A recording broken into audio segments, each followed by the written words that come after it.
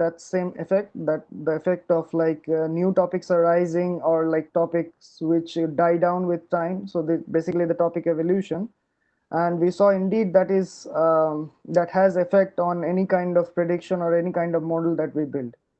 So yeah, in future work we would definitely take into account that. In fact, we are working on that already. So yes, yes, that Okay. will help. Okay, because I suppose that people who work that, because you say it's for economic reasons and so on, I think it's interesting to follow a topic as you know, on the in the whole world, but also independently from one country to another one, just to follow the wave of Exactly. each topic through the time. Okay, Yes, and exactly. did you try to use your model, your model on other data? I think, of course, we think about tweets and so on which we can use also this kind. What is the major difference that makes it so specific to patent? Well, the model that we propose here, to be honest, can be applied to other datasets, and indeed we have worked with other datasets, especially scholarly papers, which has a somewhat similar structure to patents in terms of the citations, since there are only forward citations and not backward.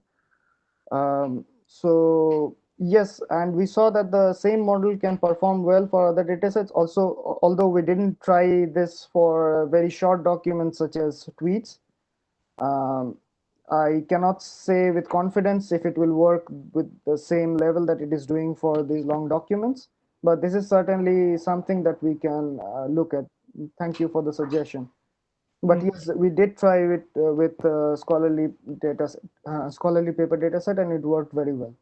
Okay, so after, if you go through the content of document, of course, your method will be specific to patent, but perhaps till now it's still usable on other time data. Yes, yes, we haven't made it very specific to any kind of dataset yet. But of course, if we want to use the peculiarities of patents, especially the language that they use, the terminologies that is used is very different from other documents, even papers or general web articles. So, but yeah, we didn't take those peculiarities into account for this model. Okay, okay, okay.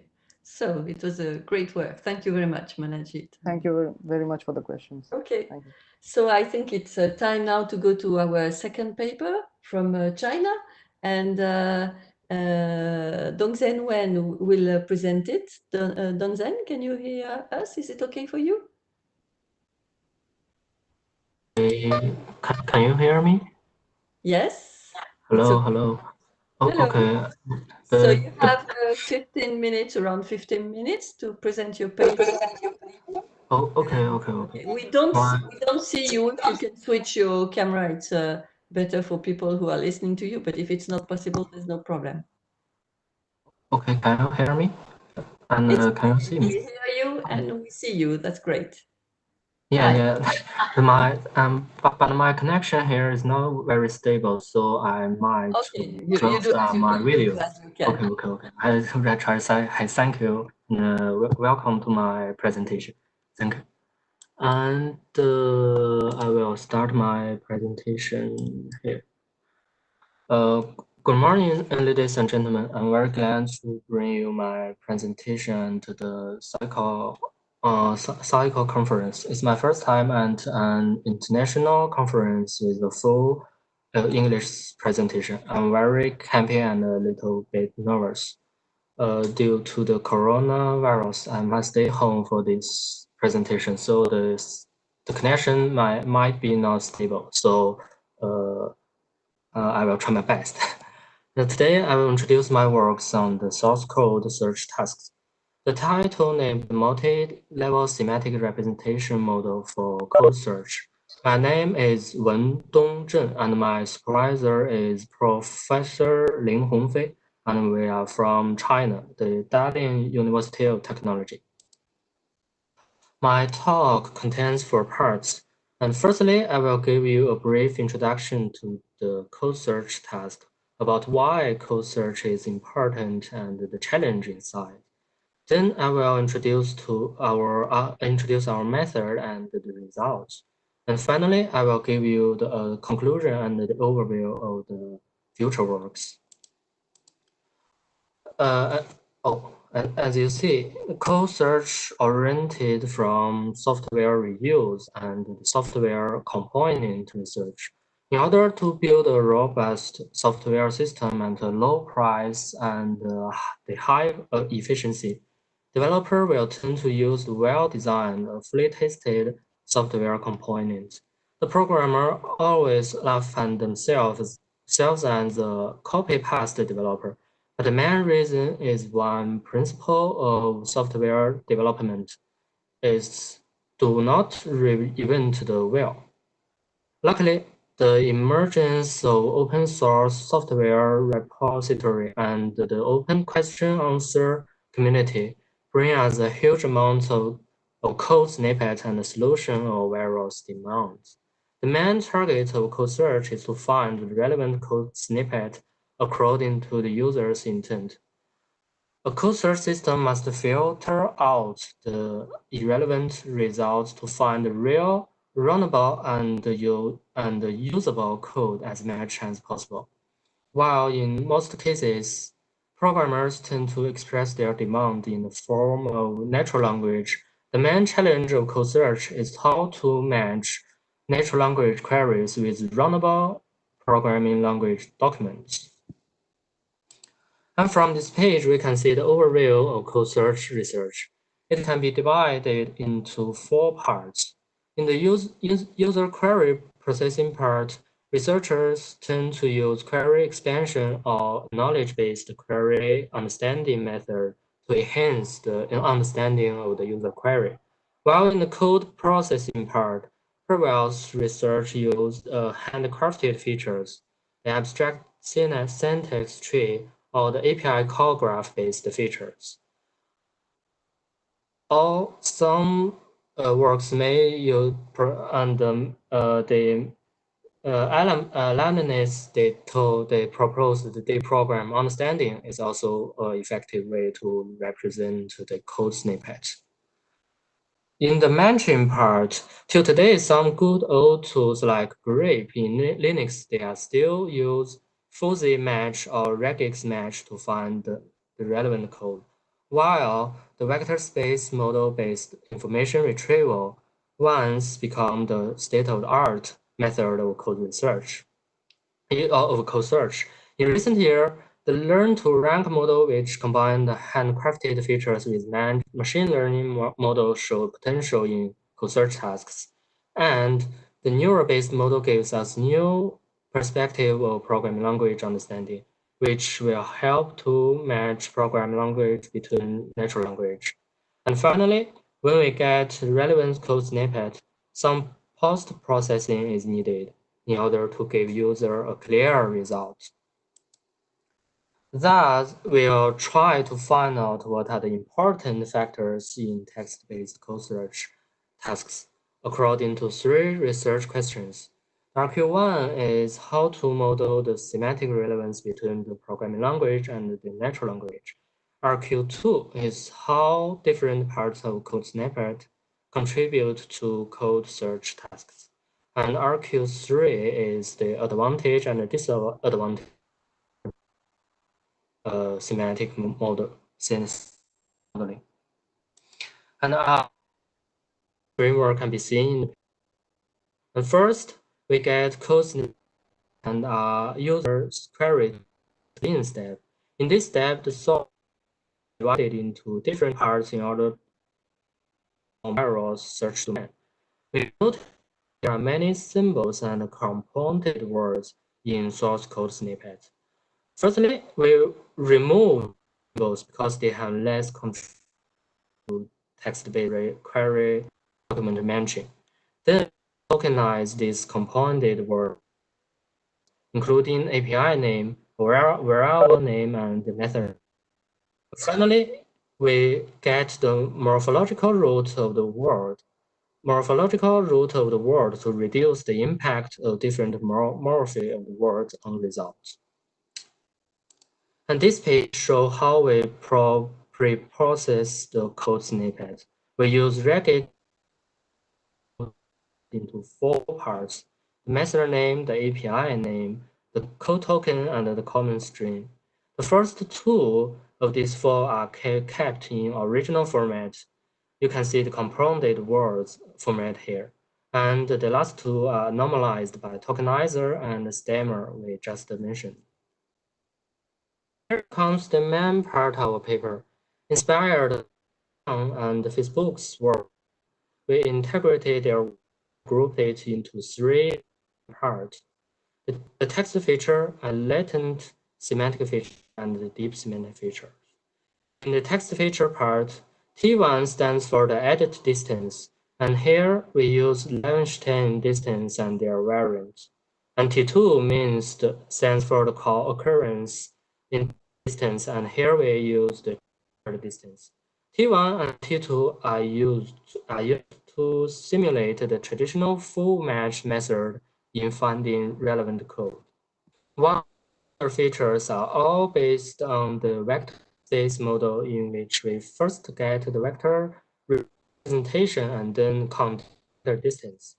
In T3, we first count TF-IDF value of every token in query and the source code to form the vector representation. S1 and S2 are based on T3. In S1, we combine the latent semantic analysis model in order to capture the synonym information. And in S2, we try to use the topic model to get the topic relationship between the query and the code snippet. While deep model achieve huge success in NLP, here we use the basic word vector model to get the representation of each token. In deep, we directly sum up all the vectors of every token to get the representation of whole text. In D2, we weighted sum of the tokens vector, in which we use the TF-IDF value of every token as the weights. Finally, we combine all these 3 groups of vectors to form the multi-level representation of the source code. And here, the dataset we used are from John's work. They get 35 queries from the Stack Overflow, real-world Stack Overflow questions. The code snippets are collected from the project in the SourceForge. Each query is labeled with 100 related code. A bigger number means the more relevant, which the 4 and 3 stand for the relevant code, while 2 and 1 mean irrelevant code. The distribution of labels in trend and tested set are shown below. And here we verify the multi-level semantic features by various learn-to-rank model, including some pointwise and pairwise algorithm. The evaluation metrics are NDCG and 10 and P and 10. Here we re-implement the ROSF model that is John's work for contrast. Because the author did not release the detail of their solution, so we re-implement it. All the ranking model use default parameters. We did not fine-tune any parameter.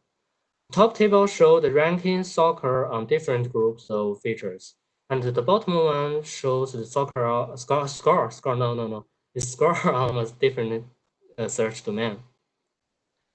From these 2 tables, we can see the text features show relatively higher than the other 2, and the latent semantic feature slightly lower than the text feature. It means text match method like editing distance or call occurrence distance are still effective in co-search tasks, while latent semantic feature like LSA and topic model LDA can be used as a good supplement.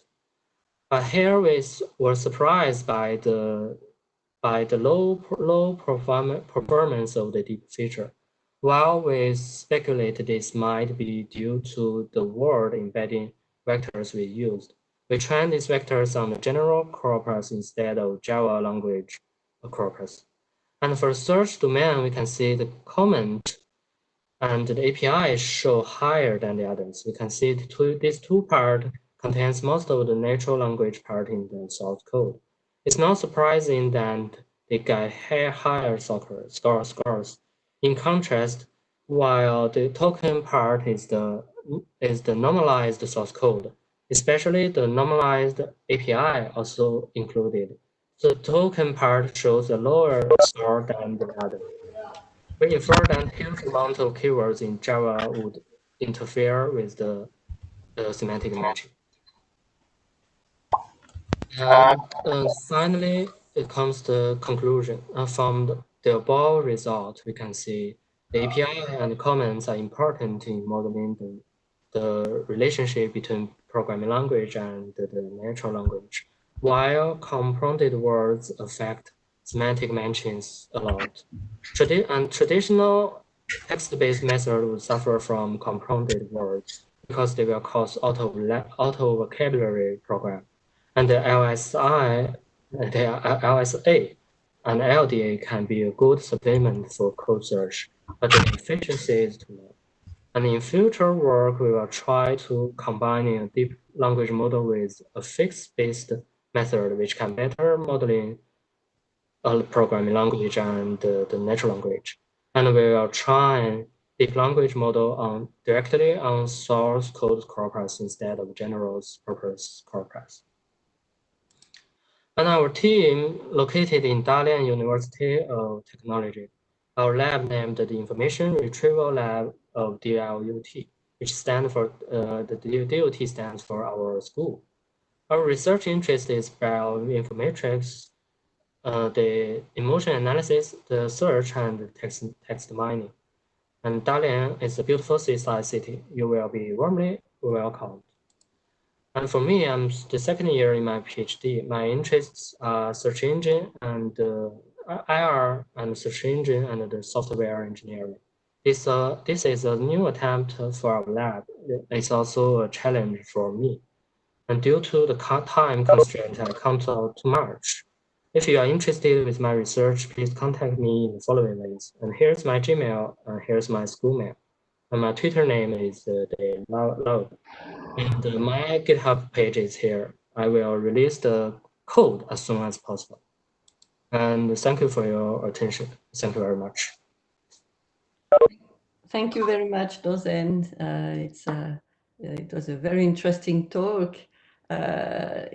Somewhat, I wonder if I'm very happy to see how you can help my students to avoid the practice I asked them. You see what I mean? It's just something that we all as teachers don't want, you know. Questions? I don't know. I can't see. Well, I don't see any hands up. But don't hesitate to just ask a question. Ask a question by opening your microphone. Yeah, please ask me if you have any questions. Okay. So are there questions? Donzen? Okay. Are there questions? Not yet. Okay. So I have some questions about the specificity of your study. Is that you work on a document? Normally in information retrieval, we have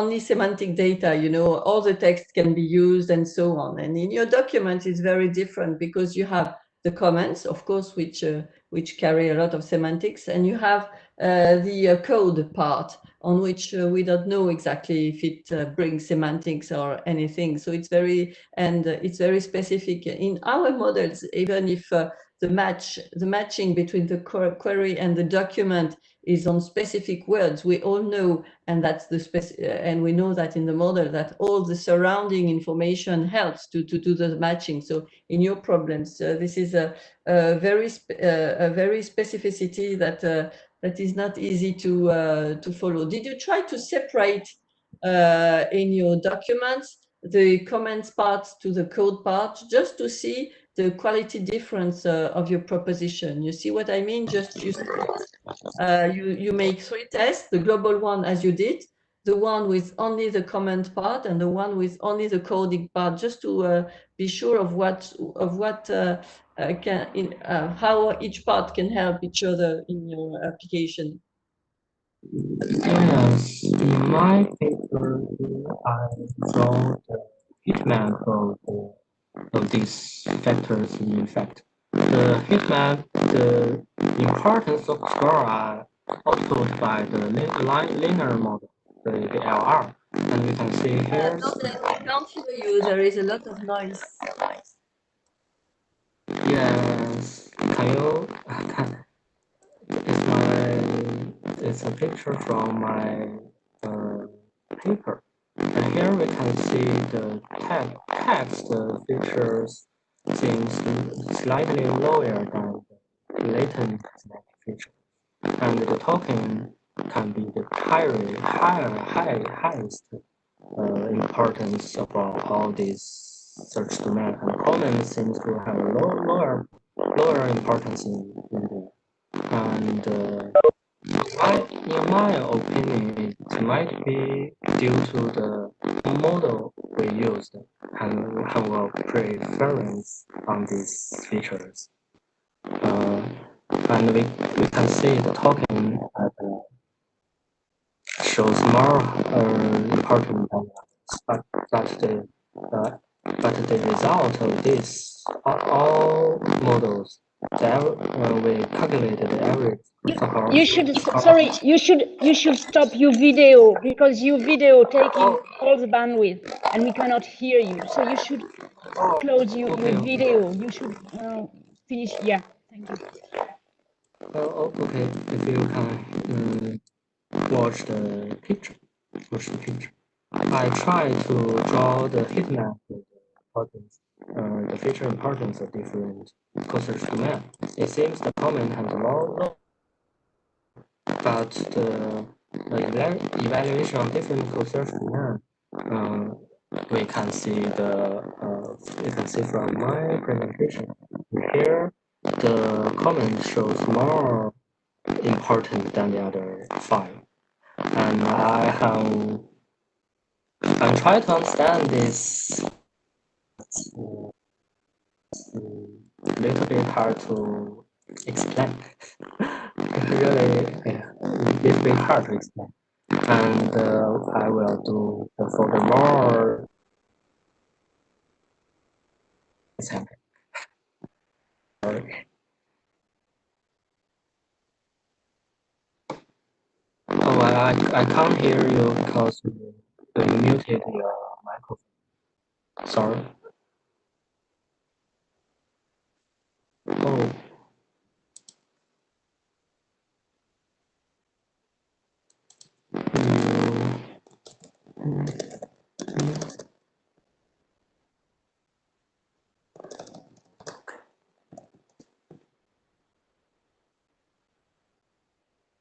Toulouse, so I believe it's presents. It's Can you hear me? My connection is too bad. no problem. We'll talk tomorrow. Yeah, on Friday. Thursday.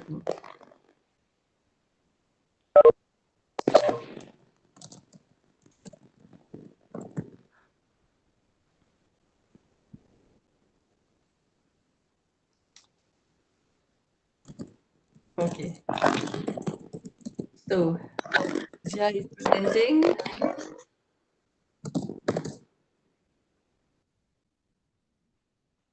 Okay, so you can go on.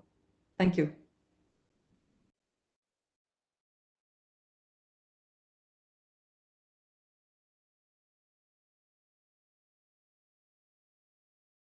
Hello? Hello. Do you hear me? Yes, we hear you. And you can switch to the global presentation because here we have your PowerPoint document.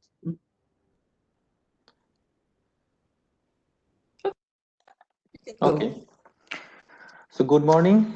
I am Zia going to present our paper, Fair Exposure of Documents in Information Retrieval, a Community Detection Approach.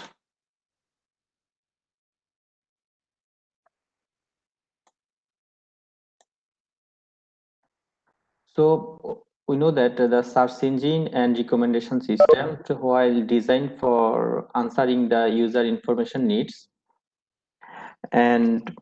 but these systems don't necessarily expose the data that store and index. And mostly when user gives a query, these systems and retrieves the documents or recommend the items which are popular or match with given the with the queries. But the problem is that the most popular items or the items already recommended, already seen by the user are mostly retrieved or recommended. And that's why the many documents the search engine don't retrieve, and many items in recommendation system don't recommend to the user. So from the consumer point of view, consumer is interested about the relevance of the item or relevance of the documents is looking for, but from the producer point of view, producer is mostly discriminated against.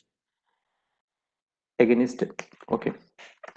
And many algorithms in this domain are based on the similarity of the content or collaborative selections of items, and likely to select the most popular or most redeemed items. And thus there is a trade-off between the producer and consumer, and so the trade-off is the fair exposure of the items or the documents. And currently, there are several solutions to solve this problem, and most of the solution based on the diversity. And from the diversity is a re-ranking of the documents. And from the diversity side in IR, most of the methods or try to diversify the documents considering the ambiguity of the query. While in the recommendation system, diversity is considered based on the items that are not recommended, and in both of the cases that it's considered the relevance of the documents or relevance of the item. Another research direction here is the fair exposure of the content, and so in these directions the problem is modeled as a re-ranking problem, and there are some constraint and optimization function are designed to re-rank the items or re-rank the documents. And there is a recent track in track 2019 and which considers this problem and which organize a track, and the data here come from scientific documents. And the goal of this track is to fairly expose the author of the scientific document. So we know that in a scientific, if you go to the Google Scholar or similar kind of search engine, when we search some research topic, we see that mostly the popular authors comes up in the top ranking, while it discriminates against the less popular authors and authors with a fewer paper. So this track try to fairly expose the authors from different community, from different country, and from different groups. So in our approach, we consider a graph-based approach, considering the documents and considering the links between the documents. And here the links comes from the how many comes from the common authors between different scientific papers, or the common venue the paper published, or from the keywords the paper overlap. And if we see here some examples else, that here each of the D1, D2, D5 represent each of the scientific documents, and the links between two documents can be based on some metadata, for example, number of common authors. And here we see that in the first one is D1 to D1, D2, and D5. These three documents is linked. And if we apply a community detection algorithm on this graph, we can find out in the right side three community: one D1, D2, D5, D3, and D4. So if we if a ranking is based on this document, we see that D1, D2 belongs to the same community, but those two documents in the top ranked. So it discriminates the document D4 and D3. Similarly, in the third one, you can see that all the documents are somehow linked, but if we apply a community detection algorithm, we found the two community, one is D1, D4 and D3, and another is D4 and D5. So also if one ranking is made from this, considering this community, so it should select one document from first community and another document from the second community, and when selecting documents from the same community, it should consider the relevance with the query. On these formulations, and we can consider to develop the A's, we can consider different metadata of the documents, and thus the one that we depend on what we want to expose. If we want to expose the authors, then we can consider the authors in different documents and develop the graph in the same ways. And in this framework, we can combine different types of metadata, and then we can apply any well-known community detection algorithms and find out the communities. So once we have the communities, and if you want to give exposure to some items or some property, we can do this into two ways. In one ways, we can consider the items that we want to expose, or we can consider the community. So from different point of view, we can expose the items. So first of all, to define the communities, that we can consider the weight between two A's.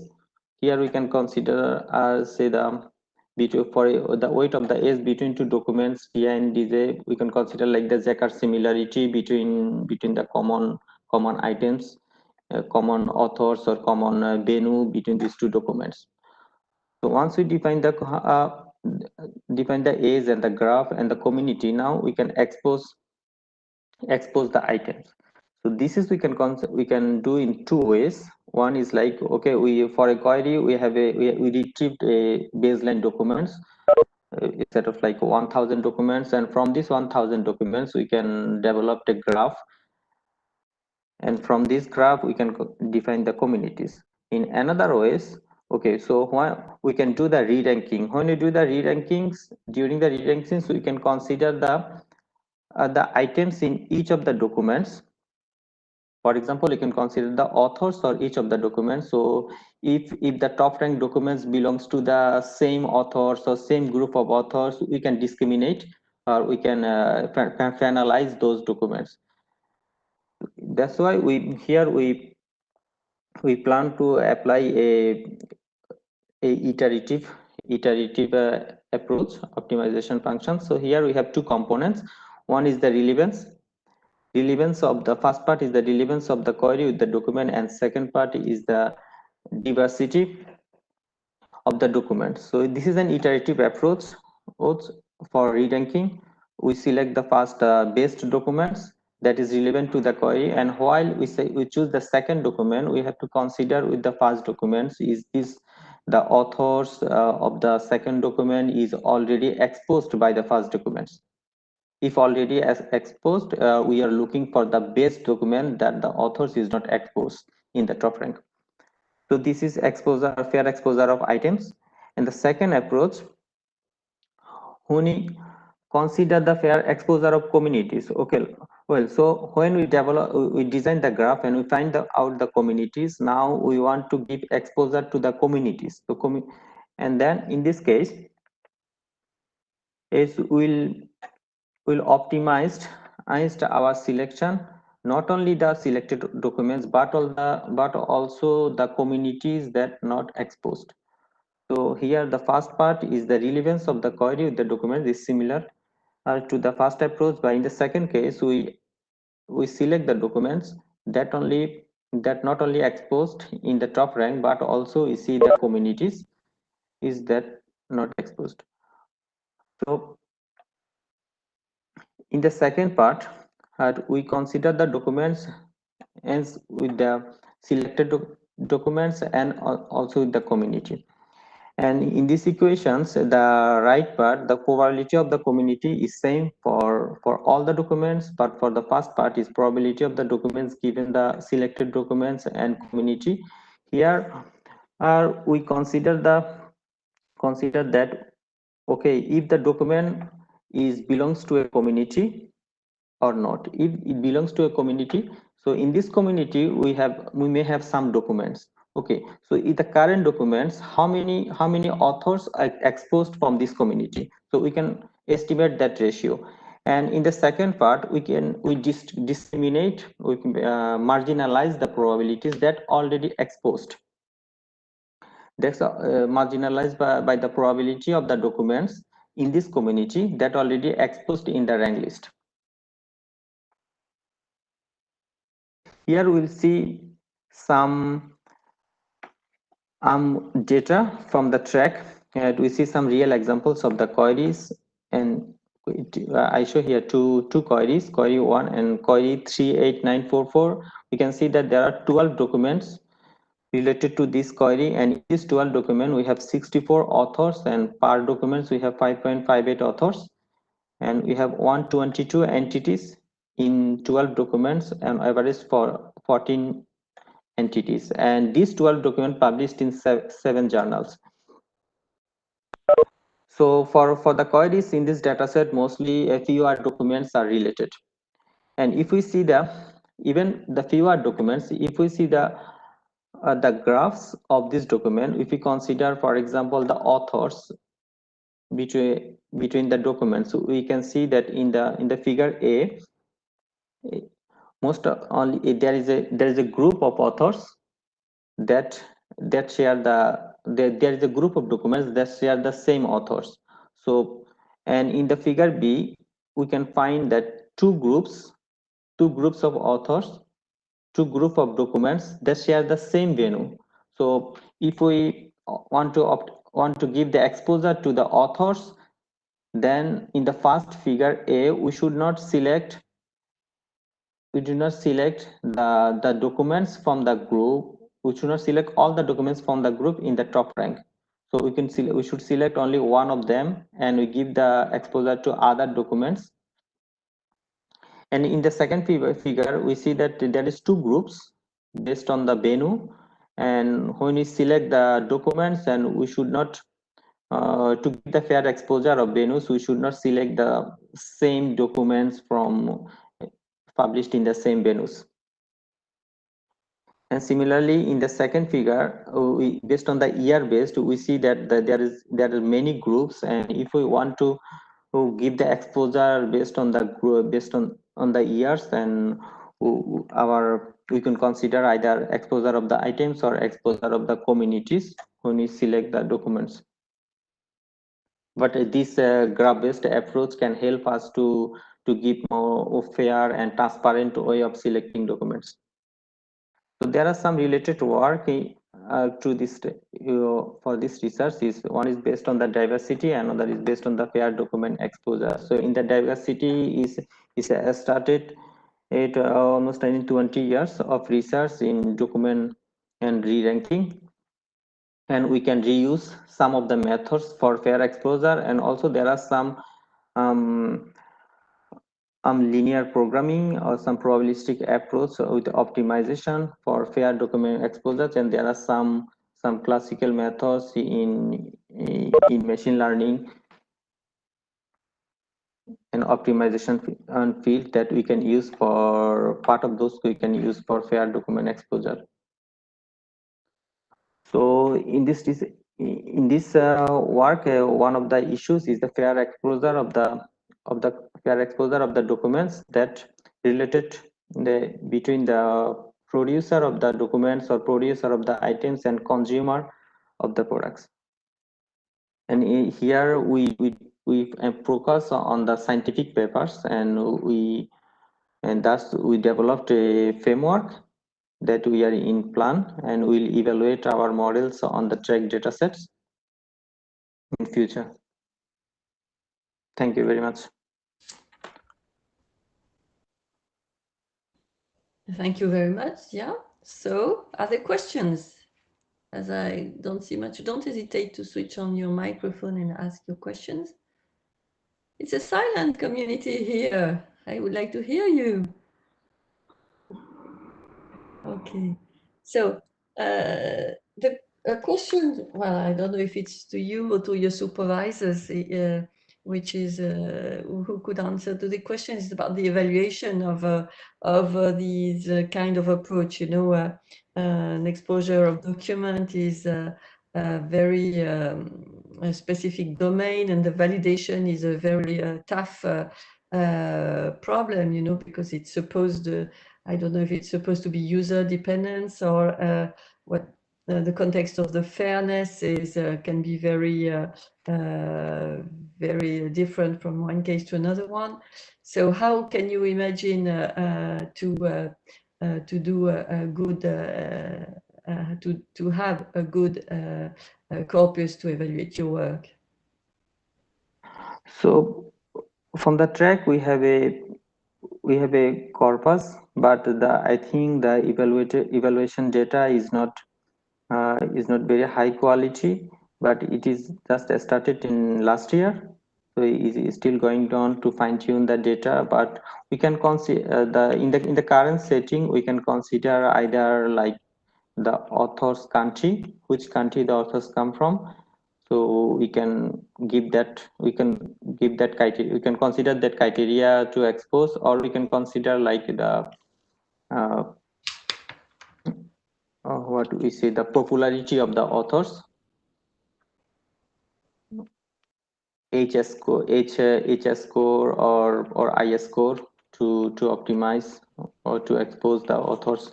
So there are these two directions, and we can see from this track. If I may add something, yeah, I think that as Catherine said, fairness is very personal. And I do think that the servers as well may want to decide which kind of fairness they want to apply to the system. So when you go to a platform, you should be informed as a consumer what kind of fairness they are applying on that service. Are they providing only the most popular thing? Are they providing diversity? Are they providing a fair exposure of ideas or topics or subtopics or authors or geographic location from the authors and so on? So I think that the duty is to the server or to the politic people. So maybe at one point we can say, okay, now those services that are providing items, whatever the items are, should provide fairness regarding some criteria, and they should provide those criteria to the server. So for now, I think that this work on scientific paper is a first step where we have material that we can use for evaluation. But for now, I don't think that fairness regarding author, for example, is not very, it's probably not the most appropriate for fairness regarding scientific work. But at least it has the advantage of existing, and I think this is a nice collection to start with. Yes, of course, yes. Just one question, but I think you did not do it like this. But in one of your first slides, you say it's a re-ranking problem. I think yes. I read that. Yes. Are you sure of this? Isn't it biased if you start by a system and then you re-rank? Is it a good way to approach a fair exposure? I mean, if you use another system and then you re-rank, you are biased by your previous system, aren't you? Yes, that also depends, I think, on the depth of the initial retrieval, how much document we retrieve. Oh, okay, if we retrieve 100 documents, that could be biased. But if we retrieve, say, 10,000 documents, that would be, I think, less bias. But yes, I think you need to filter. That's what you yes, mean. we need to filter. It depends on the initial. It would perhaps be interesting to think that it could be a bias to start like this, and perhaps I don't know if it's using other kind of filtering or anyway, just to be sure that you can't find good result if your filter is not good for you. You see what I mean? Well, yes, I think that is a one issue with the size of the initial retrieval, and another issue with the filtering. Yeah. That could integrate some bias. Yeah. In the fairness. Yeah. Okay. Are there other questions? Because I think after it's time to go to the next session. So thank you, everybody. Thank you for the 3 presentations. It was a great. Thank you very much. With a circle. And I'm sure we'll have a great time, even if we can't see each other, but we'll do that next year, I hope.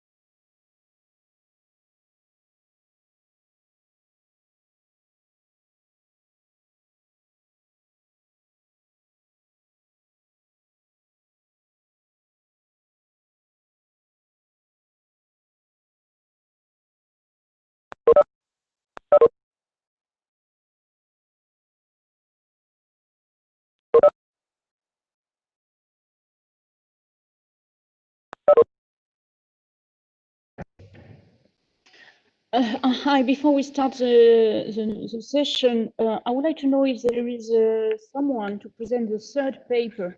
So can you raise your hand if the third presenter is here. So this is using BERT and BART for query suggestion. Agnès Mustar, Sylvain Lamprier, and Benjamin Piworeski. I cannot see any of you here, so please tell me.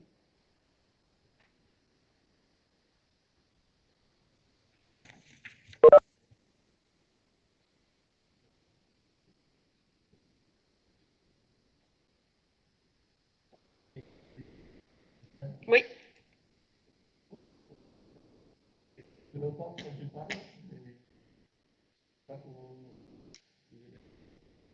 Mais ça permet à... Ah oui, parce que vous... Ah. Et les blancs, c'est ça. Les blancs, si on le laisse allumer, tu parles, ça fait l'écho. Ah, c'est ça qui fait l'écho. Et vous, comment vous écoutez? Comment vous écoutez là? Vous écoutez par là? Parfait. Parfait. C'est parfait, moi je ne m'étais pas rendu compte, ça me va.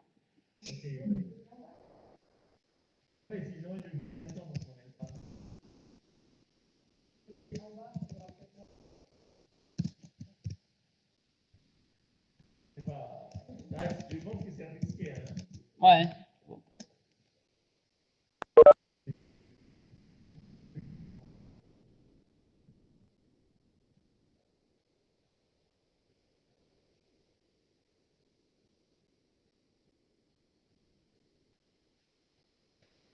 Il reste 1 minute, tu sais ça, hein?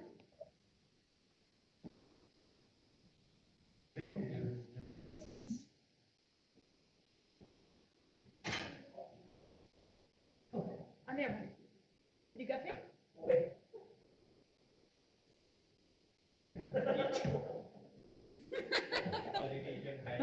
Ok.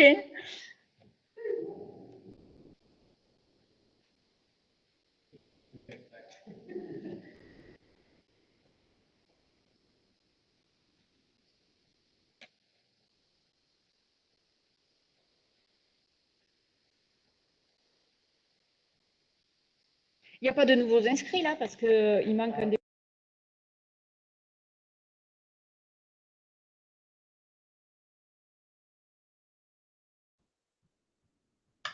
Shall we start? It's 10:30.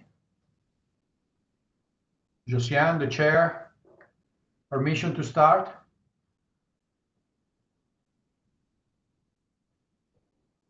Hi, Francis.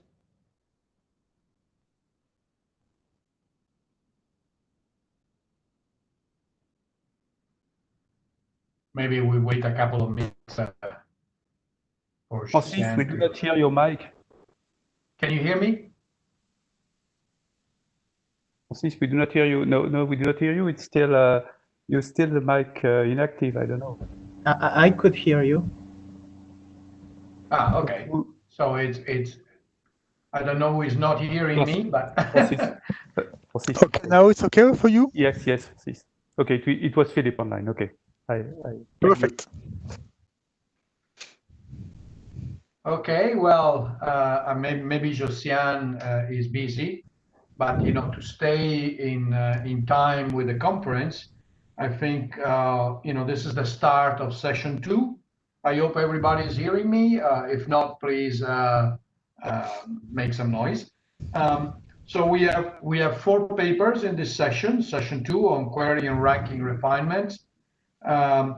Every paper will have 15 minutes of presentation and 5 minutes of questions. If you have any question, please raise your hands, and then I will let you ask your questions at the end of the presentation. I think we can start now with the first paper presented by Francis Jambon. I don't know if I'm pronouncing correctly the name. And it will be on proof of concept and evaluation of eye gaze enhanced relevance feedback in ecological context. Francis, you have the chair. Okay. Okay, thank you. So I'm Francis Jambon, and I am speaker for this talk.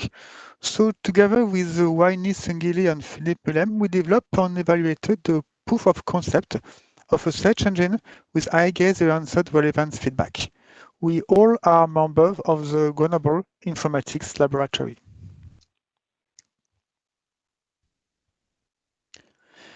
Well, today current approaches for evaluation of information retrieval systems are mainly based on the Cranfield paradigm. As a consequence, the user's behaviors while using search engine are often not considered. Our objectives are to go beyond this Cranfield paradigm by adding analysis of the user behavior when evaluating information retrieval systems. To do so, we implemented the reusable platform to support our proposed approach. And we apply this proposed approach to a demonstrator, a search engine with eye gaze-answered relevance feedback that is the topic of this talk.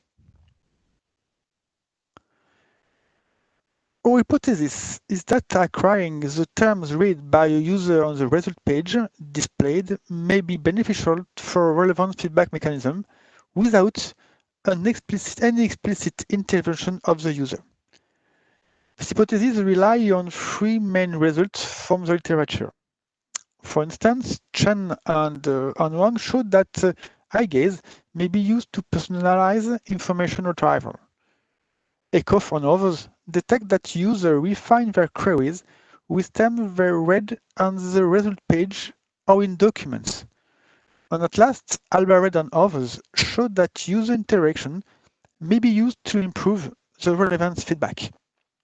However, to our knowledge, there is no demonstrator that could be used in the real world, that is to say in ecological context, implemented.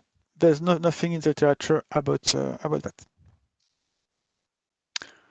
So we develop this proof of concept of a search engine with eye gaze-answered relevance feedback. The demonstrator mimics a classical web search engine. That is, the user can ask a query, read the result page, and refine the query or select documents.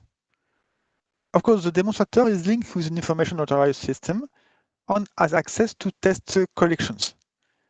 The demonstrator can analyze in real time the user interaction and eye movement to calculate indicators that can be used for relevance feedback. Moreover, the demonstrator includes the data collection function to store all data relative to user interaction as well as queries, results, and refined queries for future analysis. This is a picture of the demonstrator we implemented.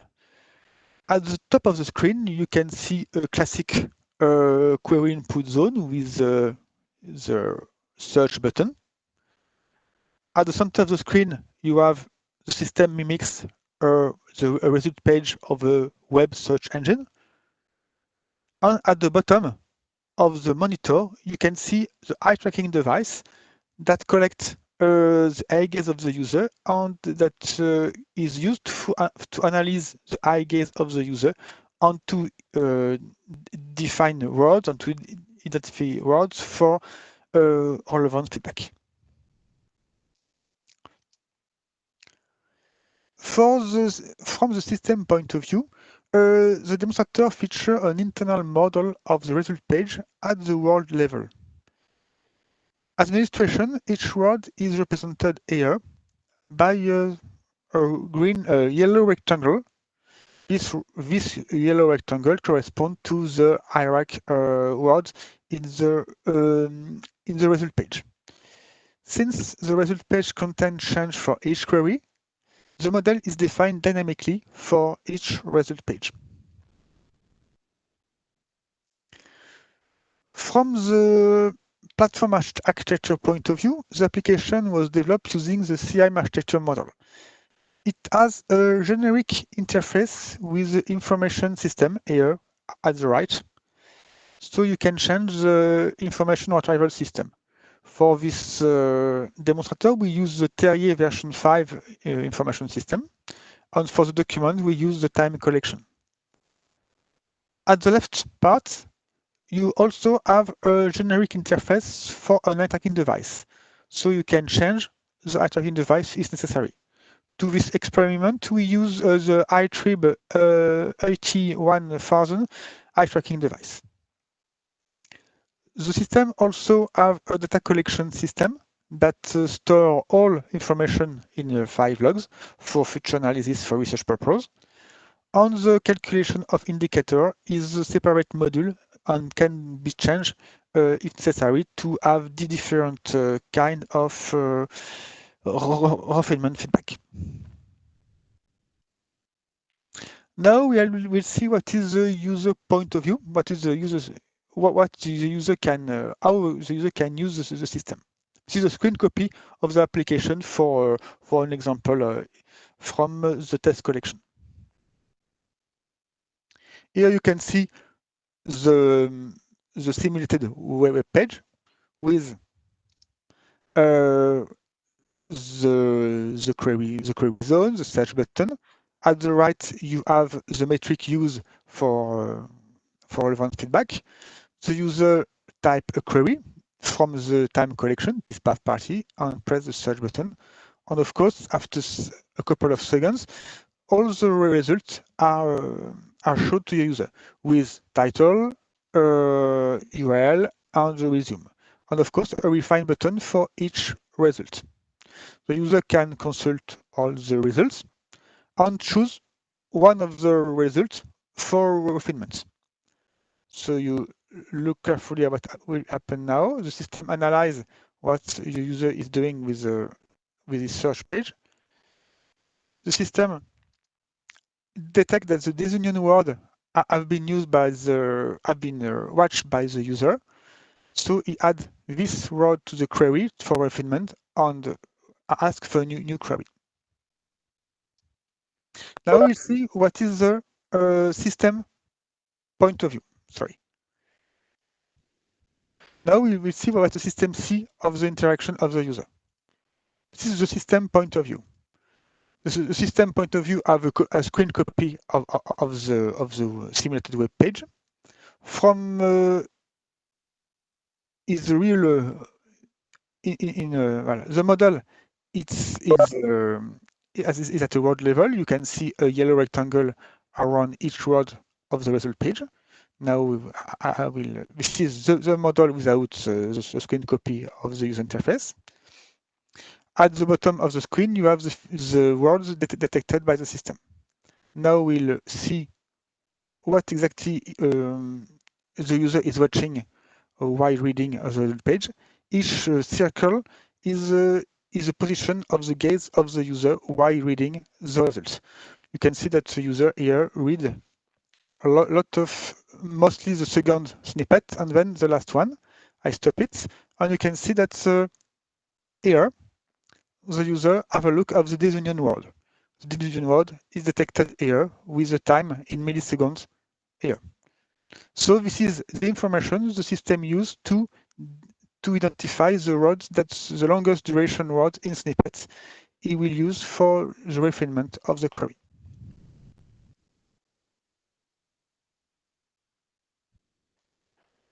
We made some preliminary experiments with a limited number of users. We use the time collection, and the experiment include only 6 users. Each user asks 2 queries from a set of 3 queries from the time collection. To choose the word to add to the refined query, the system uses the indicator the word read the longest in the selected snippets. Results are compared with precision at 5, at 10 on R ranks indicators. Evaluation show limited but positive results. For instance, at a minimum, one indicator is improved in 4 out of 7 experiments. This is here, for instance, also here also, and only one indicator is degraded in 2 out of 7 experiments. This is mostly here, in fact. In this example, the indicator were degraded by the term add by the system. To conclude, we implemented a search engine with the NiGaze and third relevance feedback. To our knowledge, it is the first implementation of such of this kind reported in the literature. The application can be used in the real world and could be linked with real information retrieval systems. The application can be used for evaluation since it features a data collection system that can be used for analysis. In the future, we plan to link the application with commercial search engine as Qrant or Bing, for instance. And of course, we would like to improve the relevance of the results with experiments, including more users.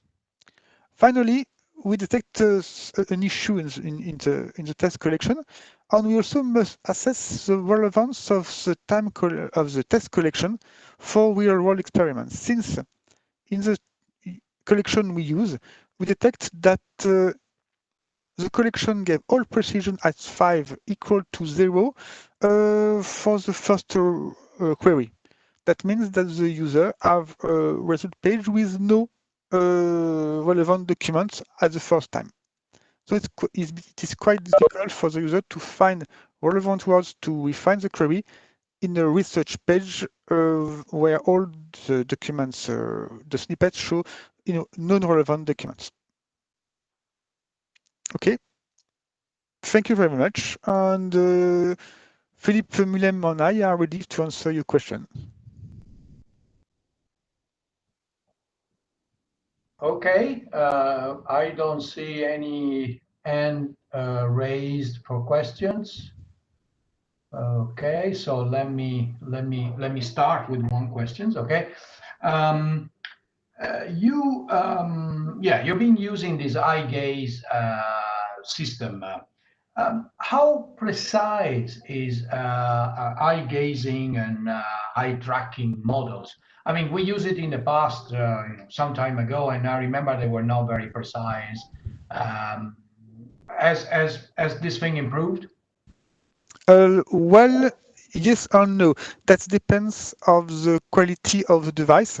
For a very high quality device, you can have, for the example we have in the slides, for this example, for instance, we could.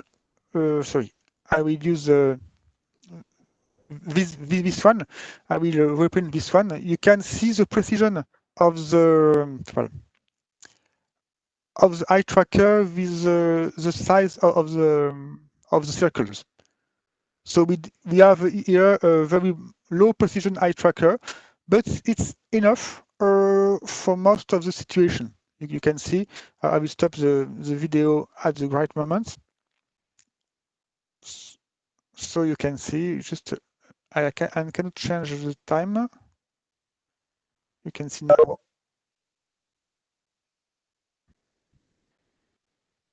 Okay, so you can see here, for instance. Okay, so you can see here, for instance, the road over is red. So the precision is not very good, but the center of the point is very close to the road. So it's not so bad. And we have maybe 80% of detection. I see. Okay. And I guess this was probably due to the fact that you spaced the words quite, the lines there and everything quite largely compared to standard interfaces for search engines. Yes, you're right. To improve the precision, so to decrease the imprecision, maybe we separate the line with between line you have the space of one line. So if you have a spot like this one, you are sure that it is this word, not this one, or not the other one. So it's a way to improve precision is to separate lines. We could also separate words, but that's too difficult to read. So we don't do that. Yes, I agree.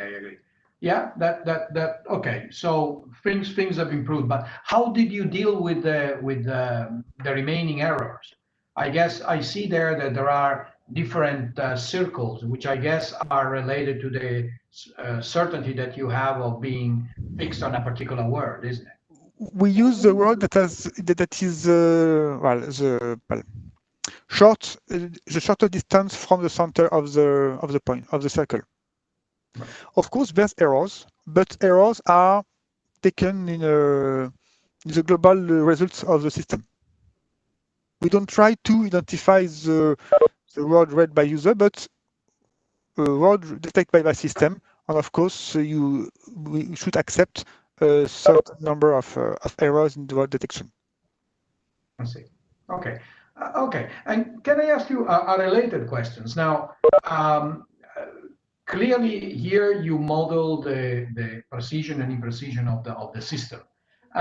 But I am quite sure that different people also have different ways of fixating on some word or not, meaning apart from an uncertainty related to the precision of the system, you also have a personalization issues, I guess, related to the fact that some person maybe is faster in moving his eye gaze on words, some other is lower, and so on and so on. How did you deal with this personalization level? Yes, you're right. The person can read the result page very quickly or very slowly, but we use an indicator that is the longest duration. So even if you are faster than other, the word you take longest time to read do not have impact of that. Okay, so it's a relative. It's a relative, not absolute. So we cope with that variability with relative metrics. Okay, and a last question still related to this: is there any cultural or age difference in the way the model will work? Meaning, if I ask a child or if I ask an old person to use your same system to tracking the eye gaze, would they work in the same way, or do I have to make arrangements? It's a difficult question. Since in the literature, we know now that that people change their way to read result page, since they adapt to the quality of such engine. Now to today, most of the people only read the three first results of the page, and the probability of the first one, as I remember, more than 50%, and they decrease quickly with the other results. And this way of reading change in time, since the search engine efficiency changes time. So it's quite difficult to take this in account. It's very cultural maybe, but also there's an evolution, a co-evolution with the search engine qualities. All right. So not only then you have to adapt the system, you have to adapt it to a person and also adapt it with the time that the person spends on the system. Yes, that's why we use we have a data collection system that collects all data we can to have a fine analysis of what happens with the system. Okay, okay. Because my very last question would have been this. I mean, if you are trying to use this in an automatic way, let's say, consider as a sort of a relevance feedback, the words that I fixated more, I guess then this will be very difficult to apply in an automatic way. Yes, today, yes, it is very difficult to apply, but we hope to improve in a short feature system thanks to the collection system. Okay. Thank you very much. Thank you. Okay. I guess now the Josiane, or the person in charge of the thing, will pass the power to the second speaker, which I think is Jibril. Yeah, he has just a few problems with the connection, so he just told me that he is reconnecting. Okay, so I guess maybe we're gonna wait then for him.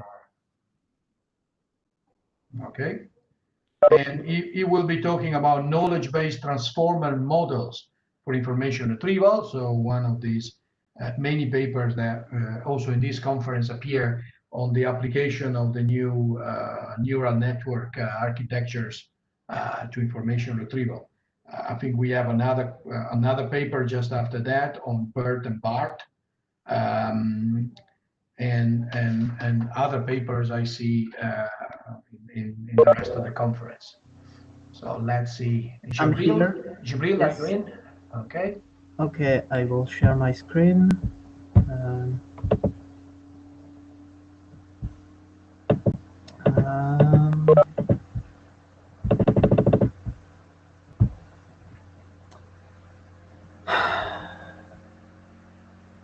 my computer does not want to allow me to share my screen. You can send me your presentation. I will share it for you. Yes. Okay, I will. Yeah, the problem is that there's a lot of slides. Okay. Can I share it with the chat, or do I need to send you an email? Through the chat, I think it's not going to pass if it's a large one. So you should rather send me a link to the presentation somewhere.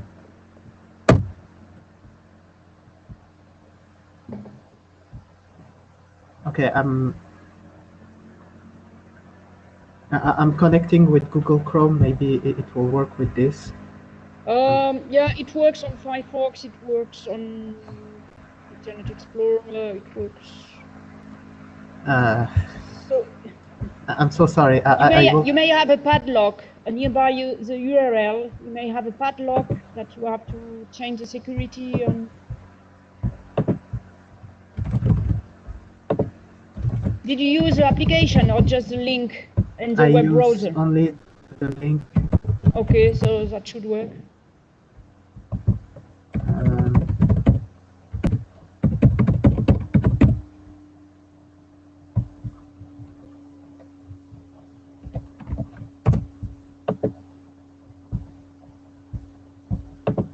Okay, I'm just trying with Google Chrome, and I'm so sorry.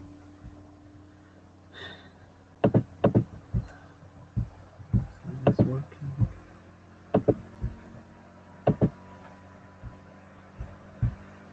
Fabio, do you want that we go to the third speaker and by the time we solve this? So we go to the next, you say?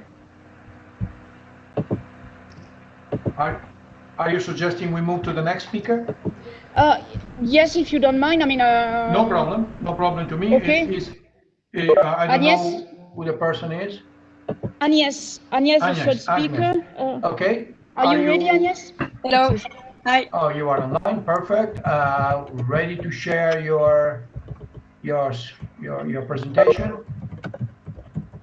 Don't tell me your problem as well. Okay. Can you see my screen? Yes. It's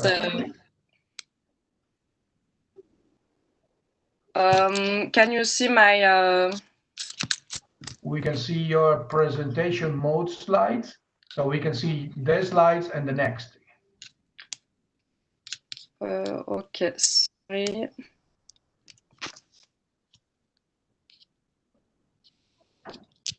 Still? Just switch the screens. Okay, you can see my screen in. Yeah, perfectly now. Yes. Okay. You can go. So. Yeah, Agnes. Sorry. No, I was just going to introduce you, but you can start. Don't worry. Okay, so I introduce myself. I am Agnes Mustar from Lipsis, and I will present our paper using BERT and BART from Query Suggestion. This paper has been written with Sylvain Lamprier and Benjamin Piwowarski from Lipsis. The search process is not a one-step process. In interactive information retrieval, we consider the entire search process of a user.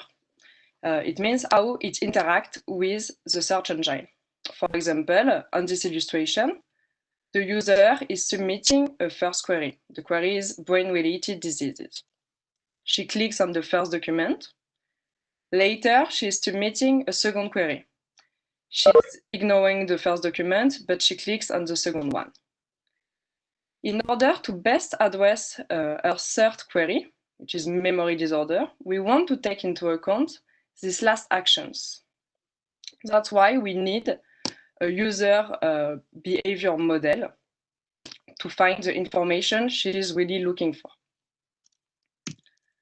So user modeling is used to model the user behavior during a search task.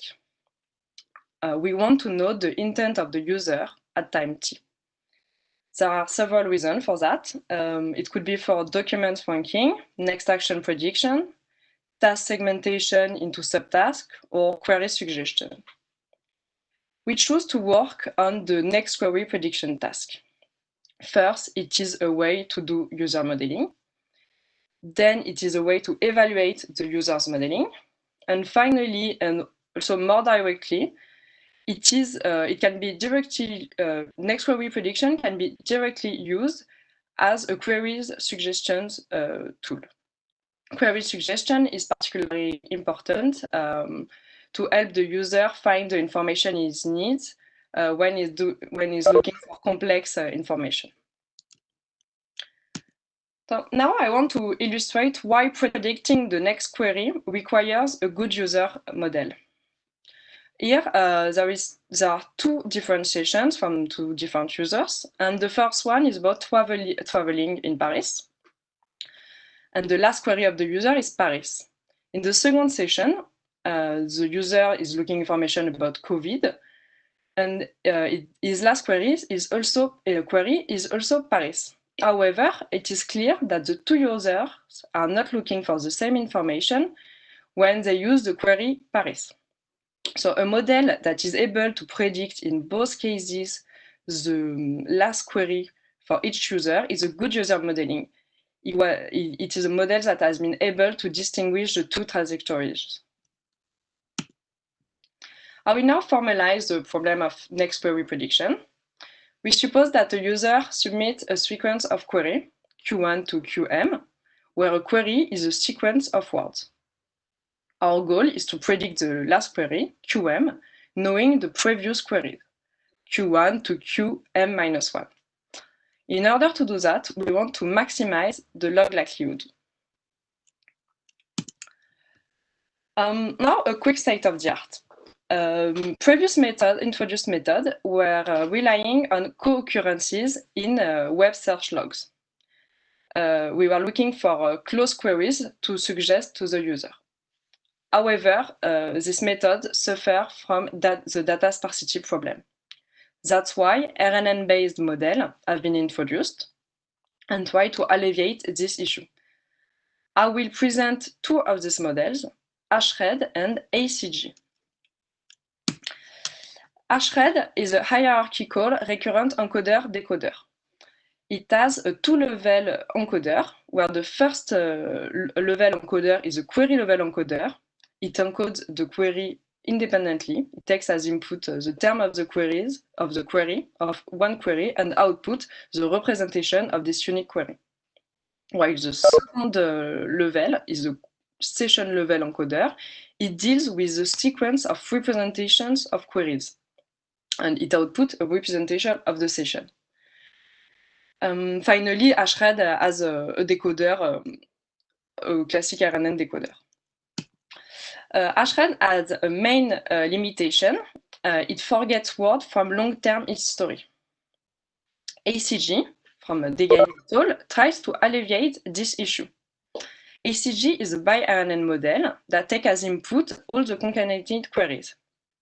Then it calculates an attention distribution on all the input tokens of the sequence of the query, and of the tokens of each query, and then an attention by query is also calculated. So we have a token-aware attention and a query-aware attention. These two attentions are combined to obtain a final representation of the session. The second thing with ACG is that they added a copy mechanism to deal with words that were not in the vocabulary. However, these two RNN-based models have main limitations. HRED has an interesting hierarchy structure that corresponds to the inheritance hierarchy of a session, but it has difficulty to keep long-term information.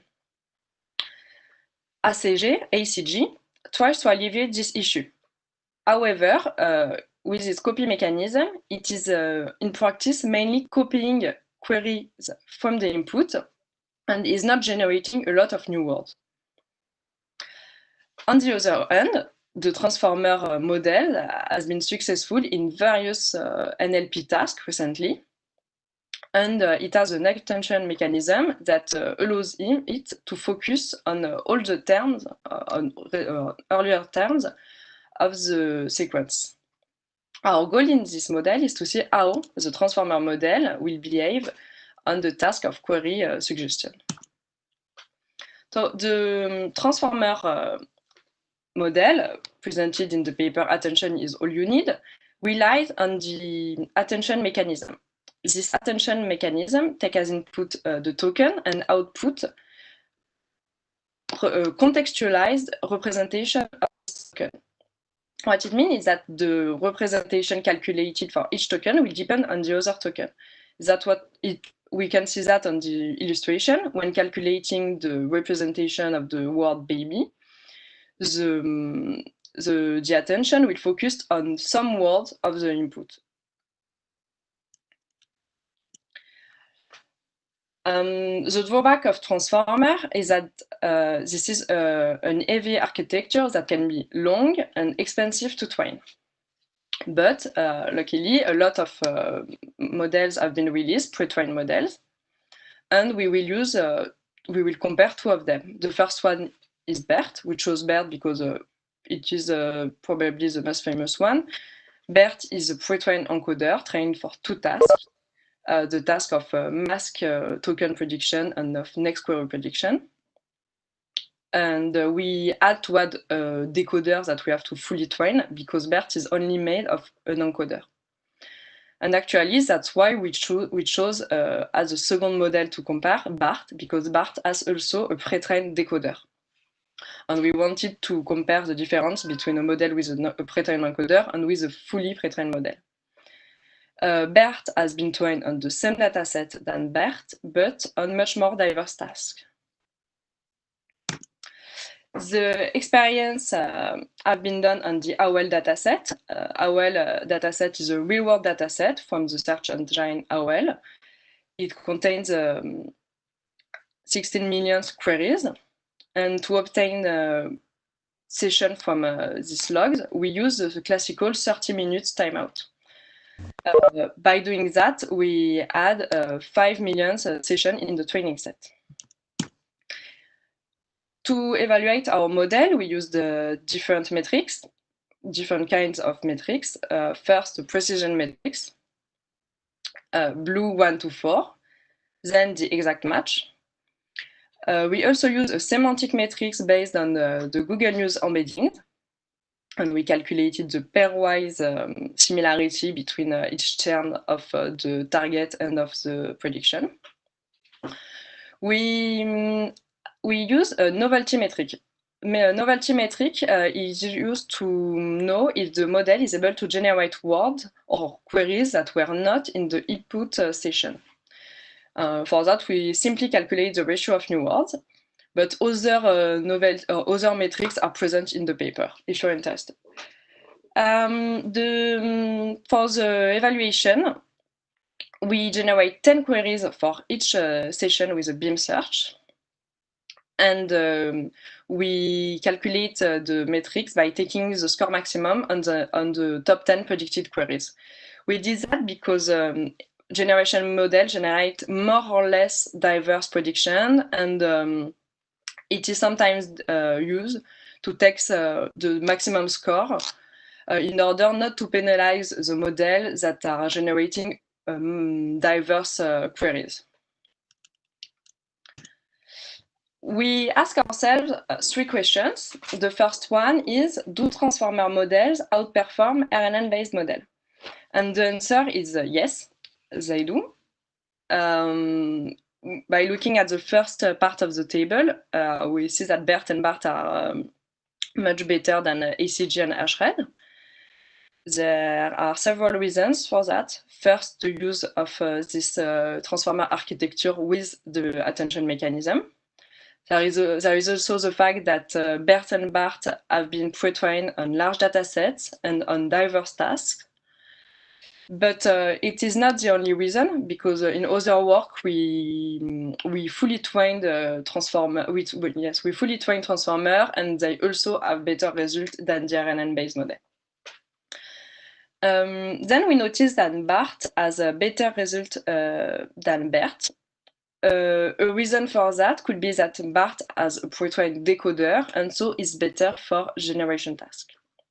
Finally, in the second part of the table, in the novelty matrix new word, we can see that BERT is generating much more new words that were not in the input session than BART and than the other model.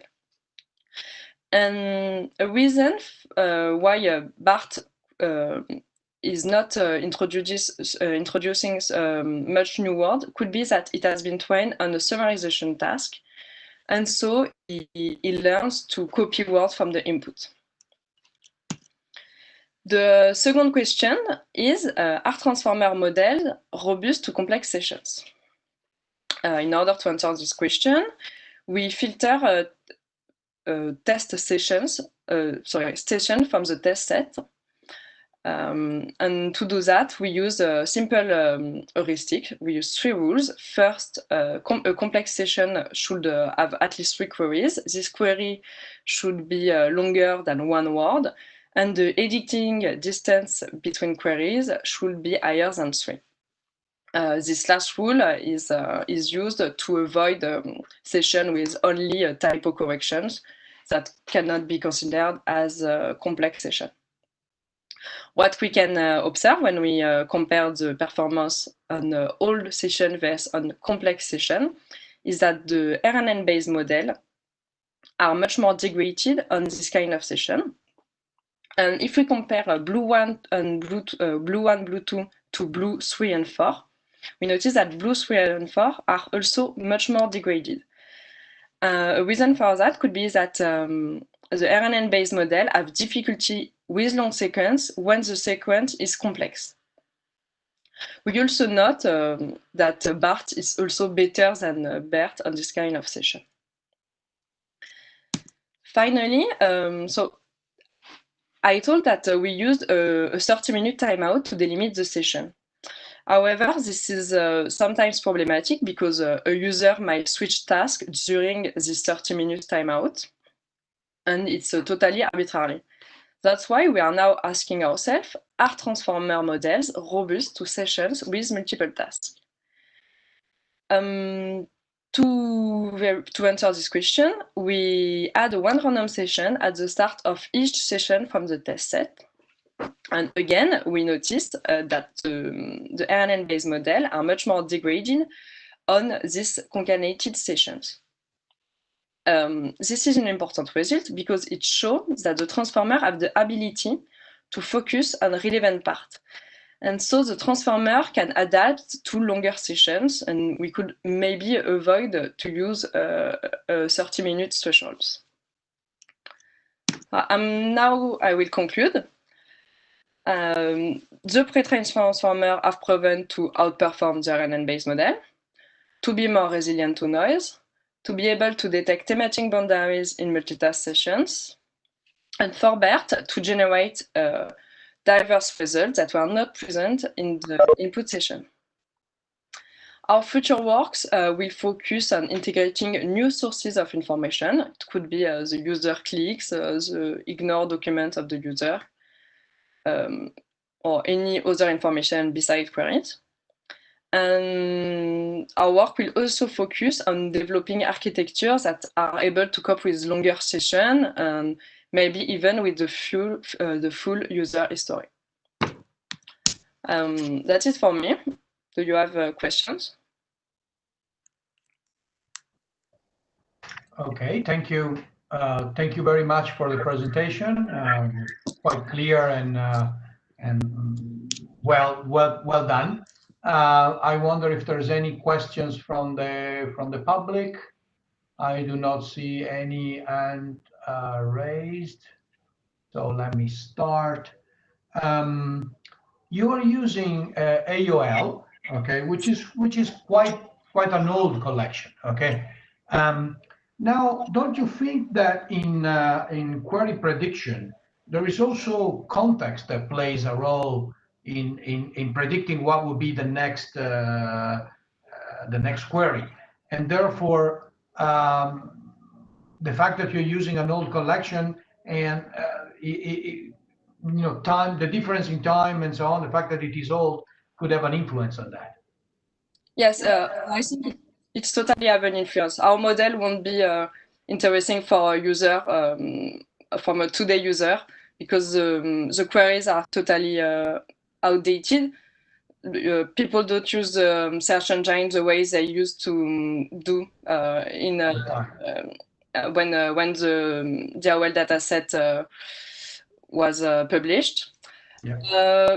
But on the other side, we don't have much more choices. There is another dataset, the MS Marco dataset, and we did a lot of other experiments, other works, but the MS Marco dataset is a synthetic dataset, and we noticed it was much more easier to predict the next query, and the queries were really redundant in this dataset. While AOL has the advantage of having unique queries that appear one time. And at the moment, it's not really a choice, but yes.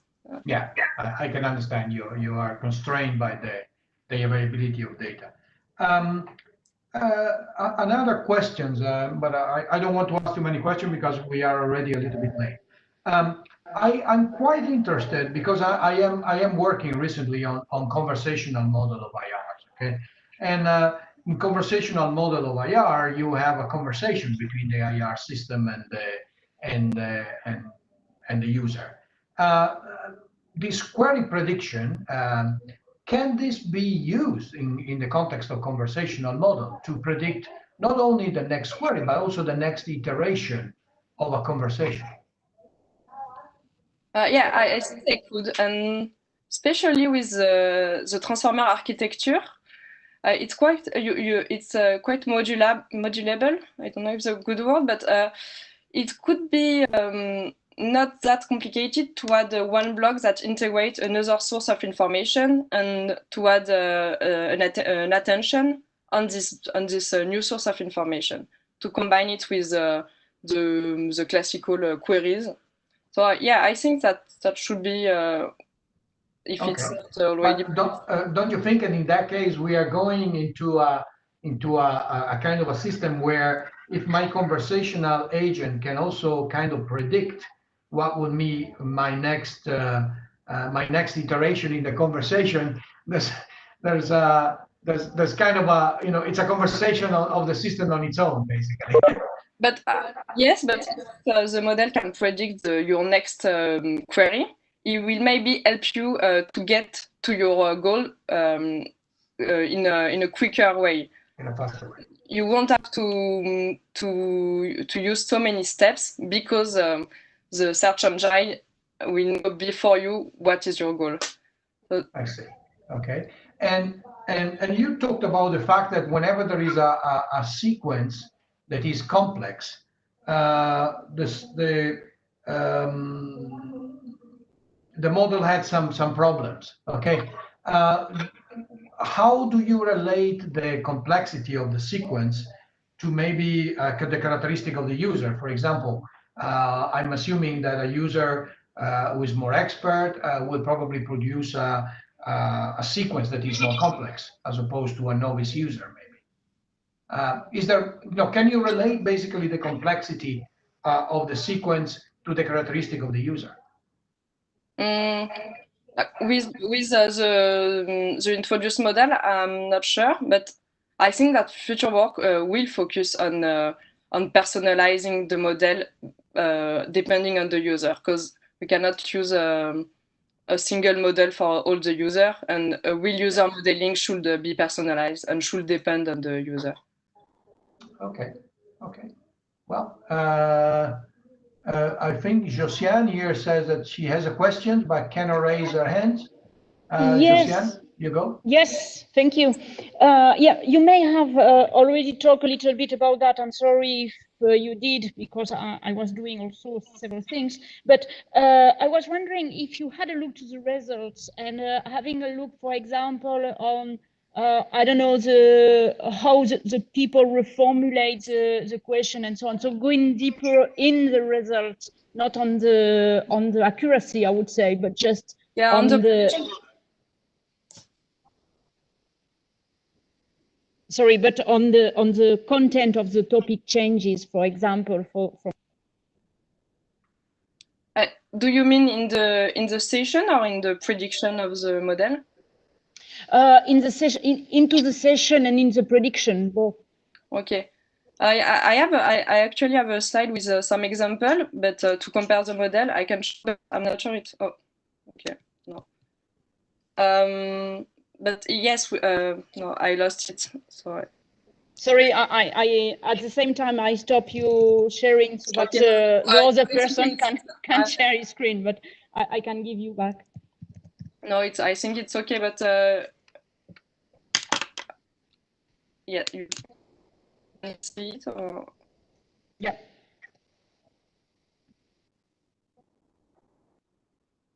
I think I.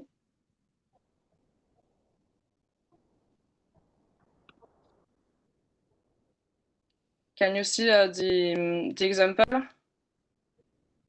Yes, we can all see. Yeah, so there are some examples of sessions, and the sessions are not. We cannot say it's really complex sessions, but we try to find simple rules to filter more interesting questions. And what we see when we look at the session delimited with the 30-minute times out, that there are many tasks in this session delimited with this threshold. And did you understand why one model is better than another, considering the prediction it does? I mean, you see, considering the words that are added, for example, or removed, and so on. Did you manage to make links between what is done in a way by the model and its success for some of the topics and not the success for others? Their behavior is always the same. Yeah, a lot of times the same. Like for Ashred, Ashred has a tendency to just repeat or correct a sentence from the input. So it's not really like it's not a risky model. So it's always has this kind of behavior. While Bert and Bart are introducing a lot of words, or especially Bert. And yeah, it's difficult after to say exactly, depending of to cluster the session and to do things like that, to do a qualitative work on that.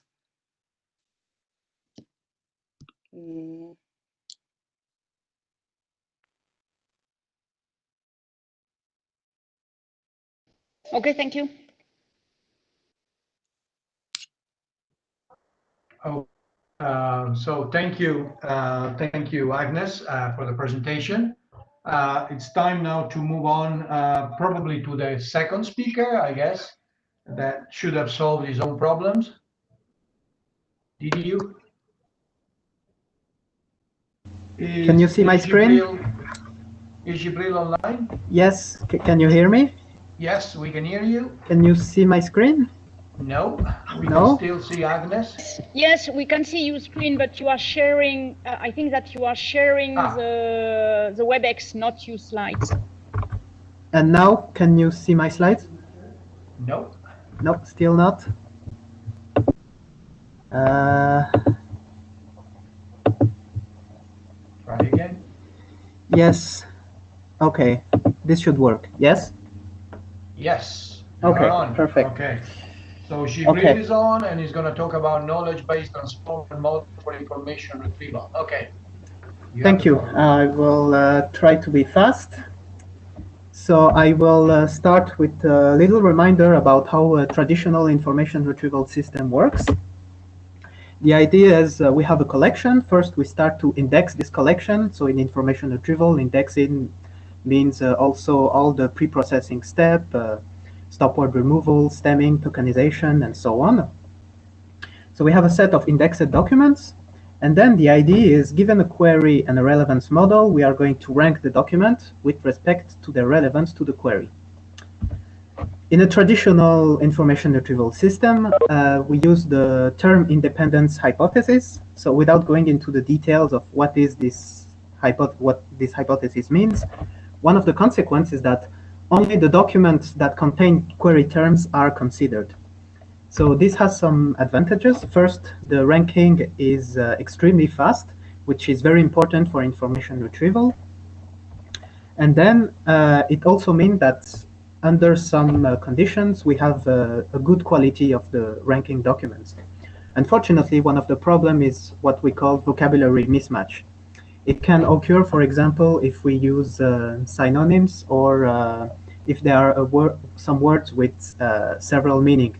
For example, in the case of polysemy, one document that's not relevant may be considered as relevant because it uses one word of the query, but not in the same, not using the same meaning that is in the query.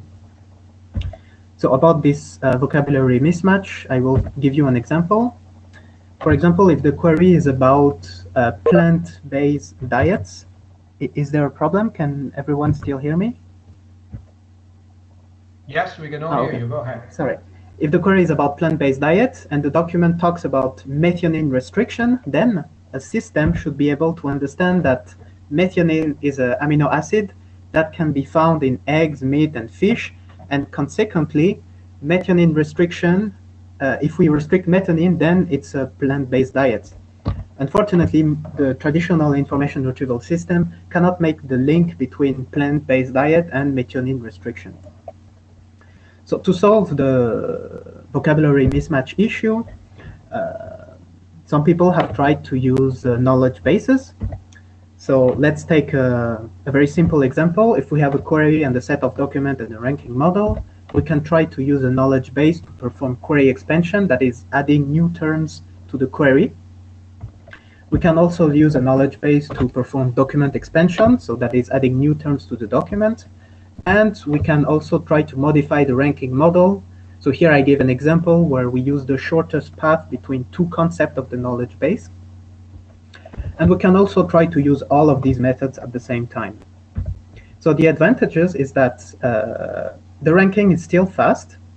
Usually using a knowledge base increases the recall of the model, and a very rare term, if it's in the knowledge base, will be taken into account and understood by the system. Unfortunately, it's very hard to use knowledge base in practice because usually it leads to noise addition. The precision of the system usually decreases. Moreover, we need to adapt our system depending on which knowledge base we are using. And finally, there is the problem of the vocabulary coverage of the knowledge base. If a word is not present in the knowledge base, then it will not be taken into account. So another method that have been used to try to tackle this issue is deep learning. So the way deep learning works is we use a neural network to rank a set of documents with respect to a query. But to do that, we need some kind of prior knowledge. So usually what we do is we have a large amount of raw text, and we train a language model using unsupervised learning to produce word embeddings, that is vector representation of words. So for example, we have word2vec or BERT that do that. We also need a large amount of solved queries or labeled queries, that is queries for which we know which documents are relevant and which documents are not relevant. If we have that, then we can use supervised learning and learning to rank method to train the neural network to rank documents with respect to the query. So the advantages are, if we have enough solved queries, we have significant performance gain of the system, and moreover, we don't need any kind of term independence hypothesis. However, one of the big drawback is that we need these solved queries, and also usually deep learning is very hungry in terms of computational power, which leads to a very slow search. and that's a big problem for information retrieval. And also, there is the rare word issue. If there is a very specific word that is not present in the raw text that we use or in the document collection, then the representation learned by deep learning method will not be very efficient. So our contribution is simply to combine deep learning and knowledge bases to tackle the vocabulary mismatch issue. So the idea is to add the knowledge base to our prior knowledge. And we propose to train concept embeddings using unsupervised learning and using the relation model. So the idea of the relation model is to train concept embeddings that will be able to predict which concept, which relation links which concepts. And this solves the rare term issue that deep learning had if the term is present in the knowledge base. So now we'll present a little bit more in detail the model that we use. It's a model that uses a transformer encoder. We use this architecture because it has been shown to be very effective in several natural language processing tasks. So the idea of a transformer encoder is to encode a sequence. So here I give the example of a sequence of words, but it's not necessarily words. The idea is to transform this sequence of word into a contextualized embedding sequence.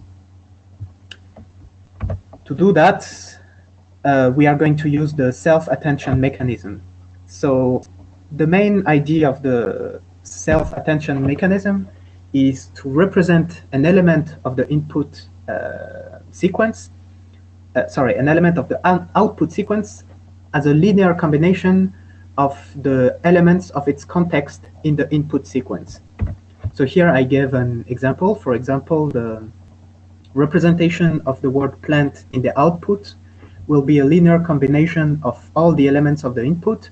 And of course, it will depend on the word plant itself, but it will also strongly depend on other words such as diet. Now I will quickly describe the global architecture of our model.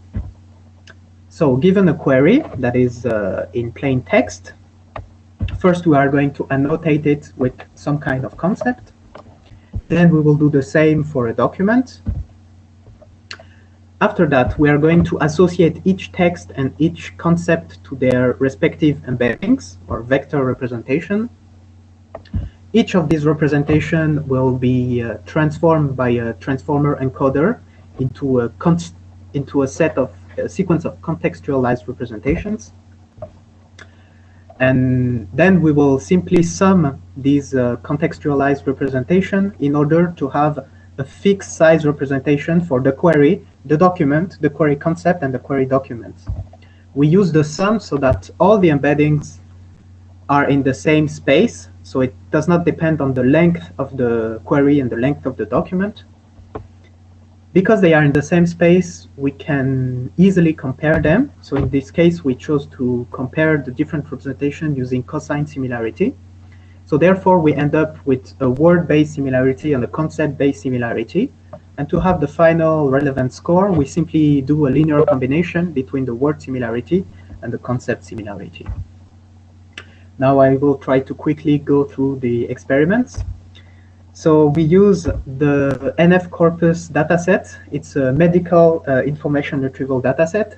It's free and available online. So it has about 5,000 queries that are in plain English made by non-specialists and 3,000 documents that are from PubMed and PMC that are written with a very highly technical vocabulary. So we chose this collection mainly because there is a strong vocabulary mismatch between queries and documents. Here I give some example of queries and associated relevant documents. If we look at the highlighted example, we have a query that talked about coffee and artery function, and one of the relevant documents does not talk about coffee, but it talks about caffeine. So that's an example of a vocabulary mismatch in this dataset. About the knowledge-based, we use UMLS for Universal Medical Language System. We mainly choose UMLS because it has a huge coverage, more than 3 million medical concepts built from 2003 sources vocabulary. And we use the graph representation of UMLS. You have a representation on the right, and there are 3 types of relation in this graph: broader, narrower, and other. Now, to go through the results. So the first thing we notice, the 3 last line, they represent our model, and our model using only words, and our model using only concept. So the first thing we notice is that indeed it is useful to use both word and concept for medical information retrieval. The other thing that we notice is that most of the baseline, the neural learning to rank model, they have a hard time to outperform BM25 with the query expansion method. So this can tell us that BM25 is still kind of a strong baseline. And the most interesting result, I would say, is the one about BERT and BioBERT. BioBERT is simply a BERT that was trained on medical text. And yeah, the thing that we notice is that they don't show great results compared to our simple model. We haven't investigated in detail why it doesn't work, but we will probably do that in the future. We also try to see how much queries we need in the training set to be able to outperform standard baseline. So the 2 straight lines are the baselines, that is BM25 and BM25 with RM3 pseudo-relevance feedback. And one thing that we notice is that, for example, the DRMM model, it's a neural learning to rank model, needs very, very few queries in the training set to be able to outperform BM25. But then it doesn't really beneficiate from a lot of queries in the training set. As we can see, it does not even manage to outperform BM25 with RM3 pseudo-relevance feedback method. And the other thing that we notice is that our model, compared to a strong baseline that is conv-KNRM, needs less training queries in order to outperform a strong baseline such as BM25 RM3. As we can see, our model needs about 1.5K training queries to be able to beat BM25 with statistical significance, whereas conv-KNRM needs about 4,000 queries to do so. So to conclude, I would say that we show that in this case, it is useful to use concept for neural information retrieval. We also see that BM25 is still a very strong baseline. And as future work, we need to experiment on more collections because we only experimented on a single collection, and it's quite hard to have some general conclusion based on only one collection. And also, we will adapt our model to a fast search because, as we said in the beginning, the problem with neural network for information retrieval is that they need a lot of computation, and the ranking is quite slow when we use them. So that is all. Thank you for your attention. And do you have any questions? Okay, thank you very much. Again, very interesting presentation. I've asked everybody if they have any questions, either to raise their hand, but maybe that doesn't work so well, and so maybe contact me through the chat. I'm going to start with a general question. Can you go to your slide 11, please? Okay, slide 11. Where? Oh, you have to go back. This one, yeah. Yes. Okay. So here, I'm kind of curious to the fact that here you're using both word embedding and concept embedding. Okay. Yes. Now, word embedding, well, both to be honest. Well, actually, more word embedding is based very much on the collection that you're using. Okay. So the embedding and the relationship that it creates between words are based on the context that you get in your large amount of raw text.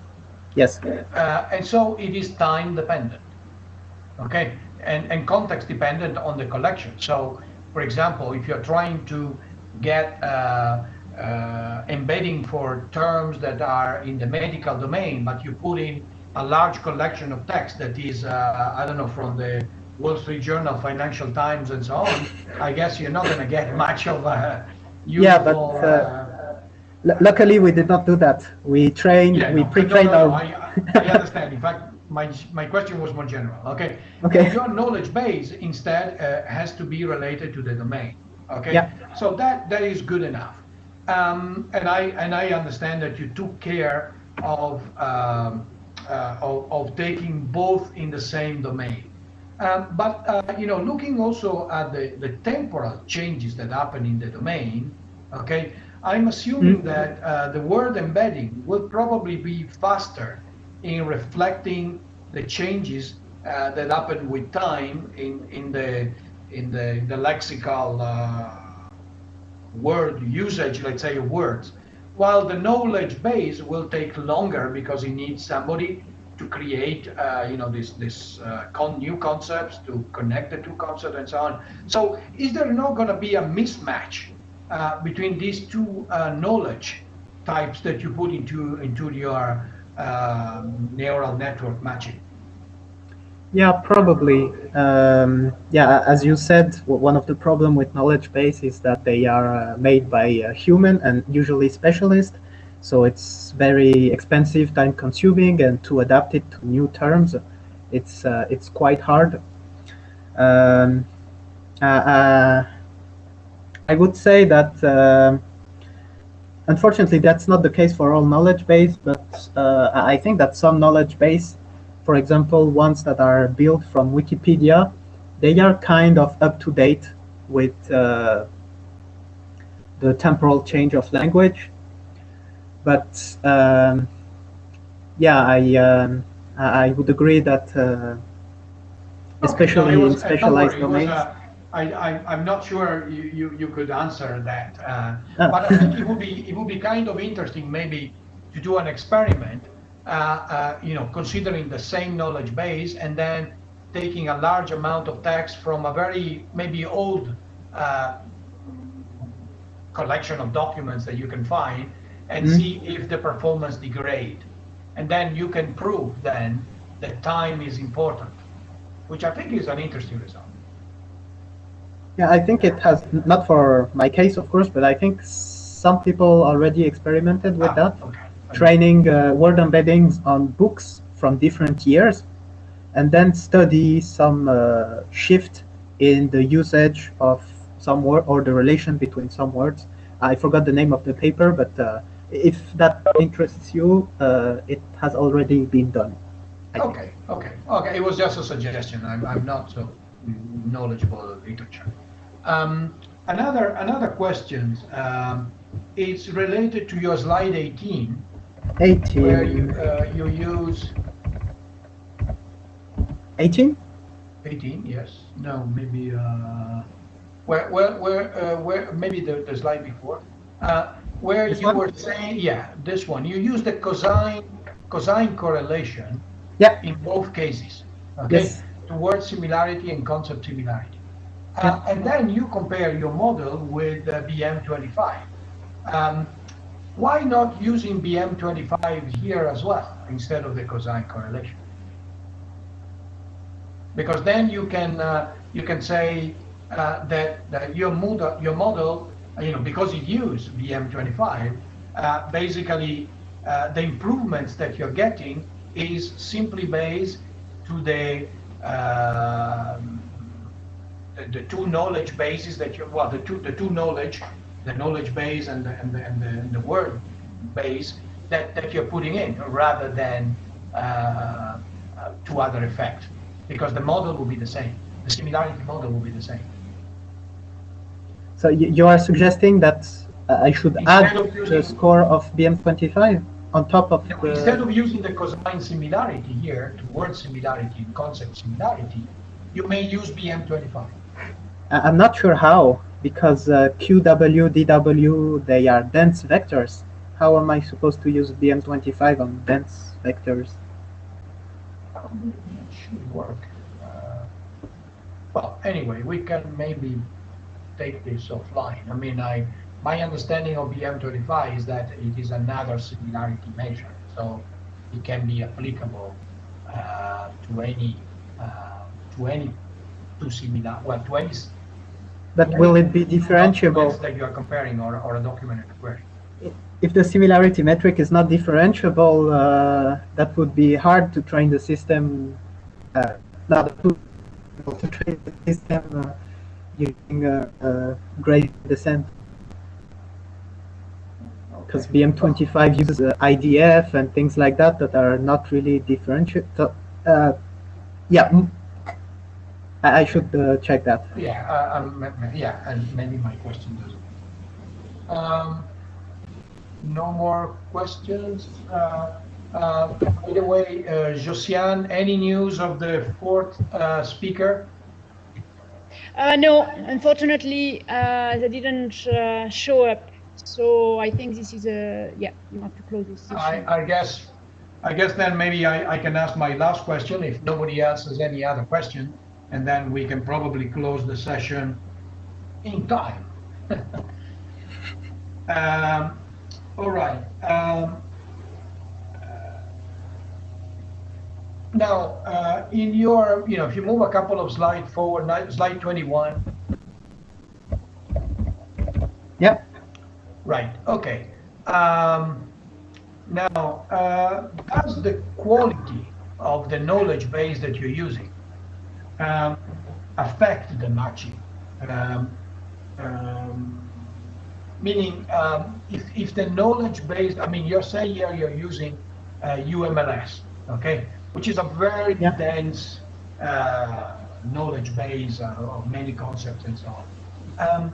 If I were to use a much simpler knowledge base or a knowledge base that has not been developed to the level of UMLS, will the performance decrease? And I'm asking this question because while for word embedding, you just need a large collection of documents, and I guess you can get it for almost all domains. While the knowledge base requires a lot of work to be made, and therefore they are rare. So while creating word embedding, I can be sure that I can create it for almost any domain. If I am working in another domain, I don't know.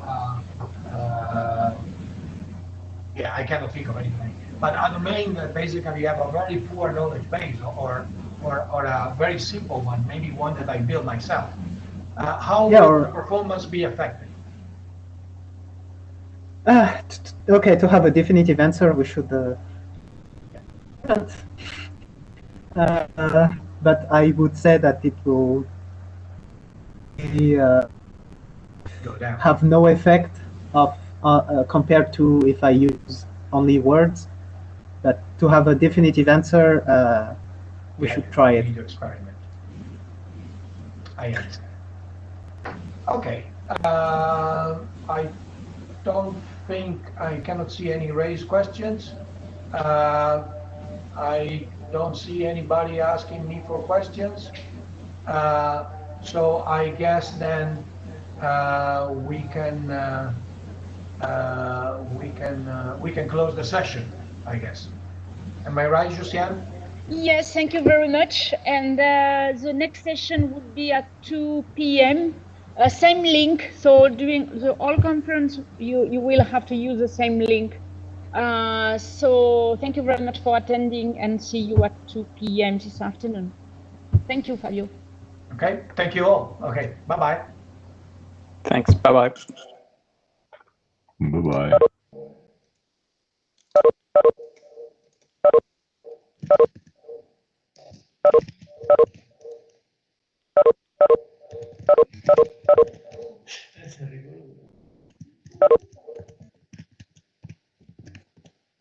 Je vais laisser la session ouverte. Là, moi, je pars chez le coiffeur.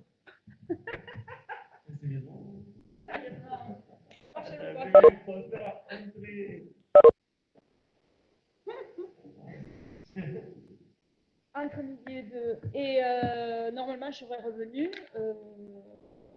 J'avais mon téléphone portable si jamais il y avait un gros souci. Le code. Adrien a la clé. Tout le monde est là. Enfin, ça te laisse par midi? Continue à gérer. Oui, C'est seul. c'est ça. Continue à gérer tout ça, c'est seul. Et après, tu le donneras. Pas mal la préparation. C'est les temps, c'est pas possible à calculer exactement. Oui, ça non. donne un indice. C'est ça, il faut aller chercher. Okay, thank you very much for all of you. So this afternoon it starts again at 2, and I don't know, we need at least to be 2 or 3, but you can decide when which one is here to handle. So you can decide that now by discussing and writing that on the paper so that we know who is here which half day, for example. And the thing that we want to handle is so to check if everything works well, of course. And then we need also to check YouTube if it works well, if there are questions on YouTube, and also adding the tags each time a new presenter is speaking on YouTube. Jose this morning wrote the title of the presentation in the time. So, vous regardez ça? Donc, qu'il y ait au moins 2-3 personnes par demi-journée. Voilà, qu'il y ait 2-3 personnes par demi-journée ici, pour que si jamais, qu'il y ait quelqu'un, si jamais on a besoin de quelque chose, qui puisse partir, parce que moi je ne peux pas partir, et quelqu'un qui puisse gérer YouTube. Bon, à chaque fois, ça suffit, ouais. Après, vous pouvez être plus. Mais...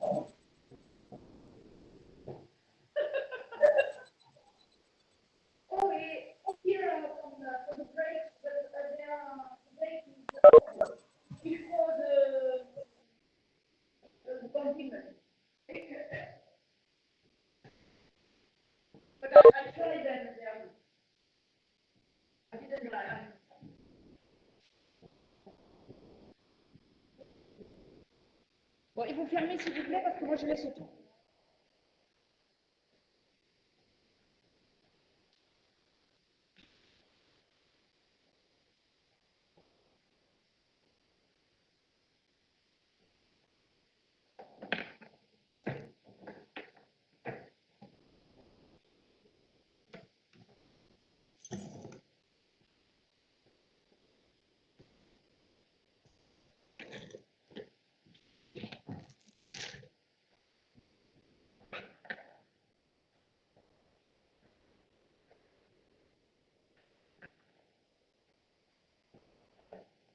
Et vous pouvez me réappeler, s'il vous plaît, parce que moi j'ai tout mon matériel. Merci. À tout à l'heure.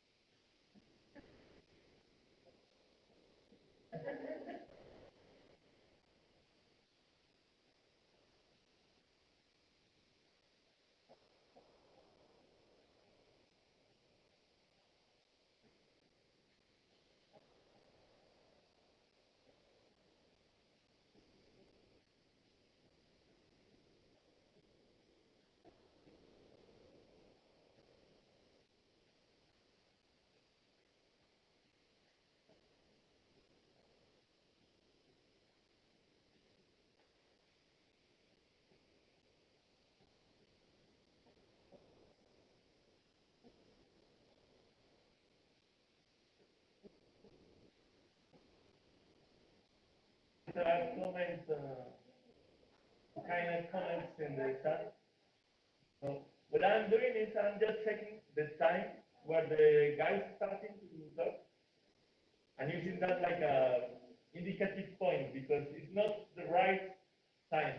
We don't have right time in in online. Sorry?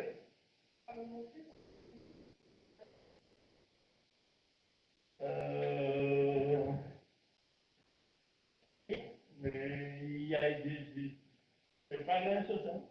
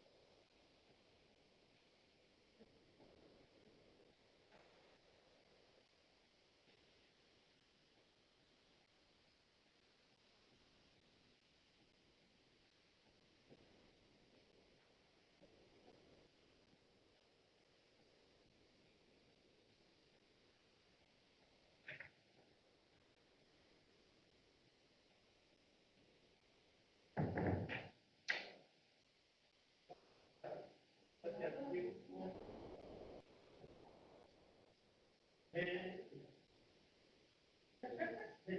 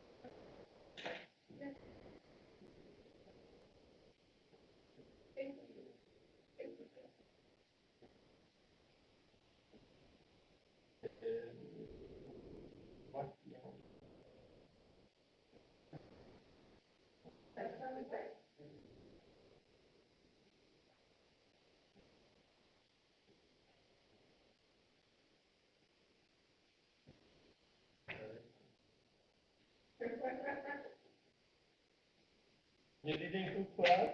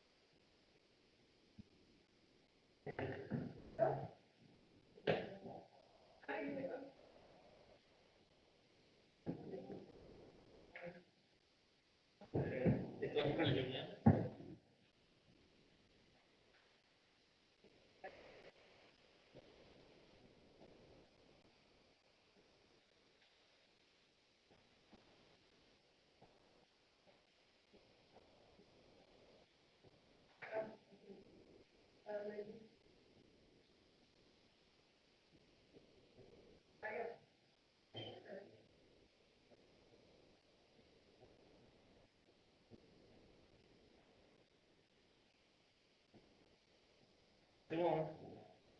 Une demi-heure après.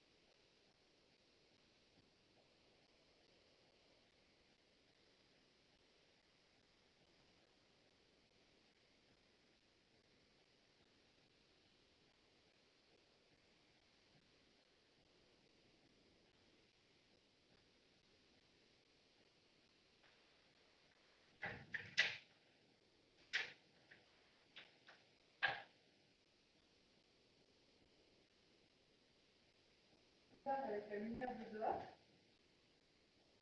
On arrive avec une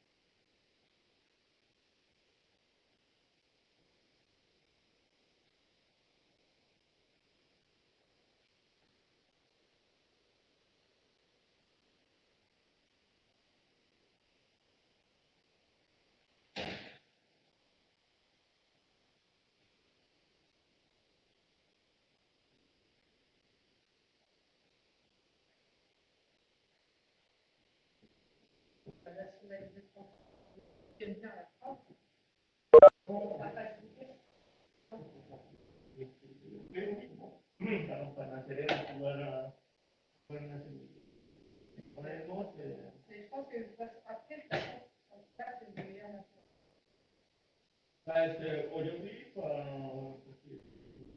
c'est la même.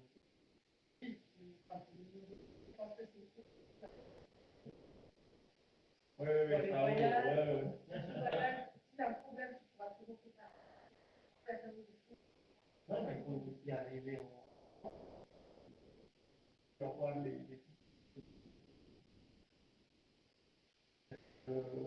palais, à 3h, 4h. Non, je n'arrivais pas à avoir les tickets qui avaient été utilisés pour. Et nous nous écoutons différemment, mais je commence à le faire. Non, ça n'est pas de la discussion, ça n'est rien.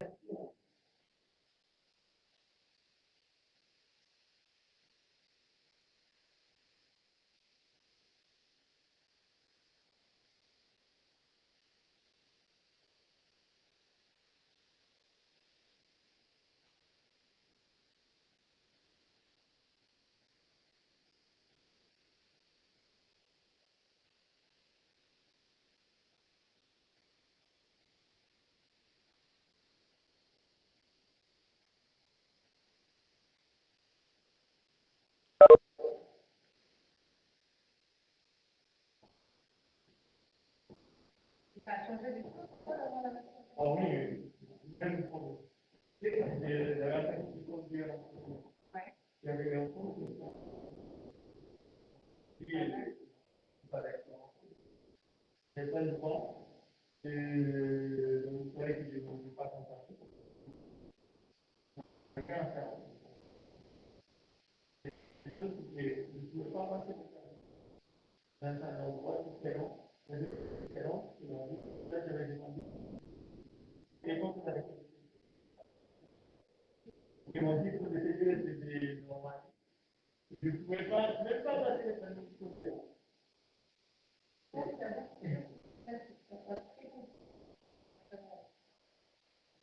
Et c'est arrêtable là, parce qu'il y a plein d'individus qui font ça.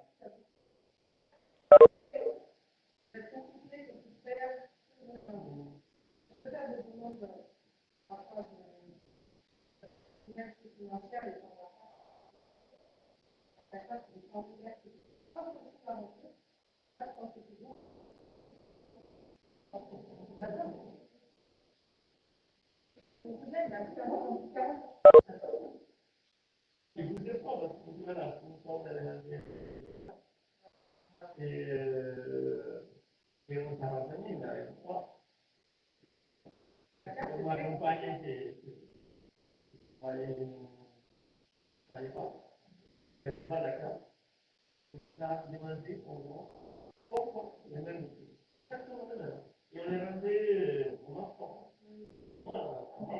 À la cave, c'est la troisième fois. Madame, excusez-moi. C'est la troisième fois que nous avons fait. Je l'ai fait beaucoup. Le lien, un gros nom, c'est bon, c'est ça. Ah ouais, c'est possible. Magique. Magique. Ils ont trouvé le plus grand, c'est bien. Mais il y a pas de ah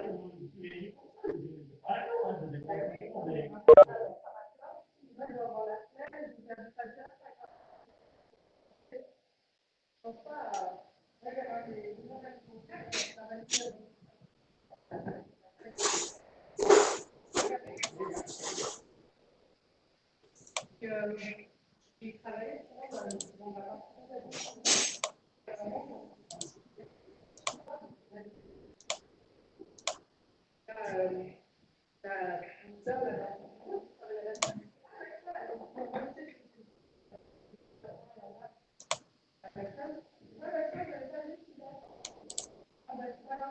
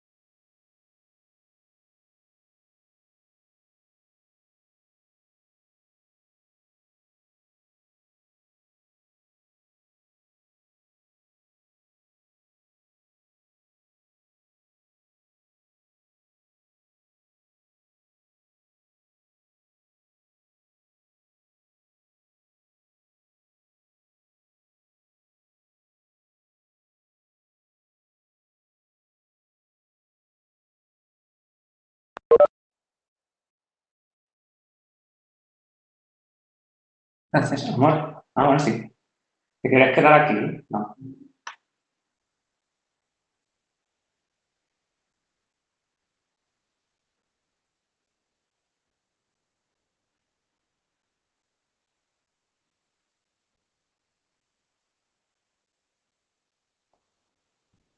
Okay, well, can you hear me?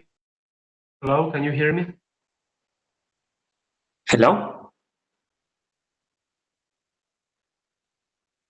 Yes. Can you hear me?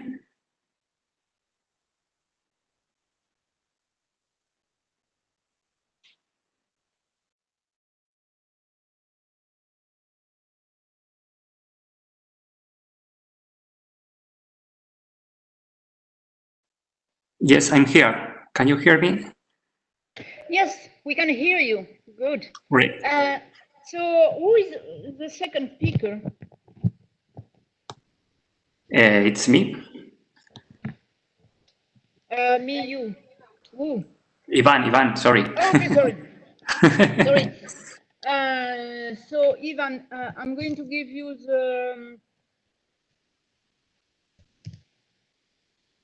the presenter role so that you can try your slides. So now you should be able to share your screens. Okay.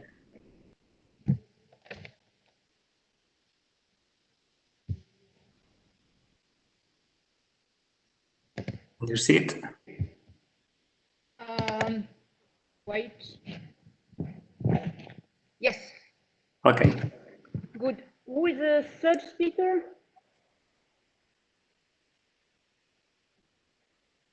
Is it again Luis Redondo? Or is Luis de Campos? I think the third speaker is Luis again. Okay. And then the fourth speaker is Lara, I think. So Lara, I'm going to give you the presenter role so that you can try sharing the screen.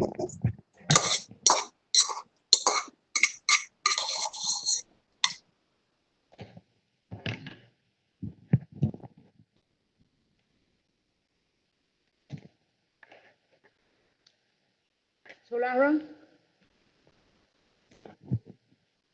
good. Excellent.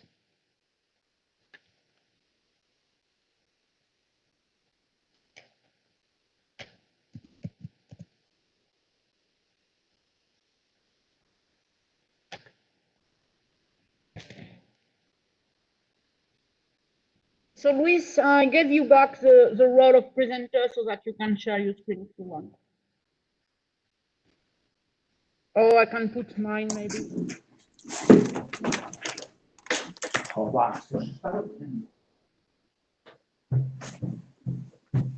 Excuse me, Josam.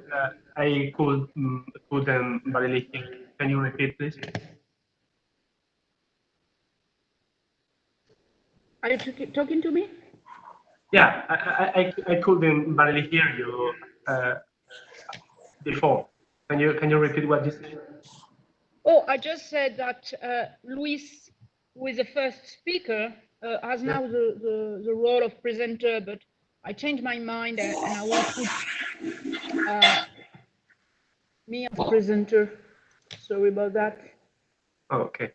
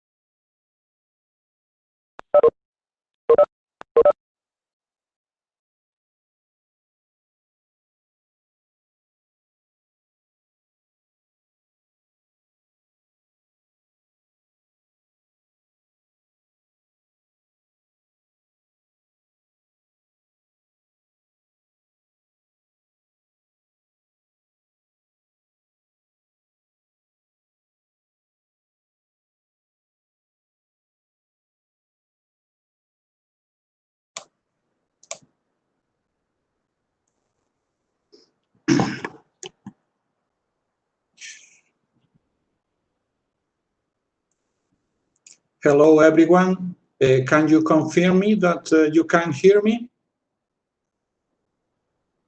Yes. Yes, David, we can hear you. Okay, excellent. Thank you. I'm David Losada. I will be the chair of this session on information retrieval in e-government. And we have 4 papers in this session, 2 of them from the University of Granada and 2 of them from Universidad Autónoma de Madrid. And first paper is Temporal and Topical Profiles for Expert Finding by Luis de Campos, Juan Manuel Fernández Luna, Juan Huete, and Luis Redondo Espósito. And the paper is going to be presented by Luis Redondo Espósito. And as you know, we have 15 minutes for each presentation plus 5 minutes of questions. So, Luis, if you can keep the chat open, because when you are running out of time, I will make some comment on the chat so that you can know that you need to finish, okay? Okay, fine. Okay, excellent. Luis, the floor is yours. Okay, thank you, David. Good afternoon to everyone. My name is Luis Redondo, and I'm going to proceed to explain of our work titled Temporal and Topical Profiles for Expert Finding that has been developed in the Department of Computer Science and Artificial Intelligence of the University of Granada. In the first place, we are going to give a brief introduction to this problem in order to understand the context of this study. Expert finding systems are a specific kind of recommender system where the items to be recommended are people. So, given a query specifying the problem to be considered, the expert finding system will return an ordered list of possible candidates having the required expertise to tackle this problem. Having said that, a key point of an expert finding system is how to learn and how to represent the information about the possible expert candidate. So a simple way of representing that is with an.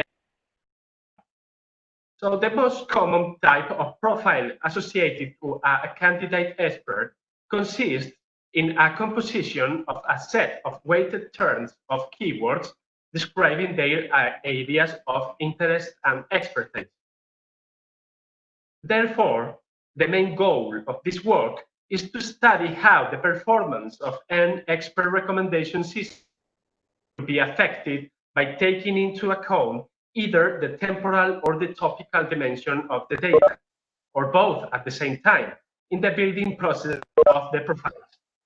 For this purpose, we start from a single monolithic profile for each expert, where in this case, all the terms of the documents associated to each expert are grouped together in the same document. Then, from this first approach, we want to study whether the division of these single profiles into several sub-profiles, which are more homogeneous, will improve the quality of the recommendation. A way of doing that is to make division based on the different topics in which an expert can be interested, obtaining, in this way, more homogeneous subprofiles from a topical point of view. For this purpose, we can divide the set of documents associated to an expert using, for example, a clustering technique, in order to get subsets of documents topically homogeneous, and then generating a subprofile for each of those subsets. Alternatively, another way to make division is to consider groups of documents temporally homogeneous by dividing the temporal sequence into several parts and then obtain a temporal subprofile for each of those parts. Finally, we could also combine both dimensions, trying to obtain subprofiles simultaneously homogeneous both temporally and topically. So in this section, we are going to introduce the concept of monolithic profiles and how they can be used by a recommender system. Thereby, let's consider in the first place a set of experts. Then, For each expert, we have a set of documents associated to them. These documents, in this case of study, are the transcriptions of the interventions of politicians in the different parliamentary sessions. And these documents, in some sense, represent the interest and expertise of an expert, possibly in an implicit way. So, given a candidate expert, the monolithic profile is built by simply concatenating documents associated to her into a single macro document, as we can see in the left figure. Then, the recommender system will be obtained by indexing these monolithic profiles using, for that goal, an information retrieval system. So, in this way, given a query representing the expertise required by an user, the information retrieval system will generate a ranking of expert profiles, and the top-ranked candidates will be returned to the user as relevant experts for the query she should manage. So once the baseline approach profiles have been explained, let's go one step further with the topical and temporal representation of the expert profiles. In order to get subprofiles topically homogeneous, as we anticipate before, a clustering method based specifically on the latent Dirichlet allocation technique. This method, in the first place, needs an input parameter k that represents the number of topics to be considered. So in order to use LDA as a clustering method, once it has been applied, each document is assigned to this cluster of the most probable topic. On the other hand, the other option is to use the temporal dimension instead of the topical dimension of the document. Then we are going to divide the temporal line into age intervals, and we'll group together the documents associated to an expert which belong to the same temporal interval. Well, in both cases of subprofiling, what we do is to group similar documents, either if they belong to the same time interval or the same topic. And then we join those ones that belong to the same expert. So compared to the rankings obtained with the monolithic profiles, in this case, the rankings returned by the information retrieval system for a given query is a list of subprofiles. And it may be the case that there are several appearances of the same expert. So as we need a ranking of experts, it is necessary to establish a fusion strategy to combine the scores of the subprofiles associated to the same expert. In this case, we will use the so-called COM-LGDCS fusion method. We can try to combine both the temporal and the topical dimensions in order to obtain subprofiles which are simultaneously topically and temporally homogeneous. There are multiple ways to do that, but the first that we considered was to carry out the topical division, obtaining the topical subprofiles in the first place, and then subdividing them temporally in their respective intervals. In this way, we only have to apply LDA once on the complete document collection, which is the most consuming part of this process. So at this point, in this section, we are going to explain the experiments carried out for this study and the results we have obtained. So to carry out this experiment, we are going to use the records of parliamentary proceedings from the Andalusian Parliament that belong to the 8th term of office of this parliament, which corresponds to 4 calendar years. In this collection of documents, we have more than 5,000 parliamentary initiatives marked up in XML, from which we can extract more than 12,000 different interventions. In another vein, we are going to apply on this collection a repeat holdout where the initiatives will be randomly partitioned on a train set and a test set, being the 80% of the initiatives for the train set and the remaining set. Repeating this process 5 times in order to obtain 5 different partitions. About the recommender system details, we are going to use a retrieval model, the language model implemented in Lucene. As clustering method, we are going to use the LDA method, being k on the one hand equal to the square of n divided by 2, where, and in this case, this value is, on the other hand, k equal to m times n divided by t, where m is the number of terms, n is the number of documents, and t the number of known zero entries in the document term matrix. And this time, this value is 24. Also, we will establish 4 temporal intervals, each one corresponding to 1 calendar year. As query to evaluate the performance of the system we are going to use, the title and the subject of the initiative. And finally, as a relevance judgment, we will consider as relevant those members of parliament that belong to the same committee of the initiative issued as query. Moreover, in order to evaluate our different approaches, we are going to use the classic measures, precision at 10, and recall at the number of the total relevant members of parliament to the query. Also, we are going to use the NDCG at 10 to evaluate the quality of the rankings obtained. So, regarding the results obtained in these experiments, we can see the performance of each approach. Well, it is obvious that using subprofiles of any kind is better than use only monolithic profiles. Also, we have randomly divided the interventions of each member of parliament in the training set into 4 parts and generated a subprofile for each part. We have repeated this process 10 times and averaged the results obtained from these random subprofiles. The results of this are shown under the name RAND4. And we can observe that the results of the random partitions are also better than the monolithic profiles.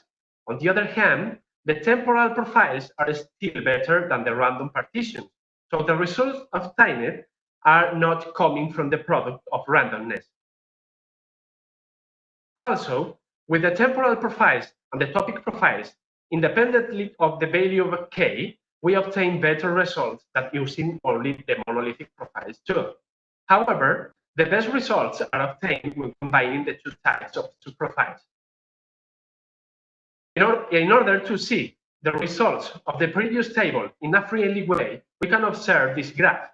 And highlighting only the NDCG at 10, we can observe that the temporal profiles improve the baseline in almost at 5%.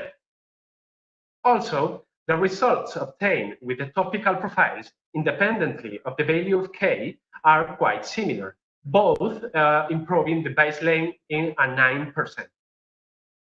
And finally, the results obtained combining the temporal and topical profiles with k equal to m times n divided by t should suggest that with this approach, we obtain the best performance, with a 12% of improvement compared to the baseline. So in order to finish this presentation, we are going to enumerate the conclusion obtained from this research. So that the use of homogeneous subprofiles instead of monolithic profiles is always positive to improve the recommendation quality, although the improvement degree depends on the different methods. Temporal subprofiles are only a bit better than random subprofiles, whereas topical subprofiles get much better results. Nevertheless, as we already said, there is a synergy between both dimensions as their combination produces the best results. Finally, about the future work, we propose to explore other ways of combining temporal and topical dimension, applying for that temporal topic models and dynamic topic models. And that's all. Thank you, everyone, for listening to my presentation. And if you have any question, I'm here to respond. Thank you. Thank you, Luis. So, any questions?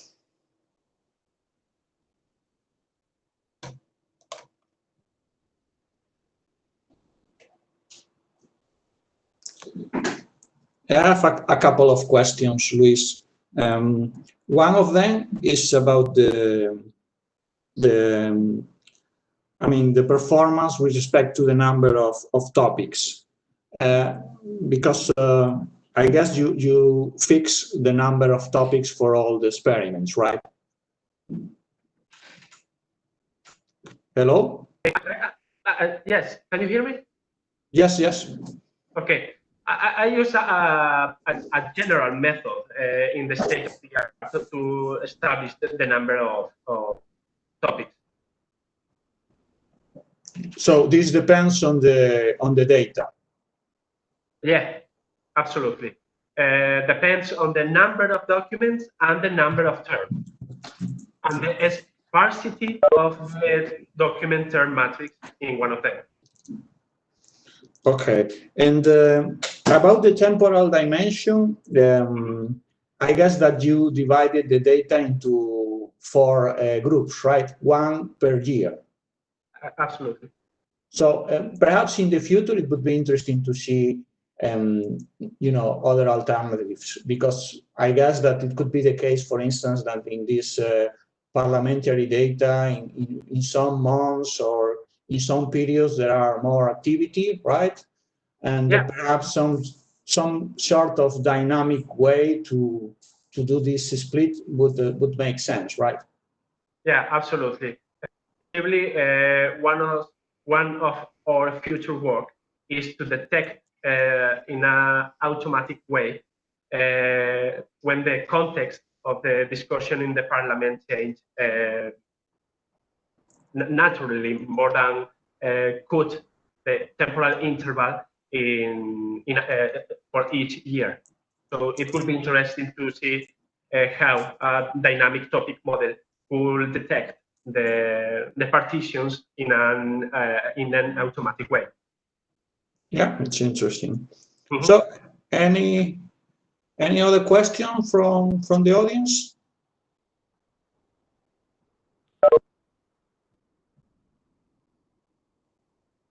Just a final comment about the golden truth, because I think you mentioned that you assume that if the expert belongs to the same committee, right? Mm-hmm. Then it's a good recommendation, right? Mm-hmm. So, okay. Is there any other option to get the golden truth from this data? Because I guess that some committees perhaps could be about broad topics, and assuming that all the experts are some sort associated to the same expertise, perhaps is a strong assumption, right?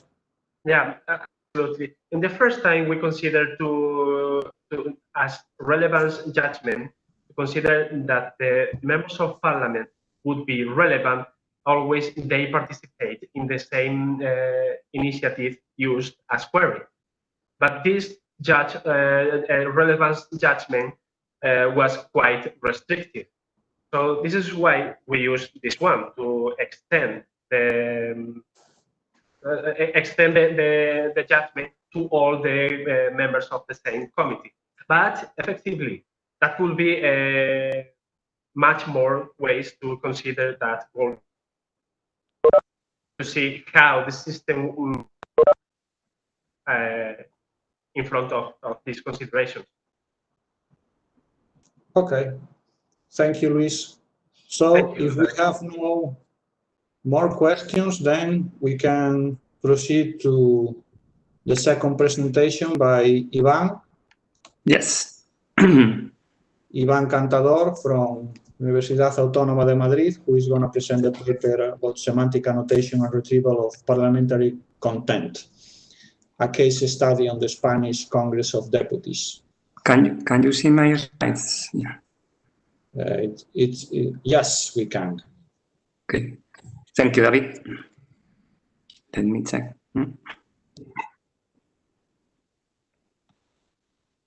Just a moment. Okay, here we are. Thank you so much. So yes, I'm going to present this paper done in collaboration with Lara Quijano Sanchez from Universidad Autónoma de Madrid. And this work is very related to the work presented by Luis before me. It's about how to annotate and exploit the annotation in a parliamentary content scenario. And differently to Luis, in this work, we are trying to extract explicit semantics from the text instead of acquiring latent or implicit topics, right? So this is the main difference between this work and Luis. So this is the overview of my presentation. I'm going to start with an introduction and the case study. Then I will present the proposal and preliminary experiments for this version of our proposal. And finally, we conclude with some future work directions. Well, as you know, because of the Luis presentation, digital libraries basically are composed of a compilation of text corpus about debates and proposals generated in parliamentary sessions. And these digital libraries, which are public, do have a number of benefits. They enhance the transparency of government. They facilitate its accountability. And finally, of course, they promote democracy in the sense that citizens are aware of government decisions and can participate in policy and decision-making issues. However, this content, these digital libraries have a number of barriers. For example, these collections are huge and ever increasing of unstructured content, which makes very good tasks about organization, access, and retrieval in this area.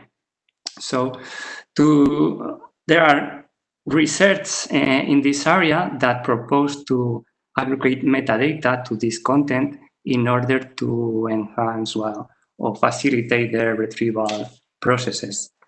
The purpose of this metadata is manifold. Here you have some example. It allows to summarize paper content. It helps on the content understanding. It also facilitates the information management and access. And also it can be used to promote and share, promoting the share and exchange of the data. In particular, we are focusing on semantic web annotation using novel contribution in the field of semantic web. We advocate for an ontological representation of the knowledge in order to build these information retrieval systems. And here you have some example of papers if you want to have a look at it. So we are looking for this kind of strategies.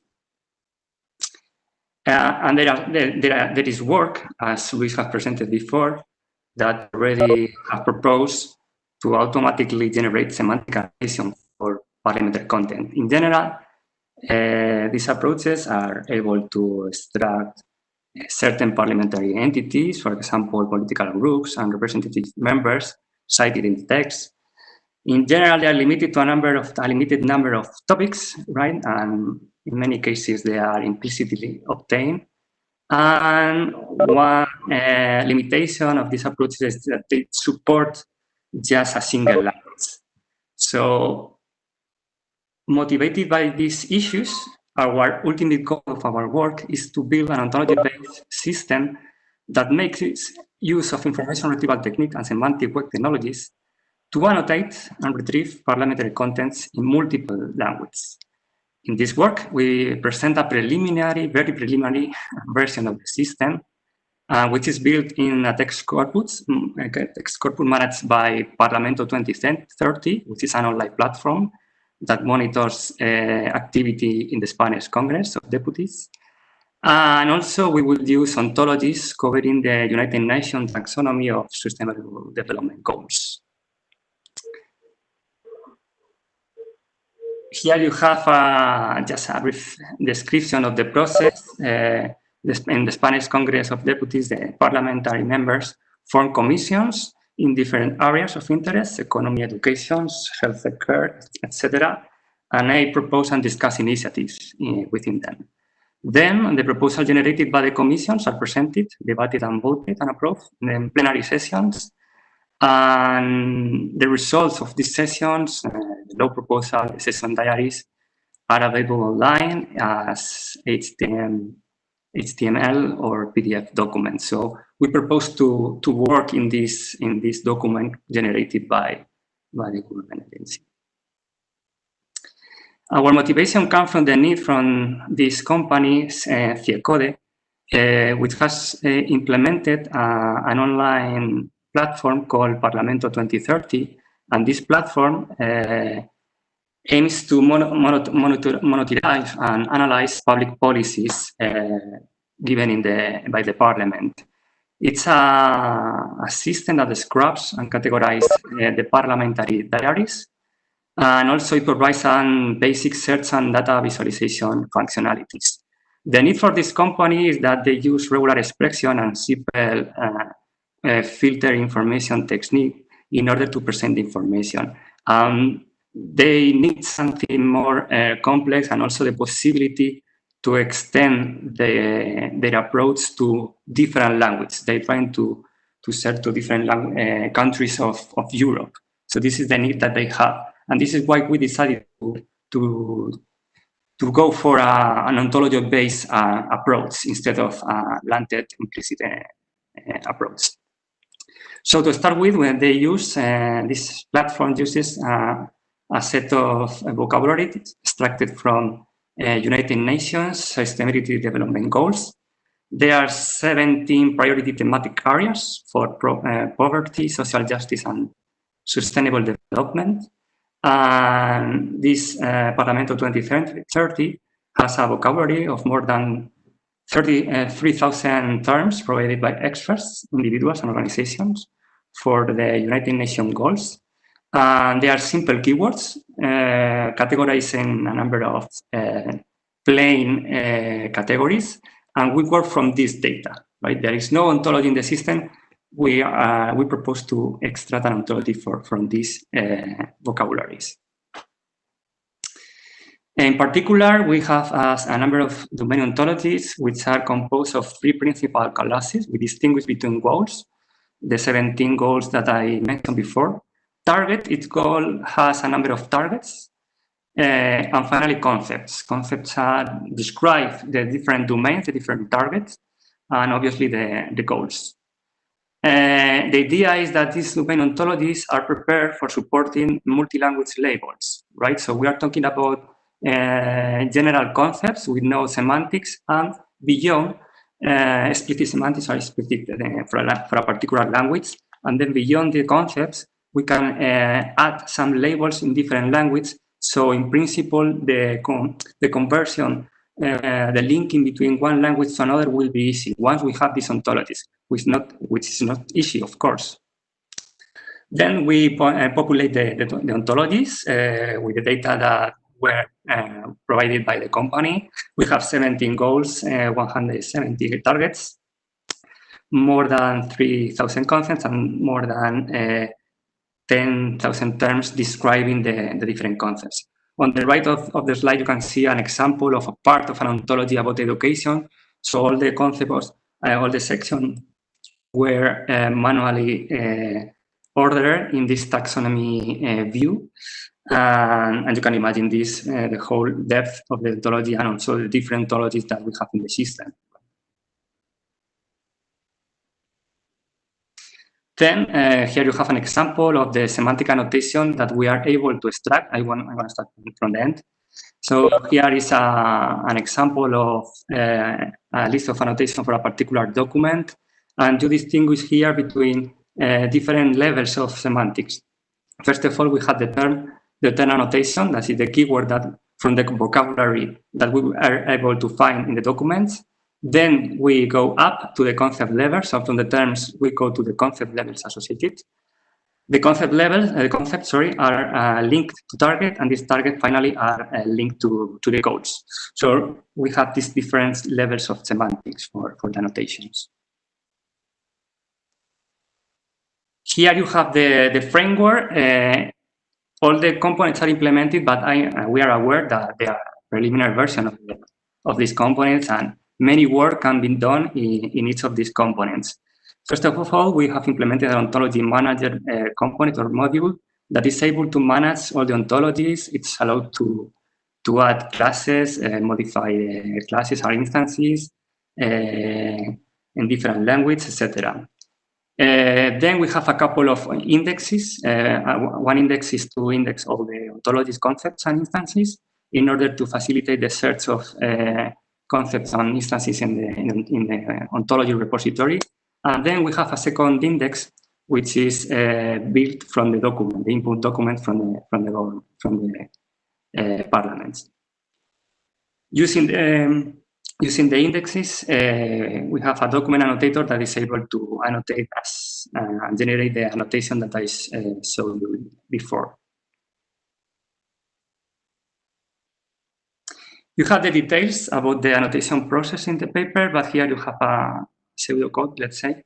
So first of all, we establish weights for the different entities according with respect to the topics and goals. That is, which is the relevance of each entity, that is its class or instance for a particular topic or a particular goal, right? We are using the relation existing in the ontology to spread the weights for the different entities, topics, and goals.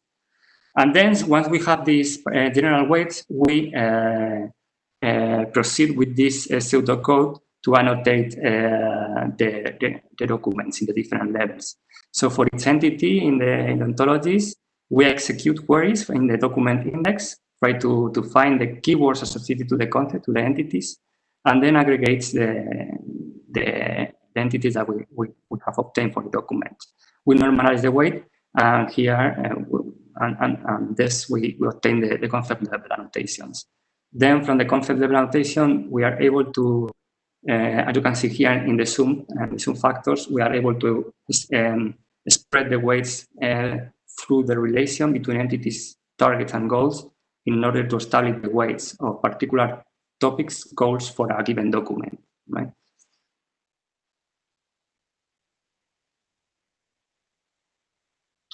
And then this is the search method that we implemented. It's just a generalized vector space model. You can see in the formula. Here we have this in the similarity between a document and a query. We have this term SR, which is the semantic relatedness between two entities. And this is the factor that we explore, no? Using our ontologies. This factor, here in the second formula, is composed of three factors. The idea of the factor is the following. First factor takes into account the distance between two entities in ontologies as a proportion of the depth age of the ontology. This term means, well, it takes into account if the entities are too general, that is, they are in the top levels of the ontologies, or are specific, that is, in the bottom levels, right? Then the second factor takes into account the closeness of the entities to the ancestor in order to find the semantic similarity, right? Here in the picture, we have the concepts blue and red, and their ancestor in ontology is green. So we take into account the distance between the concepts and the ancestor in order to find semantic similarities. And then the third term takes into account if the concepts belong to the same branch, right? It's not two concepts could be at the same distance, in the same depth, in the same branch, sorry, or in different branches. So this is important to take into account also in the similarity of the entities. So with all the above, we evaluated three versions of the method, of the retrieval method. The first one is just considering semantic relatedness equal to 1. That is, we don't consider the semantics of given by ontologies. This is the vector space model without just based on keywords. Then we experiment with a version of the method considering all the semantic related values for the entities in the query and document vectors. And then we experiment with a version that don't propagate all the semantics, but only considers the highest semantic relatedness for a given query and document. So we evaluate these three methods against this data set of more than 400 documents. We perform a preliminary user study. 3 human evaluators participate in the study. Each of them decided 5 queries. So in total, we had 15 queries. And then they evaluate the 15 queries against using the 3 retrieval methods for the top 20 research results. So at the end, we had 900 manual evaluators. There was a high agreement, as you can see in the slide, between the judgments of the evaluators. And then we measure the average precision at n for different values of 10, 5, 10, 15, and 20. Right? Well, here you have the numbers and the conclusion. The first conclusion that we obtained just with this simple approach that we have implemented is that it's a good idea to extend the terms, the concepts, using the ontologies, but not all of them, okay? Because we are incorporating some noise. So just considering the maximum, we outperforms the basic methods. Here you have some qualitative example insights that we found out. For example, there was a concept matching about special education, and using this our method, we're able to find documents with synonyms. For example, specific needs education, aided education, exceptional educations. And then we also we are able to obtain documents with more semantic expansion. For example, subclasses, child subclasses, and also siblings, that is subclasses that have a direct ancestor at some point. So these are just some examples of the results that we were able to obtain. So, well, in this work, we have proposed a very preliminary approach, ontology-based approach to annotate and retrieve parliamentary content. It was built upon domain ontologies that cover a large number of topics related to this United Nations taxonomy. And we instantiated and evaluated the approach on a corpus extracted from the Spanish Congress of Deputies, the parliament, used by this online platform. As a future work, many things. For example, we are interested in doing an approach similar to the one that Luis presented before, trying to obtain implicit or lasting semantics instead of only explicit ones. At the moment, we don't have a relation between the different ontologies. This will be very interesting. You have some examples in the paper. And also, we don't have attributes for the entities. We may have some attribute that could be exploited. There are a number of semantic applications that we could explore, for example, with the consideration of time, right, as explained by Luis before. And also, we are interested in argument extraction. Lara will present a paper in this session about this. Finally, we will look for some application about how to improve the filtering functionalities of Parlamento 20th Century 30 using personalized search and recommendation, and then of course make a proper evaluation, not only offline, but also online with the platform. So that's all. Thank you so much for your attention. Thank you, Ivan. So any question from the audience? You can use the chat or just unmute your mic and make the question directly. No questions for the audience, from the audience? Okay, Ivan, you mentioned that there is a company involved in this research. So I was thinking, so what is the typical use of this annotation for them? I mean, what's the typical, I mean, they do analysis based on the labels that you infer from the data? Yes, well, they are implemented more functionalities on the platform. Right? At the moment, you can see it in the web page. At the end, apart from, well, the main goal is this exploration of the issues that are discussed and proposed in the parliamentary session in order to inform about them to citizens. No? They have an application called Political Watch, and it allows you to receive by email personalized recommendations or notifications about issues that are discussed in the parliament that may be of interest for you. So at the moment they have this functionality, personal recommendation. They also have some functionality about visualization. So the system allows you to browse or explore the content using a very nice graphical interface. And it allows you to find which are the issues more discussed by the different political parties and members of the parliament. So for each party and for each parliamentary member, you are able to see which are the topics, the proposals in which they have participated. Yeah, and I noticed that you evaluated these methods based on precision-oriented metrics. Have you considered to employ also some recall-oriented metric? We should do it. We didn't do it. It was just a preliminary version of everything, to be honest. We didn't have the whole ground truth for all the queries, so we decided just to report precision because of this, right? Okay.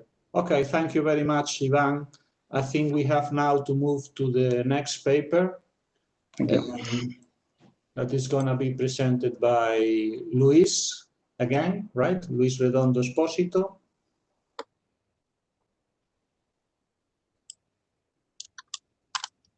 About experiences and lessons learned about expert search and document filtering, right?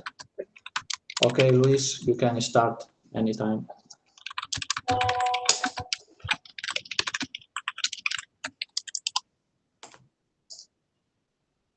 Okay, can you hear me? Yes.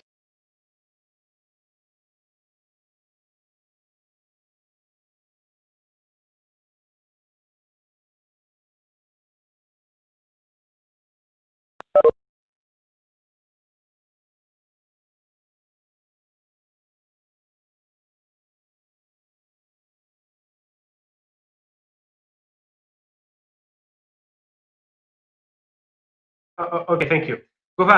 In the first place, we are going to give a briefly introduction to this problem in order to understand the context of this study. Like in many others, we have to deal with the problem of information overload.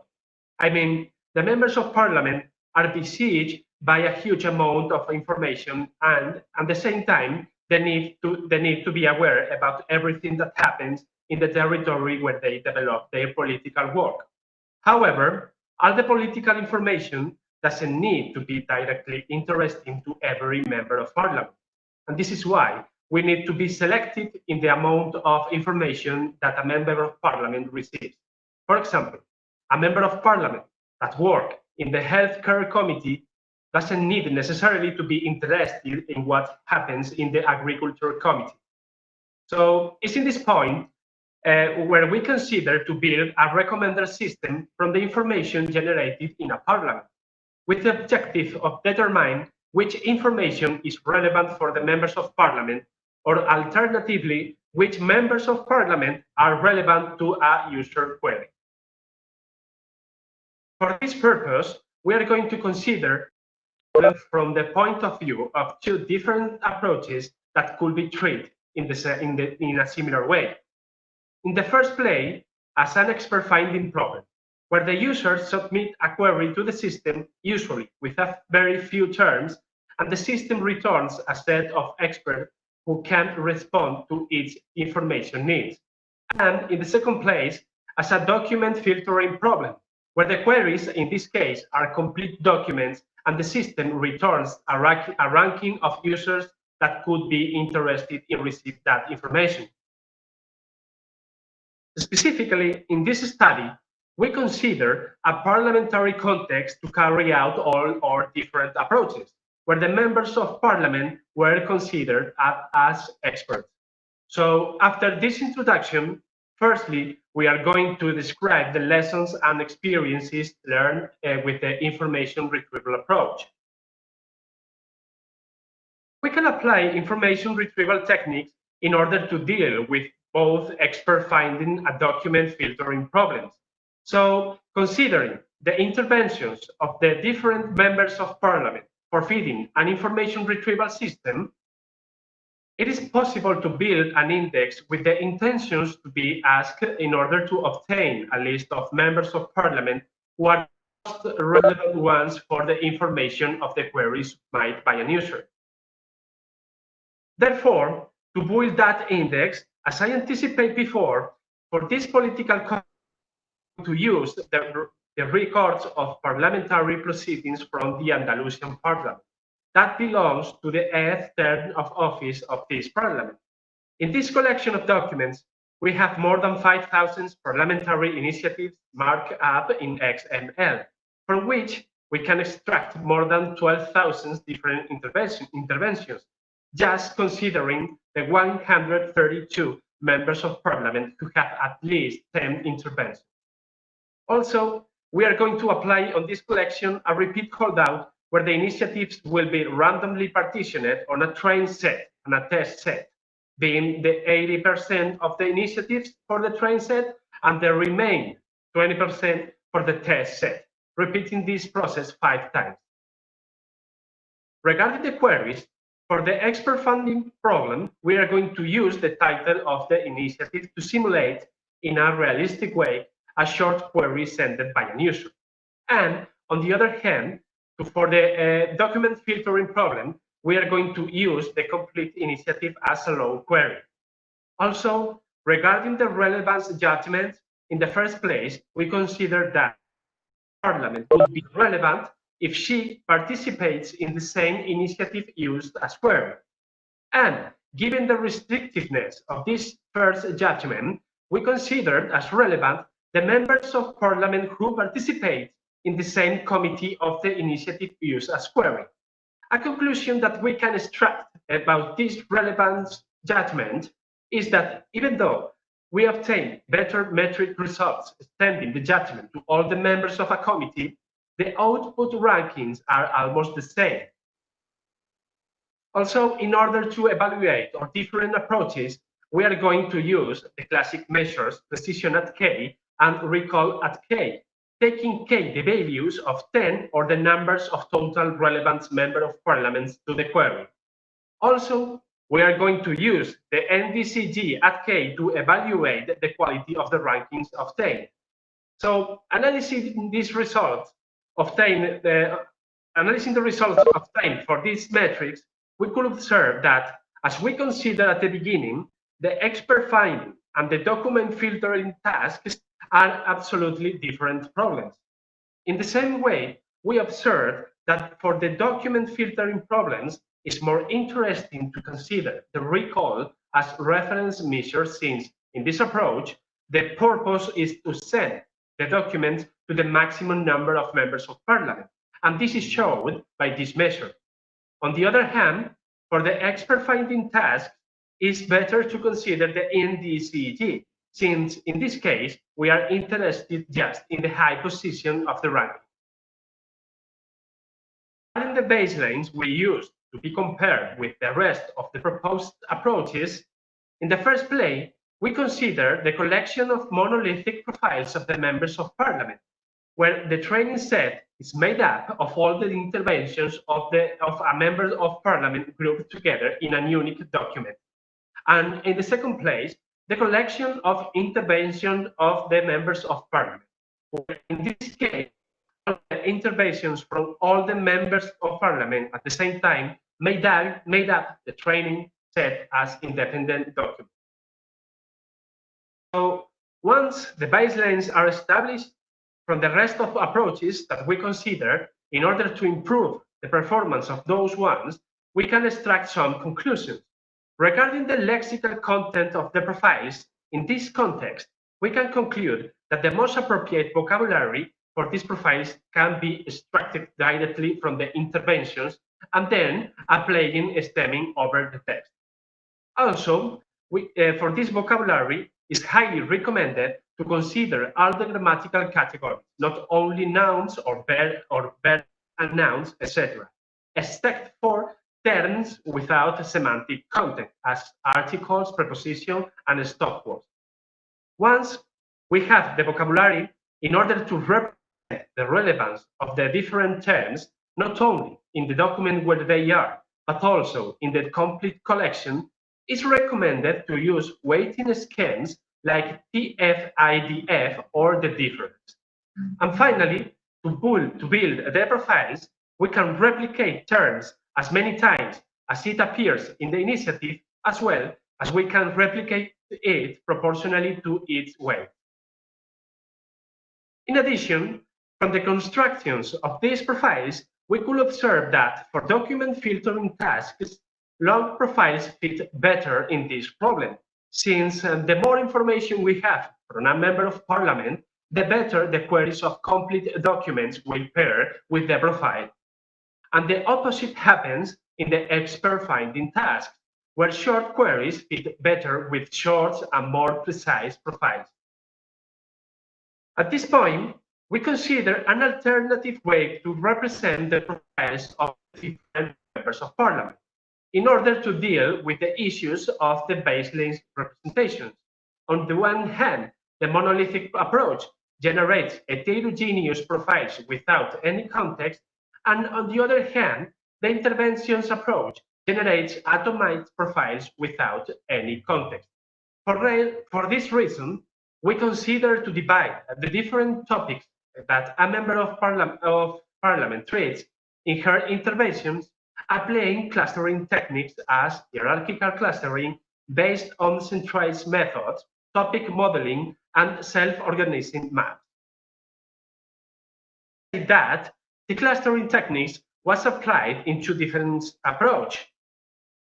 On the one hand, the local clustering approach, where clustering is applied on the interventions of each MP, of each member of parliament separately. And for each cluster where she has a document, a subprofile is created for this member of parliament. On the other hand, the global clustering approach, where in this case is applied on all the interventions of all the MPs at the same time. And again, for each cluster where she has a document, a subprofile is created for this member of parliament.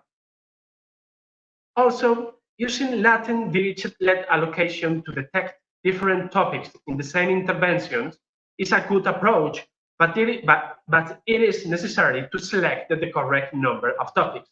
And finally, it is important to highlight that to evaluate these approaches more accurately, it is necessary to aggregate the different subprofiles in the output ranking of the same member of parliament with a logarithmic discount by position method. So, finishing this section, now we are going to discuss the experience with documental classification. In this case, for this machine learning approach, we are going to train a binary classifier for each member of parliament, being relevant the positive class and not relevant the negative class, where the own interventions of a member of parliament will be considered as the positive training set for this specific member of parliament. And on the other hand, the interventions of the rest of the members of parliament will be considered as the negative training set for this specific member of parliament. So, given a new query, this is sent to each classifier trained for each member of parliament, obtaining in this way a sorted ranking of members of parliament based on the probability of belonging to the positive class of the query with respect to each of the classifiers. So the relevant members of parliament are those ones in the top part of this ranking. Nevertheless, there is an issue with this approach, and it consists on that it is not reasonable to consider all the interventions of the rest of the members of parliament as negative training data, because similar interventions or treating the same topic could be considered at the same time as negative and positive training instances, making the classifier being confused in some way. To deal with this problem, we try to apply positive or label learning techniques with the goal of identifying a reliable set of negative instances from the interventions of the rest of the members of parliament, obtaining, with the considerations, quite better results for this approach. And finally, regarding the future works, we will apply all the stuff we have learned on new context and bigger collections. And also, we will consider the time dimension to improve the representation and quality of the expert profile. So thank you very much for listening. Thank you, Luis. So any question? David, I have a question. This is Ivan. Yes, go ahead, please, Ivan. Okay. Luis, what do you mean by new context in this slide? What are you planning to do in the future? I mean, for example, with scientific journals, for example, is the next context we are going to try with one. The new context is, for example, it can be any context actually, but we are considering for our future work a collection of scientific journals. Mm-hmm. In this case, I guess, sorry. Yeah. No, in this case, the recommendation, the expert in some way are the journal. Okay. I guess in this case, you will have less problems with the document because the document will be focused on a particular topic in principle, no? Absolutely, yeah. Okay, thank you. Thank you. Any other question? So in this classification that you mentioned in the last part of your talk, where you consider the positive group as the, the initiatives, or the documents produced by every MP, right? Mm-hmm. Here, do you filter stop words? Because I was thinking that the way in which we talk, like the way in which we use pronouns and prepositions and everything is also highly indicative of our type of writing, right? So how do you proceed with that? On the one hand, we remove the classical stop words like preposition, articles, adverbs, etc. And on the other hand, we remove the most frequent terms in the collection. For example, in this context, words like member of parliament or like committee or like, all the words that parliaments use currently, we have a list of those words selected by the most frequent they appear, and we remove them too. Okay, because you are more interested on the topic rather than on who actually writes or speaks the right. Absolutely, yeah. In this case, yes. Okay, thank you, Luis. Any other question? Thank you. So let's thank Luis, and then we can move to Lara, who is going to be our last presenter in this session.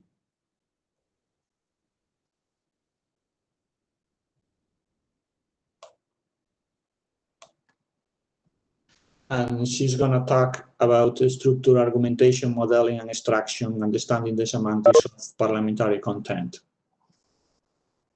So the floor is yours.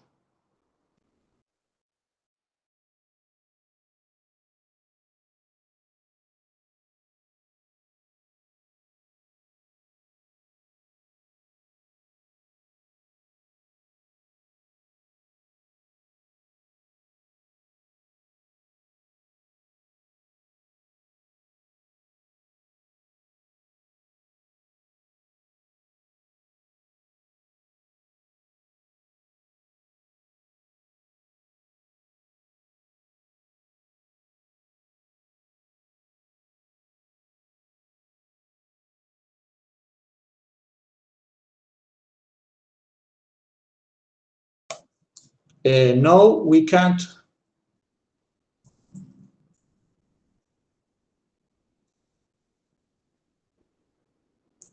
Yes, I think we can see your screen.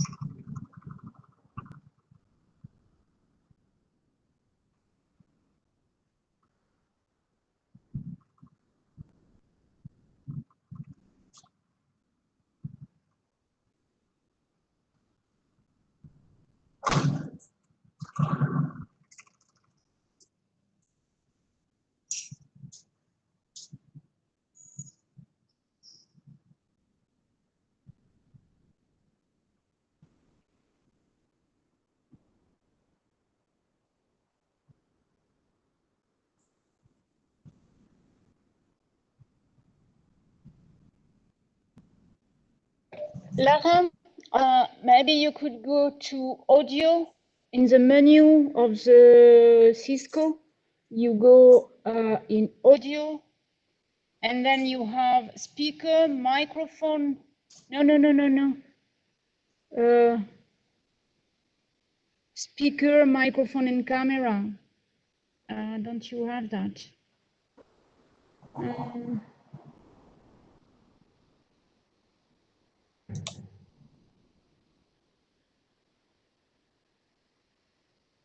Yeah. So for now it's prohibited. I guess that means it is not allowed, right? So maybe clicking on the padlock and then go to Conexión Segura. Yes. Más información.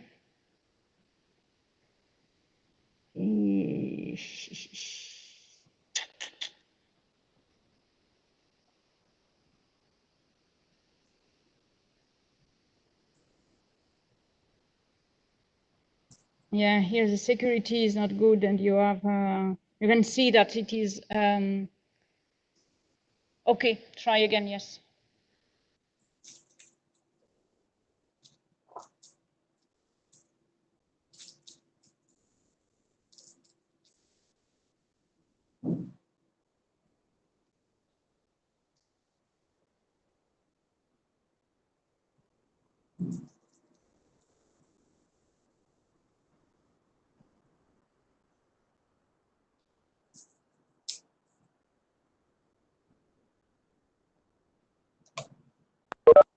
Hi, do you hear me now?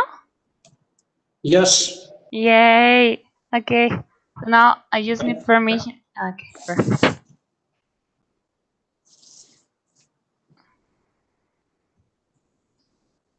Do you see my presentation now? Can you hear me? Yes. Perfect. Thank you. Okay, so hello, my name is Lara Quijano. I'm a professor at the Autónoma University of Madrid, and I'm going to present the paper Structure Argumentation Modeling and Extraction, Understanding the Semantics of Parliamentary Content, which I have developed with my colleague Ivan Cantador. So, the ever-increasing amount of multimedia material capturing debates, proposals, and opinions hinders content comprehension.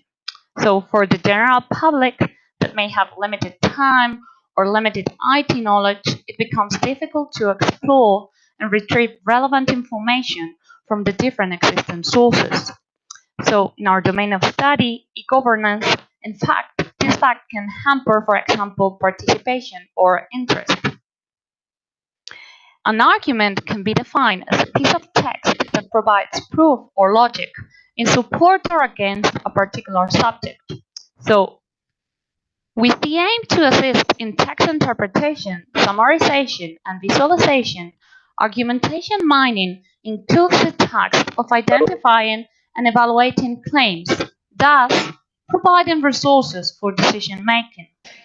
Lara, sorry, you are too close from your microphone. It's One of the limitations of the previous research in argumentation mining is the fact that existing approaches tag text by identifying only a claim and those sentences that mostly explicitly include argumentative words or statements. So this leads to highly imbalanced annotated text to classify and unravel, being most of the sentence left unanalyzed as they are identified as non-argumentative.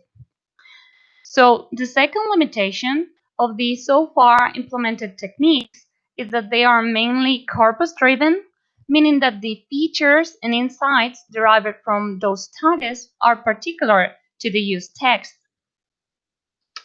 So, aiming to overcome these limitations, in this paper we have proposed a generic model to identify different semantic components and relationships inside text, thus analyzing more aspects than previous approaches.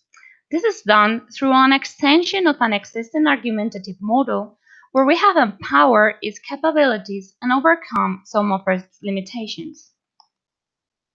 Later, we have proposed how to automate this process with alternative techniques that do not entirely rely on pre-annotated corpus. And also, to favor the understanding of the model's extracted features, we propose to present it by means of visual explanatory diagrams. We have tested our ideas by performing a case study on content extracted from the Spanish Parliament, more specifically from text retrieved from TP Ciudadano, an online tool that tracks legislative behavior related to fighting injustice and discrimination. So as you can see, this is the preliminary version of the platform that Ivan introduced before. The general process of argumentation mining is tagging sentences as argumentative or not, to later build a comprehensive logical argumentation diagram.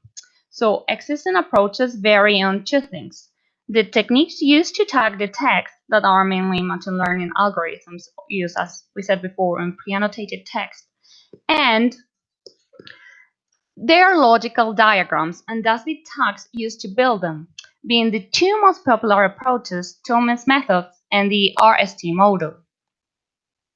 So for our model, we have extended an existing argumentation graph that was theoretically presented by Pelsos and Steed in 2013. This model was proved to be able to capture as much as relationships, structures, and dependencies as the two most popular approaches, Tolman's and RST, and solve some of their limitations. So this is why we have based ourselves on this one. Note that in this work, authors assume that the argumentative sentences to study have already been identified as such in the text and just focus on modeling the roles and relationships between the text. So we will exemplify their model for a better understanding. So given the claim, this sentence 1, this building needs to be demolished, an argument can be the supporting, those with an arrow end, like sentence 2, that it says infested buildings should be teared down, or they can be attacking, those with a circle end, like sentence 3, that it says it could be disinfected though. An argument allows to support an attack not only for statements, this is the nodes that we're seeing, but also for relations, this is the edge that connects the nodes. For instance, sentence 4 that says, but according to reported news, it would be costly, is against, thus has a circle end, the proposed disinfection option. The instance of a sentence that is identified as the attitude towards a claim is represented by box nodes in the case of attacks and by circle nodes in the case of supporters or counterattacks. So, for instance, saying that disinfecting is very costly, like we saw in sentence 4, is in favor of the demolition, thus it is a circle. But in sentence 5, that it says, in 2001, the mayor employed a successful cleaning in a public building, that supports sentence 3 proposing to disinfect the building, it's against the demolition, and hence both of them are a box. Rebuttals can also be rebutted, thus building a branching tree of statements. For example, sentence 7 that says, yet no one ever did made a profound inspection of the infestation extent, that is against demolishing, hence the box, is against the statement made in section 6 that says, hence the circle end, it's full of termites. That was sentenced in favor of demolition. Arguments can have two different types of structures: stand alone, if two arguments are independent from another, or link, in the case this does not happen. For example, this is a case of sentences 2 and 6 that we can see in the screen, where the sentence, infested building should be teared down, has the strength linked to the sentence, it is full of termites, meaning that if being full of termites does not hold, then supporting the demolition because it is infected and infected buildings have to be demolished does not hold. Hence, it has this linked argument shape. Also, we can have serial relationships that develop an argument already given by supporting one of the argument premises. We saw this series in sentence 5, where we talk about in 2001 the major employed a successful blah blah blah that supports the sentence 3 proposing to disinfect the building. So we noted that one of the limitations of this model is that it fully relies on properly pre-annotated text that, given a unique identified claim, model those argumentative sentences. However, several of the previously presented examples, like it is full of termites or in 2001 the mayor employed a successful cleaning, would not have been analyzed in fact, as they would have been identified as non-argumentative by state-of-the-art methods, and thus ignoring the model. This is the case of the majority of sentences that do not have or present an argument itself, but support with facts, statements, or proposals other argumentative sentences. Another limitation of this approach is found in long serial arguments, where the opinion of the analyzed text, and thus the stance and box or square representation, should no longer refer to the original claim, but to an intermediate one. So, what we propose is to overcome these limitations by designing a model that identifies further non-domain related argumentative categories, and in contrast to other works that have intended to study more options than argumentative text or not, by classifying concrete characteristics of their text according to the use domain. Therefore, we have studied relevant sentences that may not be a priori considered as argumentative. So in our model called FAPS, facts, actions, predictions, and statement, each text is classified as either a fact or warrant, an action, proposal, or objective, predictions or assumptions, and statements that can be either positive or negative. Hence, we believe that this refinement is needed to better comprehend arguments and facilitate their exploitation. In the following example, this building needs to be demolished will be the claim and tagged as an action. The sentence, even if it's meant to be a tourist destination, will be tagged as a statement that is against the demolition and thus refutes the previous sentence. Conserving would improve tourist income in blah blah is a prediction that supports the sentence saying that it is a tourist destination. However, the sentence, yet I've never seen any visitors in there, will be tagged as a personal statement against the same sentence. And more importantly, the sentence, the building has 30 visitors per day, is a fact that contradicts the sentence that it has no visitors. So as we can see, by implicitly highlighting FAPS categories and sites can be more easily observed. For instance, facts are more difficult to refute, and thus an argument being supported by numerous facts is more solid than those supported by mere statements. And predictions are needed to motivate what possible outcomes the argument could have, meaning that actions proposed with predicted outcomes are typically more argumentative and solid. And also, arguments without proposals of actions to be taken are less solid than those proposing solutions or alternatives. For instance, this is frequently exemplified in politics, where candidates expose empty proposals and endless arguments without actually presenting any solution. So, also to overcome confusing serial arguments when analyzing long text, where if we follow the original model that we exemplified before, the stance of the intermediate sentences has to always refer to the original claim and not the adequate intermediate sentence, we have included in our model the possibility to stress groups and substructures through an argumentative function notation. In this example, in the sentence, in 2001, the major employee of successful cleaning is a fact that strengthens statement, it could be disinfected though. But it does not indicate any stance toward the original claim of demolishing the building. So given that it supports the sentence, it could be disinfected, which has a negative stance, it would have been labeled with a negative stance and represented with a box, as we saw in the initial example, and not with a circle, as in this case. But as we told, the sentence actually does not reflect any sentiment or opinion towards the original claim to demolish, but a positive one towards an intermediate sentence. Hence, assumptions shall not be done, thus the importance of these function notations that allows grouping. So, to automate and generate our model, we propose to analyze text at sentence level and extract a tuple, ARST, with 4 elements, where A identifies the sentence being evaluated, R identifies to whom it is connected, that is, other text or null in case this is the initial claim, and S is the stance toward the related text that can be positive, negative, or neither. And T is the text component type according to the FAPS model. This proposal goes in line with the basic steps of argumentation mining approaches, which are detecting sentences that are argumentative, related, those identify, then evaluate the attitude towards our referred topic, and falling out of the scope of this paper, verification and supporting evidence of presented arguments. So, as for detecting argumentative sentences, while most of the approaches rely on pre-annotated corpuses and machine learning classifiers with the problems we have already identified, as conclusions and approaches rely specifically on the evaluated text and not just only the topics.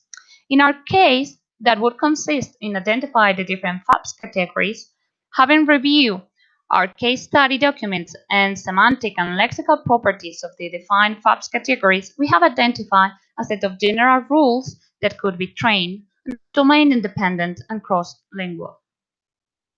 The same problems and common approaches are followed in the text of relation identification, supported by works like the 1996 thesis of Knott that highlighted that there are limited existing connectors for expressing arguments like contrast, addition, etc. in each specific language. We believe that it is possible to design rules that could capture these particularities as well as implicit lexical structures. And finally, for the stance detection, again, the same typical problems and common approaches are followed, that is, relying on at least partially pre-annotated corpuses and running common machine learning algorithms.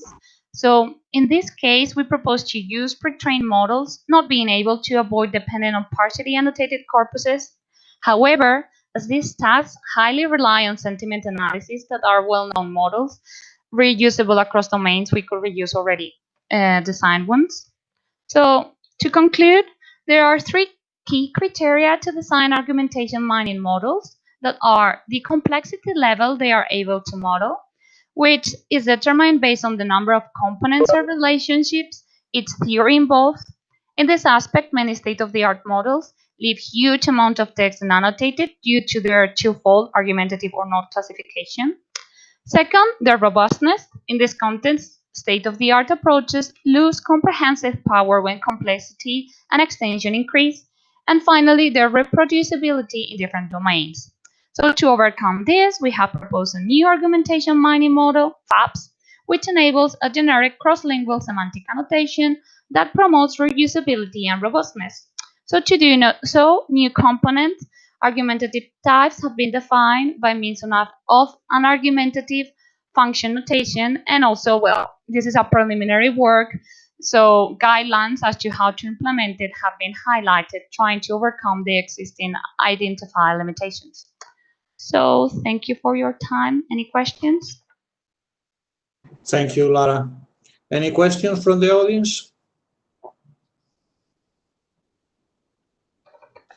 So in one of your slides, you mentioned rhetorical structure theory. So what is your experience with using RST against Spanish data? Because we have used in the past RST against English corpuses. And the problem that we found was typically that the tools available were actually quite buggy, you know, and it was really difficult to run these tools against large collections of documents because they typically stop when they found some sentences that is not properly ended or whatever. So what is your experience with RST in your research? Yeah, that was the main problem, that all those are not cross-lingual, so actually it's not implemented for Spanish. So we have a lot of problems for that, and that's why we focus on trying not to rely on pre-annotated models and corpuses, because then otherwise they don't work. And also RST relies on like 30 different categories that actually you have to tag. So it's very difficult then to be sure that you are tagging that exact category. That's why the model that we base ourselves on, it's much more simpler. And with that paper that we mentioned, it's proof that it can have the same robustness and exemplify the same things that are RST. So that's why we didn't use that one. Okay. Any other question? Okay, then I think we can now close this session here. Thank you, everyone, and see you at the next session. Goodbye.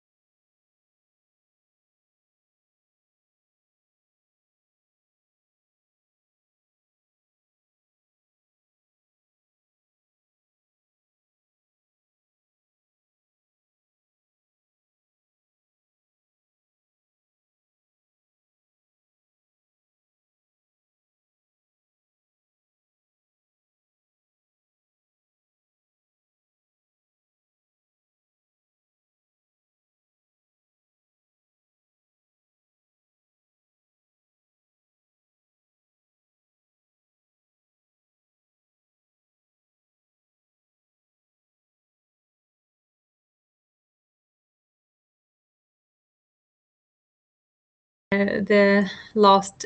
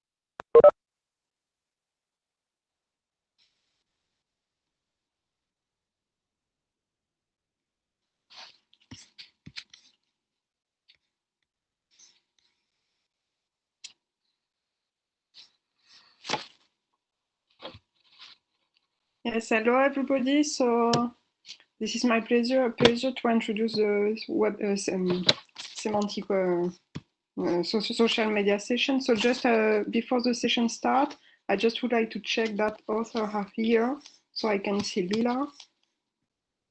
So I need Fanev is going to I mean, I'm going to send to share the presentation. He had to record. Okay, great. Razan, I can see you, and Ashley also. Also great.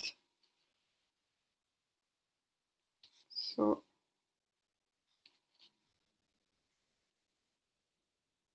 okay, so I think we can start. So the first paper will be presented by Lila Boalili, and she will introduce her retrospective in tweet summarization and her investigation about neural approaches for tweet retrieval. So Lila, the floor is yours. Thank you. I don't know if you hear me. Yes. Okay. Hello, my name is Lila Boalili, and in the following couple of minutes, I'm going to talk about our work on retrospective tweet summarization, where we investigated neural approaches for tweet retrieval. Let's start with some context. Nowadays, Twitter is a valuable source of information, with over than 335 million active users per month, publishing an average of 500 million of tweets per day. With these loads of tweets arriving at high velocity, a user can quickly get overwhelmed by non-relevant tweets and widely repeated information, thus automatically generating a summary containing relevant tweets with minimal redundancy is interesting for users. To this aim, we investigate non-conventional IR models to retrieve relevant tweets and build a tweet summarization system. In the next slides, we'll overview the limits of traditional IR models, present some related work, our motivations for this work, and our proposed model. Then we'll discuss the results of our experiments and finally conclude. When it comes to tweet summarization, it's essential to properly handle the particular nature of tweets since they are of limited character length, making frequency-based models inefficient because a word rarely appears more than once in a tweet. Also, the informal style of tweets induces a vocabulary mismatch problem with the query and bag of words representation traditionally used is insufficient to capture semantic similarities. Let's review some related work. Previous work on tweet summarization usually follow a two-step approach. First, a list of candidate relevant tweets are retrieved using query tweet weighting. and then redundant tweets are discarded based on tweet-to-tweet similarity. SumBasic was one of the first models used for tweet summarization. It is a pure frequency-based model, initially proposed for document summarization, but proven to be useful for tweet summarization. Hybrid TF-IDF is an adaptation of the standard TF-IDF measure to overcome tweet length. Then we have works proposed during the Trek real-time summarization campaigns that usually integrate social signals to estimate the tweet's relevance score, like the number of followers or the number of publications. Expand tweets with their linked web pages, or just combine multiple relevance scores such as BM25 score or cosine similarity score. In this work, we wanted to design a system that could handle the challenges related to tweets by first reducing the semantic gap between the query and the tweets using distributed representations that can capture semantic similarity, and also abandon the frequency-based weighting system and instead investigate neural models, and finally reduce the redundancy using clustering in the semantic space.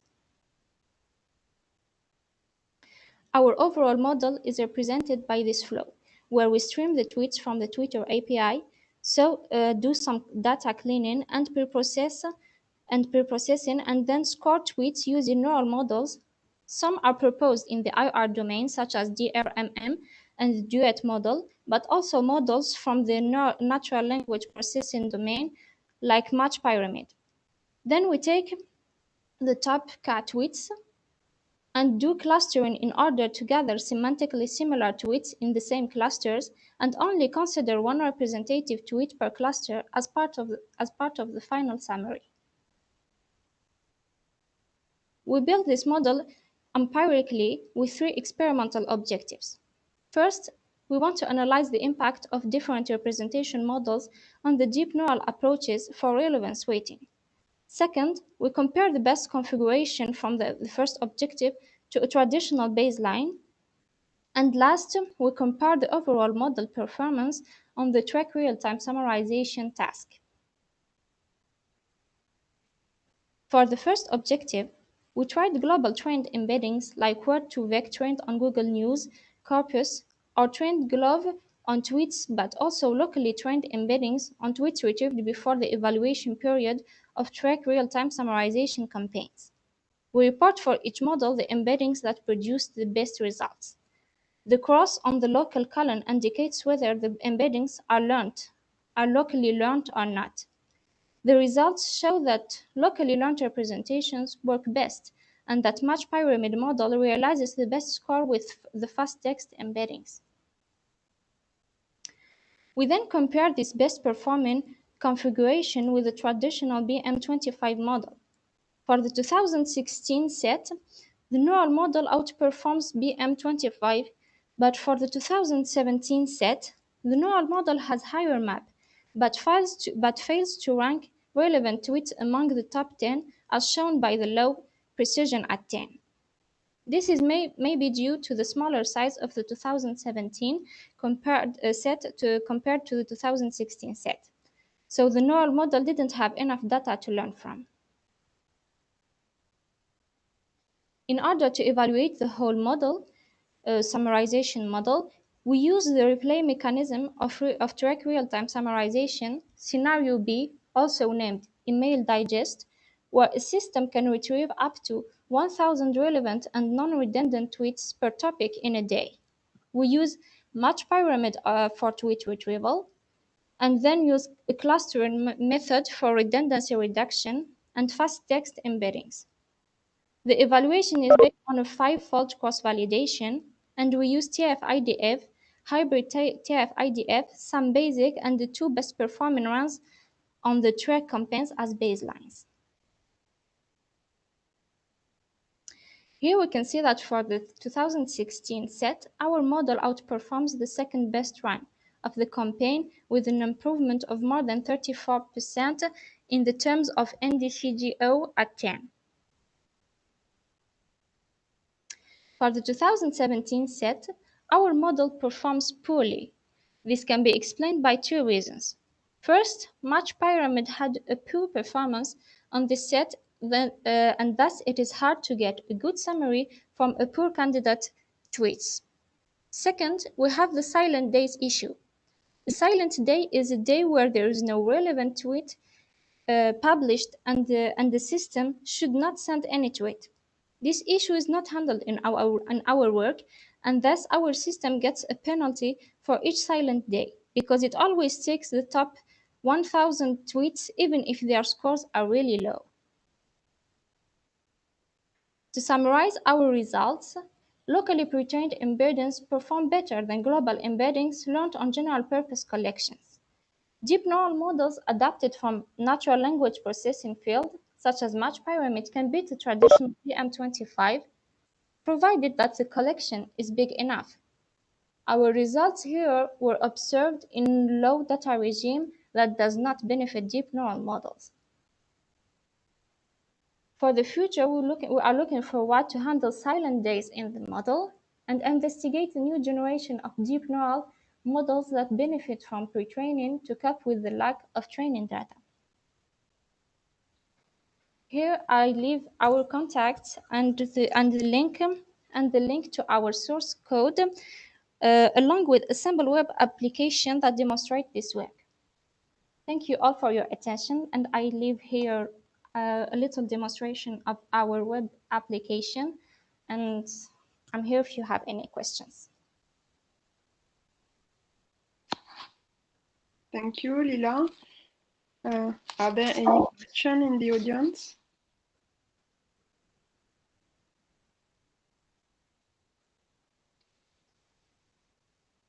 Okay, so maybe you will do the demonstration.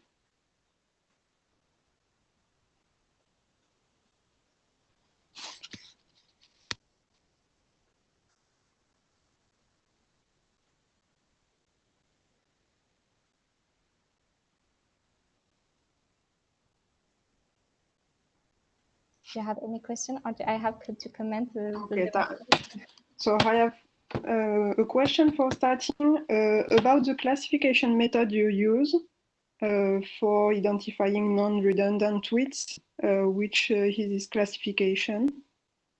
We use clustering method, but in this paper, it was not like the most important thing. We focused on the retrieval part, but for the redundancy reduction, we just used a simple clustering method to gather the semantically similar tweets in clusters and just take the most relevant tweet in each cluster as part of the summary. Okay, so the classification is done on, I assume, on the embeddings. That's it? Yeah. Yeah. And my question is about this classification because when you use embeddings, okay, tweets might be similar in terms of semantics, but I'm just wondering if it's the same that identifying redundant tweets instead of similar tweets. I don't know if you understand what I mean. Redundant tweets are tweets that contain similar information. So if they are semantically similar, they contain similar information, and thus we consider them as redundant, and then we only keep one. Yeah, but in text you can have similar words, but different opinion or different way to present it, and maybe it will be quite similar in terms of embeddings, and so I just wondering that. Okay. And any other question? Okay, I have another one about the state-of-the-art neural model, Match Pyramid and DRRM. Both are interaction-based model, and I'm wondering why there is a big difference in terms of effectiveness between these two models. Do you have an explanation or something like that? Yeah, DRMM was proposed for ad hoc retrieval, and it was mainly designed to handle long documents, and it uses matching histograms, so it is based on it handles properly the exact matching signals. But in tweets, since there is a big vocabulary mismatch, it doesn't really work for tweets. And also tweets are really small in terms of length, but DRMM works best for longer documents. Yeah, but in Match Pyramid, if I remember well, you have also a kind of interaction matrix in the beginning. Yeah, it's an interaction matrix, but in terms of embeddings, so it's kind of similar. Yeah. It's a kind of semantic similarity, but DRMM uses exact matching signals with that histogram. I don't know. Yeah. Okay. And maybe last question. So you have presented results for the Match Pyramid model. And did you try with other state-of-the-art model or just for this one? Tried what? The wall methodology and... Yeah, well, it was empirically done, so we just picked the best performing one and continued with the other experiments. And did you obtain similar with the other model or not at all? We didn't try the whole method Okay. on the other one. Just a question. Okay. Are there other questions? Okay, so we can thank Lila for the presentation. So the next paper will be presented by Faneva. Yes, indeed. And Faneva is in, maybe it's going to work, we don't know. He is in Madagascar. Okay. And because of COVID now, he cannot present. So he recorded the presentation. And so I'm stopping my microphone and normally it should work, we hope. Okay, great.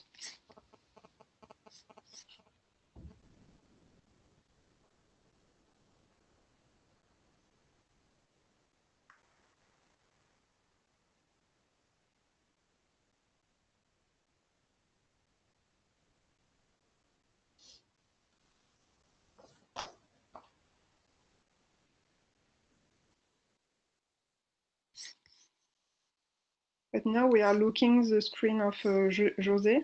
Is it right? Ah, okay.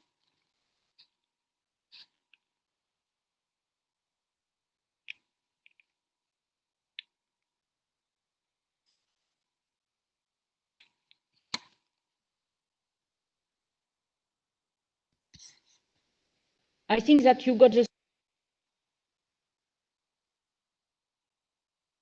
So. I don't have any sound. Maybe it's a problem from my side, but...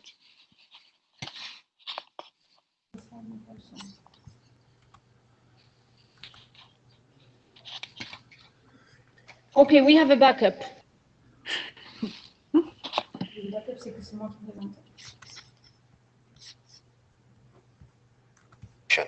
More than 300 million people suffer from depression.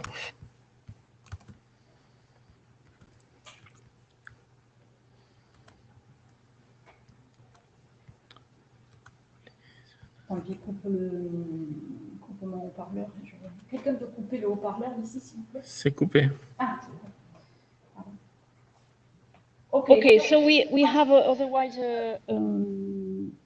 another possibility, and so there is an echo because we have several to present here. Okay, so wait, sorry about that. So we are not professional of YouTube, and we were trying to put his presentation on YouTube on another channel while. But it didn't work. So now, would you like time? And I'm going to present his work. I had prefer him to present, of course, his work. Yeah.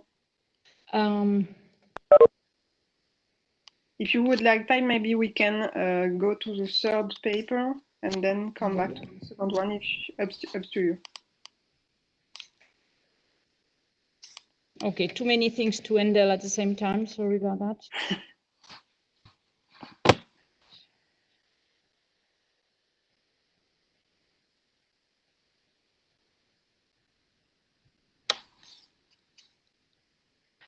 Okay, so Fanef is a PhD student under my supervision, and his presentation here is about early detection of depression and anorexia from social media. So the idea of this work is that we hope that from social media and from what people are posting on social media, it is possible to early detect some problems they may have, like mental diseases that could be then treated before, treated early so that it can be solved earlier as well. There are several tasks that are interested in that. So there are some related to depression, to anorexia, but also some other diseases have been tackled by analyzing social media. Regarding mental illness surveillance on social media, most of the related work are using supervised learning. So that means that we have some examples which are annotated, and we are learning some models from this known data. The representation of the text uses different type of features. The most used are n-grams, sentimental analysis component, linguistic style, semantic representation, which can be based on different type of thing as well. Sometimes also dictionaries are useful, or lexicon of some typical words. And then for machine learning, of course, there are nowadays a lot of models which are working using deep learning, but also more traditional supervised machine learning are used, like SVM, random forests, and so on. We tackled the problem through one international challenge, which is a CLIF Lab eRisk, which is run by David Lozada, Fabio Cristiani, and some others who are attending this conference as well. So in this lab, the idea is to try to classify text considering detection of depression and anorexia. And they present the information chunk by chunk, meaning that the instances are divided into chunks. And we have, in each chunk, we have some training data. The evaluation is done within 10 iterations. The idea behind that is that because we are interested in early detection, the idea is that if we can detect a person is anorexic or depressed in the first chunk, temporal chunk, then that means that we have an early detection here. If we need to wait until the 10th chunk, then means that the detection is not very early, but late detection. So the main goal is to get good performance on detection in the earlier iterations. So for each iteration, the idea is of the task is to say, okay, from this iteration of from this set of posts, I have to detect among the people who is possibly depressed, who is possibly not depressed, or I can also say, okay, I don't know, I want to wait until more posts from this person to be able to decide. Regarding the evaluation measure, the organizer of the task proposed a measure that that both evaluate a correctness of the decision and the time when it has been the detection has been occurred. Here are the data sets that we use. So you can see on the top, on the first table, the distribution of the training and test data for depression detection. And then for the other table is related to the anorexia. For the user, you can see the number of users for the training and test data. the one who are depressed and the one who are marked as non-depressed, the posts, and also the comment, because we have two types of text associated to each user, some posts and comments. You can see that for anorexia, we have less information than for depression. The methodology we used is described in the paper, but basically we use random forest with more than 200 features. Some features are from our previous work, where there are some features that are based on n-grams, some features which are based on linguistic component.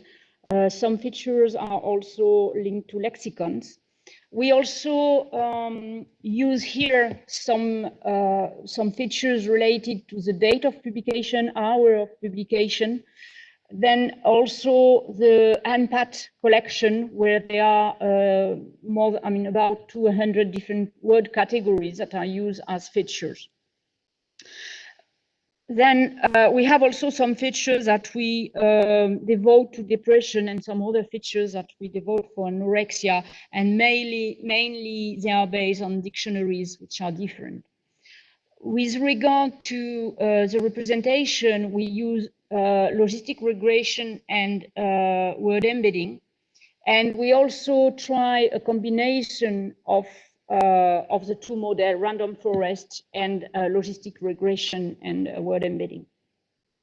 So the basic idea was, in the one hand, use random forest with a lot of features, and on the other hand, logistic regression with doc-to-vector representation of the text, and the latest is a combination of the two. With regard to the results, you can see here the results, and I should say that the measure ERDE should be the lowest as possible, and you have also F measure, precision, and recall. So with regard to our model, we can say that we have a good model. I mean, random forest is quite good for precision, while logistic regression, is the best for the early detection of depression. We also compare that to the other state of the art. With regard to anorexia, things are a little different. Something which is important to say is that all the models are quite different. If we look at the depression and then if we look at the anorexia detection, then you can see that the best model in one category are not necessarily the best in the other one. Until now, we have not really explanation on that, and I think that we need to go deeper in this analysis of the result to understand why some models are better for detecting anorexia rather than and others are better to detect depression. So as a matter of fact, in this new model that he developed, he managed to improve his previous results and the one that was presented in the official participation to the shared task. So we got the best performance for the early detection of 50, and precision for early depression, and for recall for early anorexia detection, without being able for now to give some hypotheses of why. Although in future work, what we would like to do is to try to have new feature for anorexia, because this is where our model works lower, and also because we have less feature for this one. We would also like to try to use different feature selection methods. We have in the team some people working on feature selection methods, so we would like to try to apply those methods to select the feature prior to apply in machine learning. And would like also to use some other user social signals. So I think, yes, this is the end of the presentation. So if there are some questions, I would be very happy to try to answer those questions. Okay, thank you, Josiane. So are there any questions?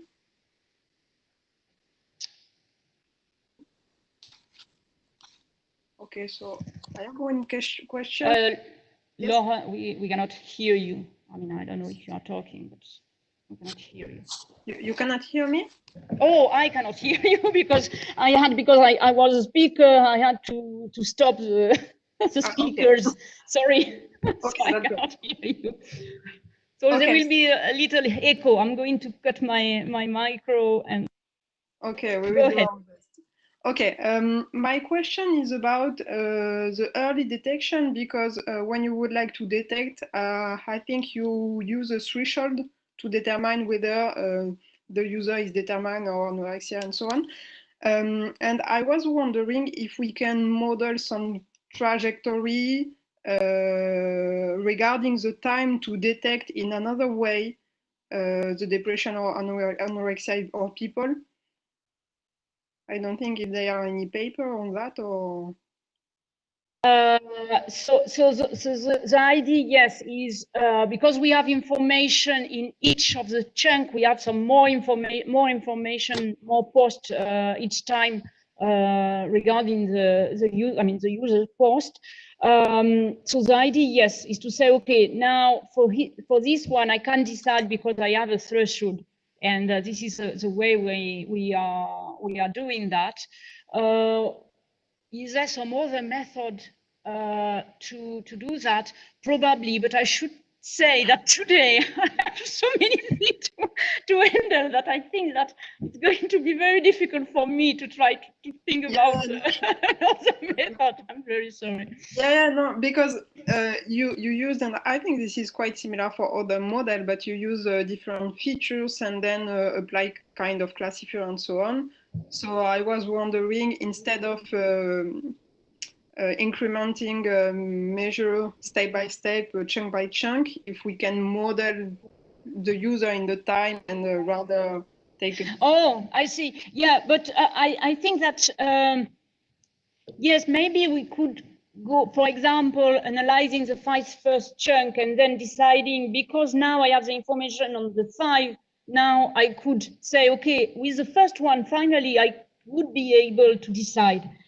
We didn't thought about that, and I think it's very interesting to try that, because then we could start with even with the 10 and say, okay, now I am able from the first one to decide kind of retro engineering.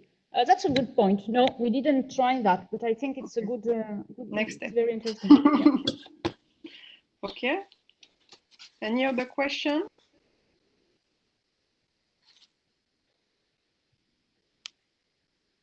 Okay. Okay, so we can thank Josiane for the presentation. Okay. Yeah, thank you very much. So I'm changing my role now, and I give the presenter role to Razan. So Razan, you should be able now to share. So we continue in the topic of anorexia with Razan. But yeah, can you hear me? Yes. Okay, then I'll start with my screen.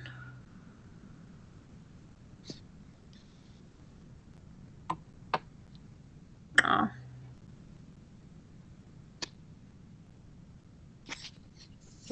So you have to go to share if you are using the application, share content, or you may have 3 little dots where you can do that, or you may have a button which says share content. Okay. Ah.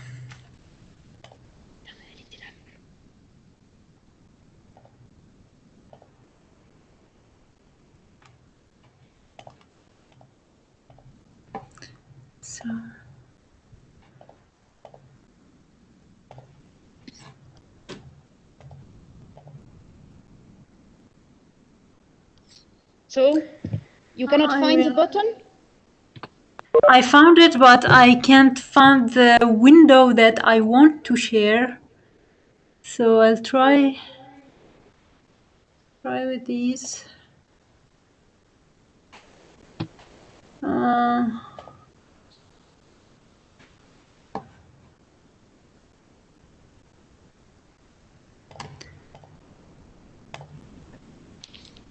Can you see the presentation now? Yeah, but we have two screens. I suppose you have two screens and. Yeah, I will turn off the other screen. So, is it okay now or? Not yet. Oh. Okay.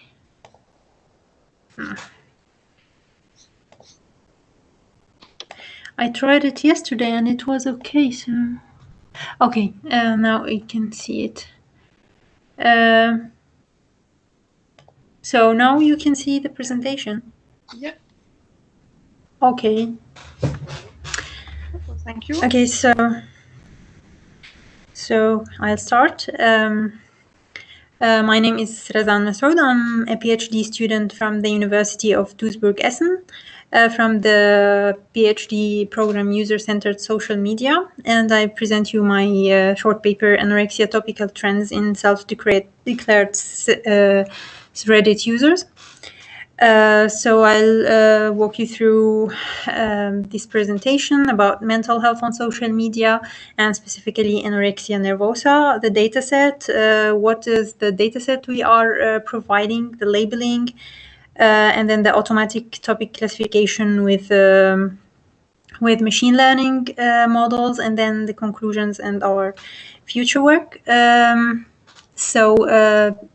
As recently, since more than 10 years, people are started to use social media to share their information, even their private information on their health, to share knowledge and look for support. Also, the same case for mental health issues and mental illnesses, and they share also information on that, and turn out these stuff it's critical and needs to be monitored. So in this paper we choose the eating disorder as our interest here. And since eating disorders has increased 15% in the last diagnosis, increased 15% since 2000, increased teenagers and children looking for support. Also, it is one of the most deadly mental health illnesses because of its complications that may end up with suicide or heart problems. What about eating disorders online? So we can see that eating disorder online, we can see people who, or communities who promote a defect body image, and also promote being very thin or unnatural thin as a healthy lifestyle, with different hashtags and campaigns like pro-ano, thinspirations, and stuff like this. And we have also other kinds of communities who also promote the support for such people, and promote supporting each other, helping with information, with where these people should go, and yeah. And but both these kinds also turned out to be under monitored, because sometimes some users can be under critical situations and need a very urgent help. Recently, also researchers tend to be interested in social media as for dealing with mental health, as it is a great source of data, especially textual data that we can see with practitioners in their praxis, or we can through social media combine different kinds of behaviors and follow different kind of symptoms to understand maybe mental health, mental illness better, and also create mechanisms to support people in need. So what we are presenting here is that if we take, for example, posts of users who say that they have been diagnosed with anorexia nervosa, we see that topics of these users mainly contain, for example, the people who seek for recovery. They seek for recovery in some posts. They tell about their life story, what they are really suffering from. They talk about their exercise routine, maybe on the positive side to get more health on their weight, or what do they eat to make themselves better and deal with their health issues. And also on Reddit, we can see other, again, pro-eating disorder, which also promote, again, the medications that they help them purge. And another talk about they are depressed and may be hospitalized, or talk about they are still fasting for a couple of days, and so on. So the idea was that a lot of related research has already done topic analysis for these users, but they mainly used unsupervised topic methods like LDA, for example.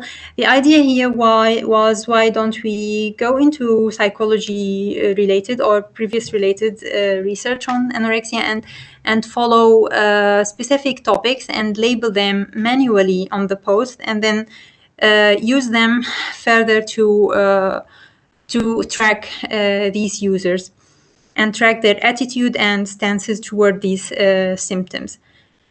So, and that's what we did in this paper. So what we did is we started from already provided data set from the same task that Josiane talked about in the previous presentation, the ERISC this time 2019, and we used the shared task of the early risk detection of anorexia data. This data is about users post ordered in chronological order by time, and labeled as, the users are labeled as positive or negative. The positive users, the users who has mentioned that they were recently diagnosed with anorexia nervosa. So when we took different samples of positive and negative users, we mostly realized that positive users post more on these selected topics that we chose that are mostly to be related to anorexia nervosa, more than in negative users who post less on these related topics. So we went ahead and set an annotation process for the posts. So what we did is that we chose, we focused our data set on positive users, since they have mostly these related topics, because we wanted to have posts that are labeled with these topics to use them further with the classification. So we have 61 positive users from the training data of ERISC 2019 and another 10 negative users. And we labeled 15 to 100 posts for each user. We asked the annotators who were not experts, which were computer science students, and we asked them to label the posts according to the topics they see. There's 8 topics we have. And so if they see multiple topics of these, they have to label them and also choose another main label. Like if it's the theme of the topic of the post, to have only one label. Yeah, so what we have, as it's expected, we have more than 70% of the post from the other label, which is not the labels related to anorexia, and small parts on the other topics. And I think the medication part was the less one. And then we calculated the agreement on these. We have for the main label, like when each user chosen only one label for the post, we have an agreement of kappa of 0.65, which was acceptable. But when looking at the acceptance rate, when like what is the agreement between the users when they chose the eating disorder label and when they chose medication and so on. And the kappa values were acceptable except for medication. It was less than the other. I guess because it was difficult for unexperienced annotators to find out where is the medication names, and because it was less also detected in the topics in the posts, especially if the posts were a lot longer. So for our experiment, for supervised classifications of those labeled posts, we have used only the main label. So where the annotators chose only one label or one topic for the post, and we tried two kinds of classification, which is the binary and multi-class. For the binary, we meant by that when so we have two labels of the post, which is the related label when it is related to one of the labels of topics related to anorexia, and the unrelated label when it's not related, so to these 7 topics. So what we used for that 3 models, which is logistic regression with simple TF-IDF, and LST, other models from other work, LSTM with inner attention and CNN with unified medical language system groups of terms. So to look at the LSTM, basically the idea of the attention here is to use or to weight our post according to significant terms of each label that we get from a training set of the data, and and use that to weight the post. So whenever so we get a weighting factor, and whenever the post is important for classifying a post for a specific label, then it will be given more weight. The CNN with the MetaMap or with the Unified Medical Language System, we use selected 50 groups of this semantic groups or biomedical semantic groups, because we thought that these users also mention sometimes a lot of medical terms and talk about their diagnosis and things like that. So we thought maybe it would be helpful for classification. So we just used that. Besides using words embedding, we trained another embedding that used the output of the MetaMap for what kind of entity or the word we have inside the post, and then we treated that into a 1D convolutional network. So for the binary classification, results were, it wasn't that tricky task, and the best results we got from CNN and LSTM. But we see that the multi-label classification, according to F1 measure, was more tricky. CNN did better than the other 2.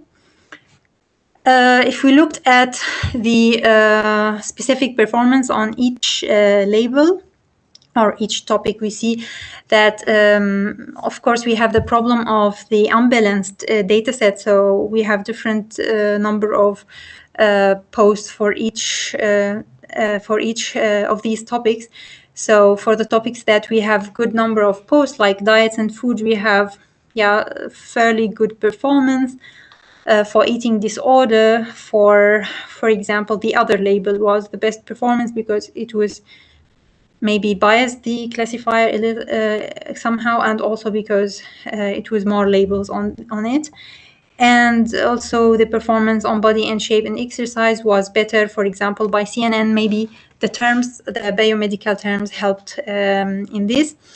Also we can see that the problem was also that the classifier tend to a mix between the labels, maybe because the one post could include 2-3 topics, and then it was more biased towards the topics that were trained with more data on, like, for example, ALSTM mixed between mental health and physical pain.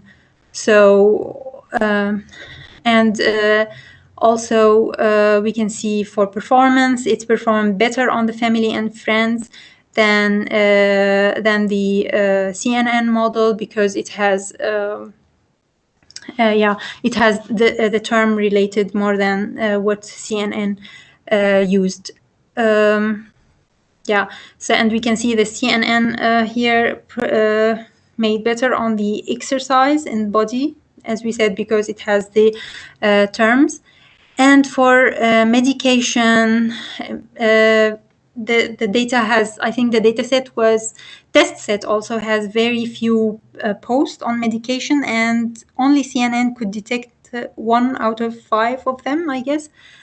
Yeah, maybe also, yeah, maybe per chance or because of the terms that we use. So as you can see here, Reddit posts with more than one topic were tricky to classify.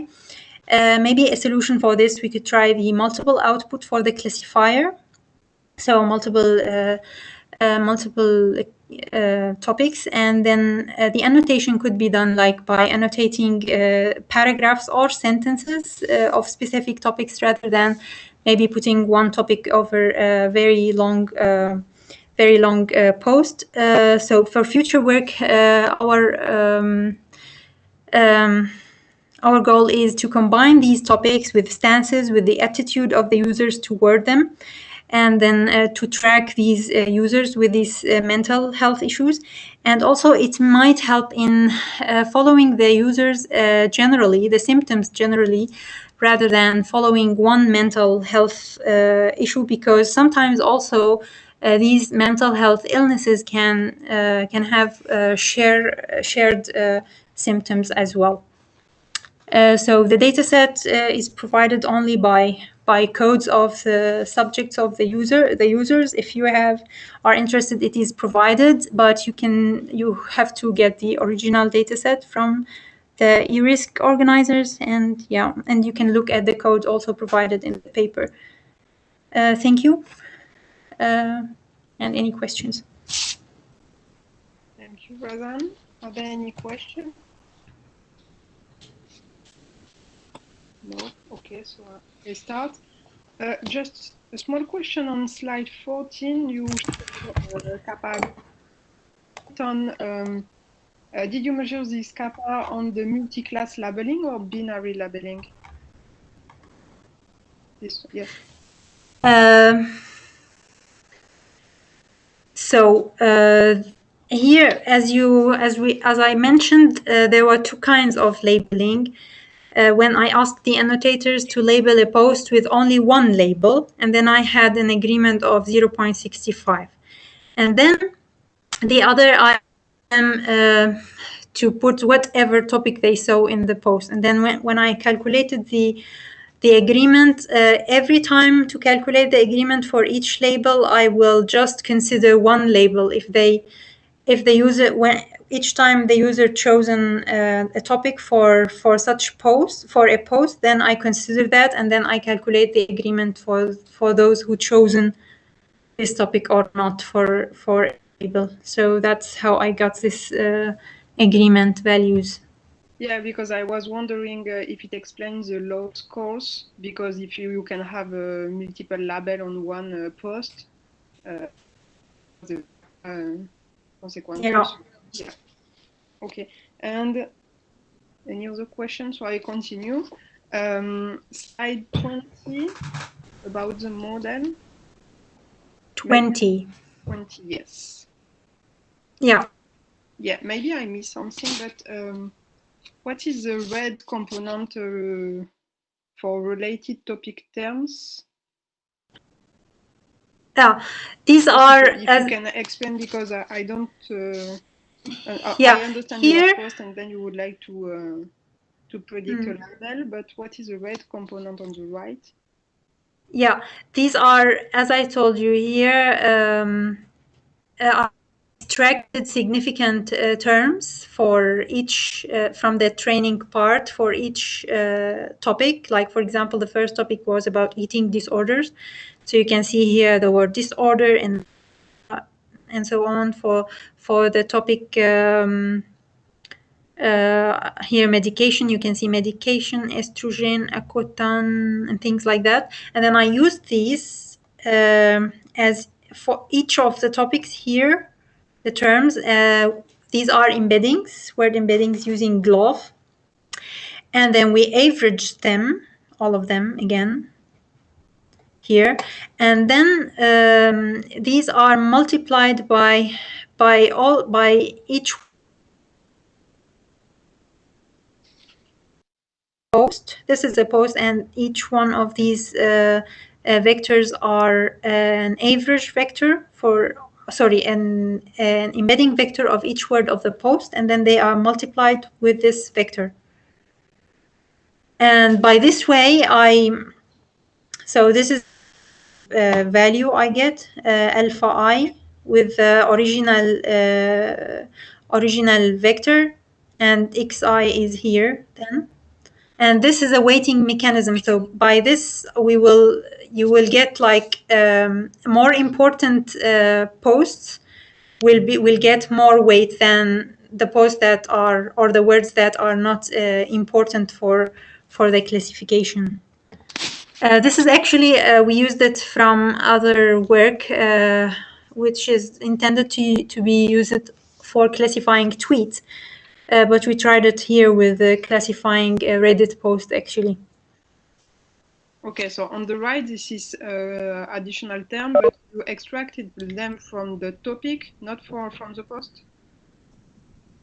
Yeah, from the so the topics are the labeled posts. So I got the training data from this, a training part, and from this training part of the post, I get the most significant terms for each of the topics or each of the labels.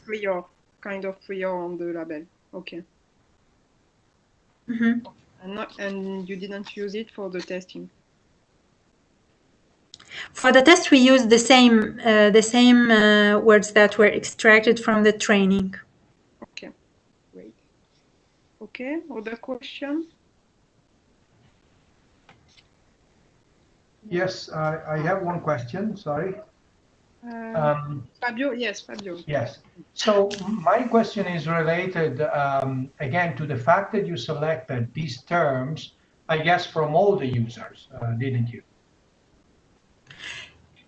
Yeah, here we were considering posts. Actually, when I so there's one thing we did in order to make sure that we have splitted our data correctly. So I made sure that the users in training and development set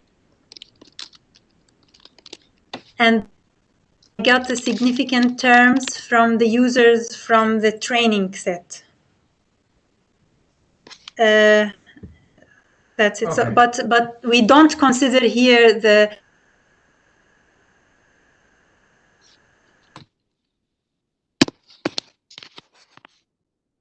I think we lost you.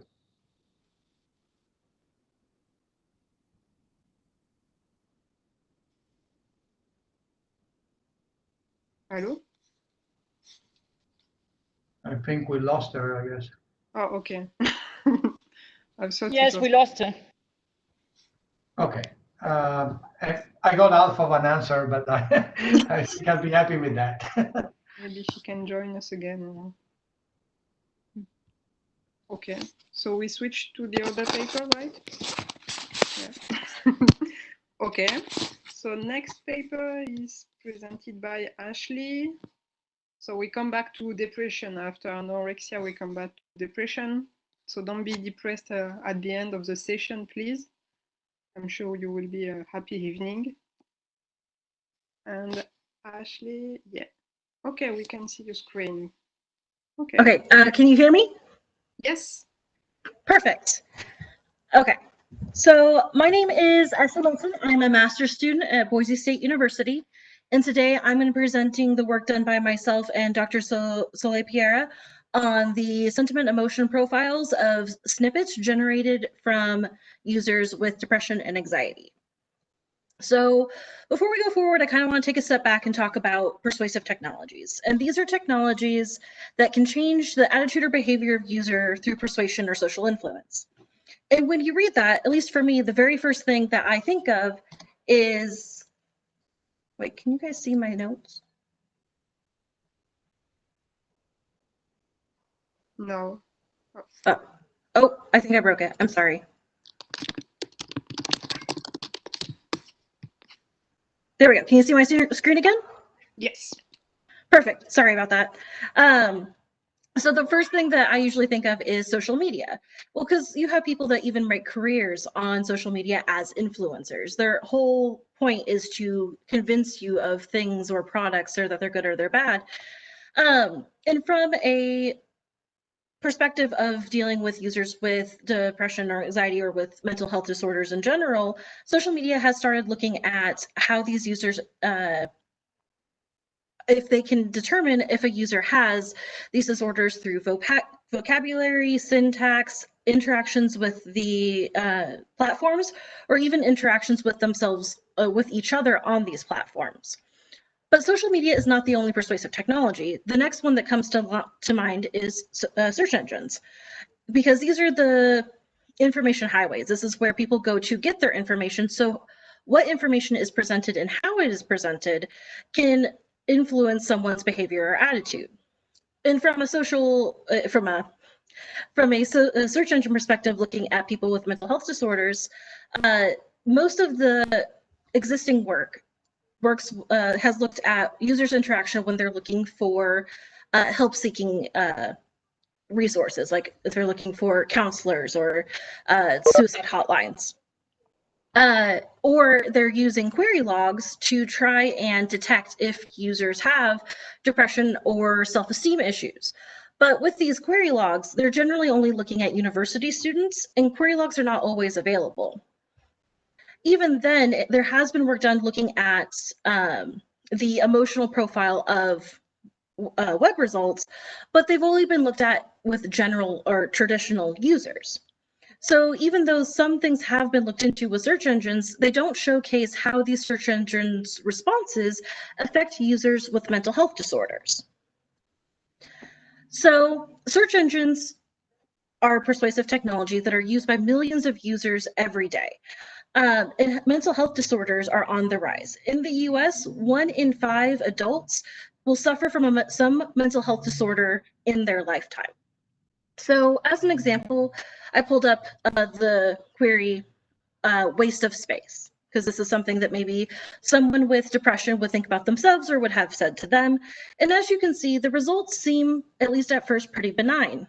You have the dictionary definitions. You have some words like worthless. You have another way of saying it, waste of oxygen. But then when you get down to this Urban Dictionary response, when you look at the snippet, you see, I quote, "That fat bastard is a goddamn waste of space."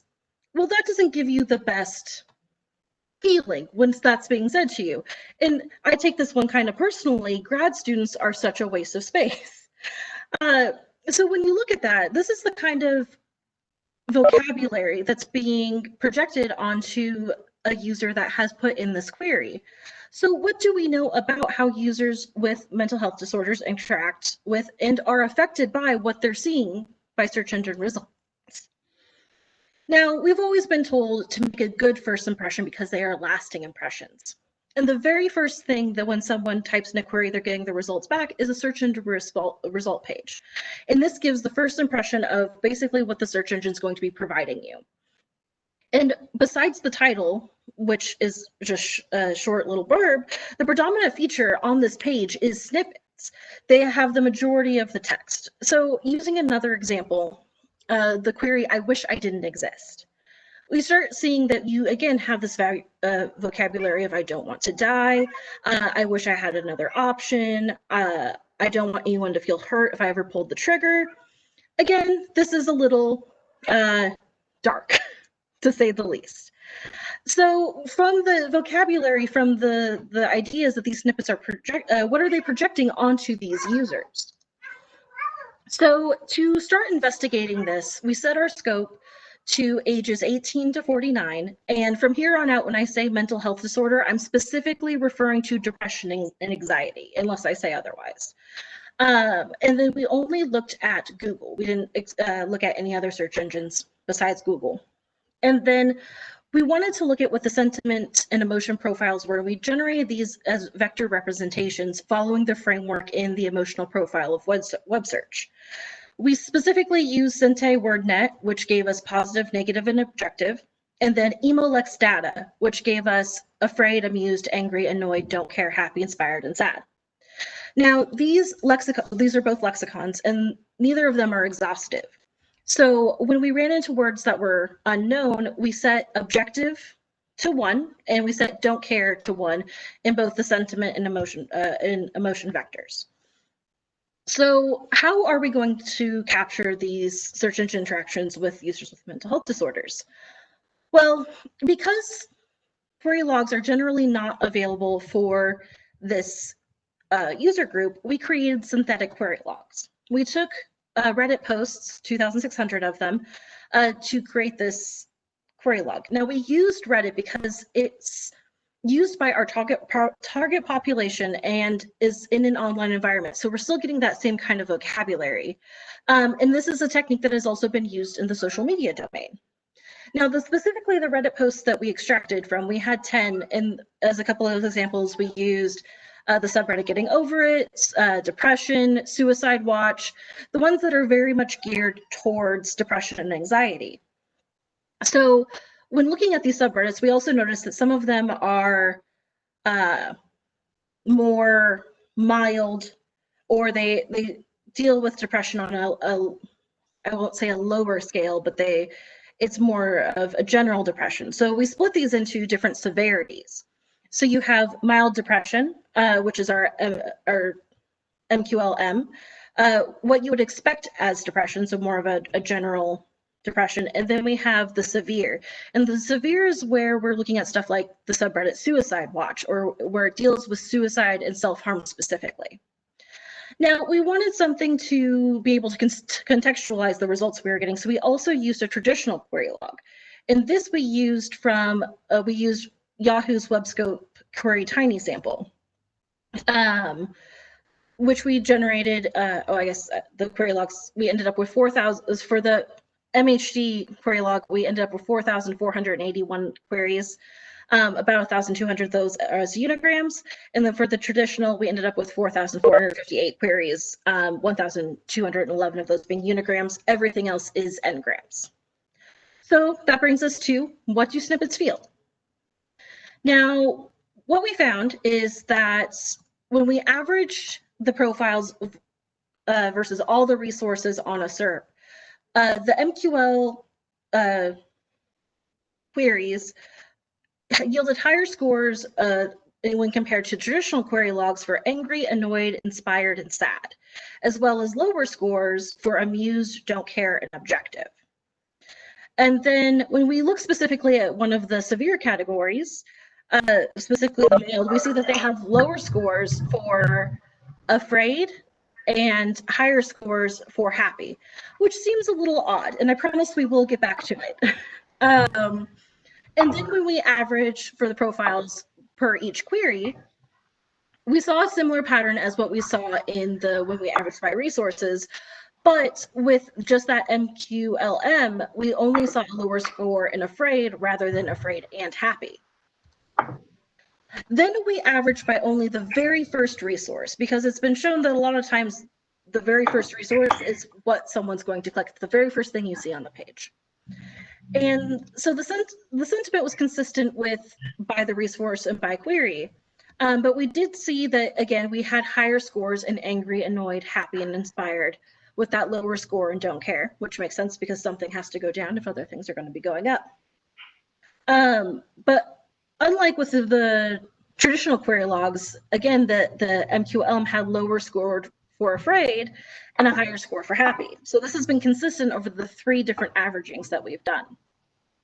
In this particular one, both the MQLE and MQLS had less significant differences from TQL than the MQL and MQLN. And then we looked at what happens when we average by the length of the query. And this showed that unigrams have higher positive, angry, and happy for MQL when compared to QL. And then with n-grams, we're actually seeing lower scores for MQL when compared to QL for amused. Then we were interested in what actually happens when you compare against these different severities.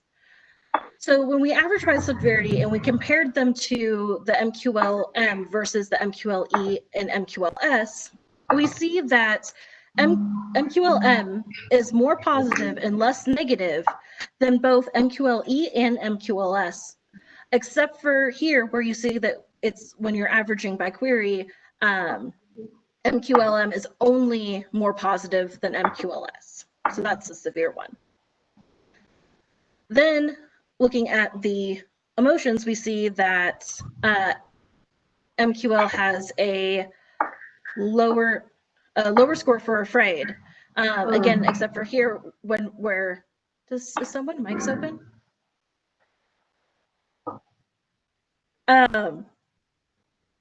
When averaging by resources, the result is lower for afraid, except for here when we're looking at the top ranked, where it's only lower for the MQLS. Then we see that there's some similar happens with sadness, except for we don't see that there's much of a difference when we looked at top ranked, and it's only lower for MQLS when averaging by queries. Then one of the interesting things that we saw is one of the only instances where MQLM and MQLE are higher inspired than MQLS. So that brings us to, after we've seen all this information, what do snippets feel? And so we see that there are changes both in positive, negative sentiment and angry, annoyed emotions when considering these query logs from people suffering from mental health disorders. And these higher levels of anger and annoyance are concerning, considering this is what the search engines are projecting onto users as they are using them. And even in the most severe cases where people are having thoughts of suicide or self-harm, they're actually experiencing more emotions of sadness. Now, I did promise that we would come back to this. So what's going on with MQLM? Because as you remember, consistently, we had this weird thing where they were higher and happy and lower and afraid. But when we went in and looked at the queries, we're getting queries like miserable, disorder, new doctor, bed. And these were actually resulting in really high amusement and low sadness. So if you look at the example over here, I've run the query no fun allowed. And we can see that a lot of the results are responding to memes. So things, and a lot of the snippets are talking or written in a very amused tone. But if we change that query to I am no fun, we get a very different set of results. These are very much dealing with depression, I'm sorry, I'm no fun. You can tell it takes a very different tone.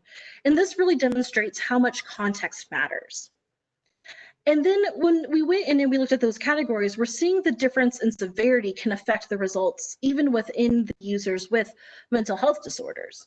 And one of the things that I don't know that I pointed out or you notice, a lot of the times those top results are having a different effect than the by query or the by result.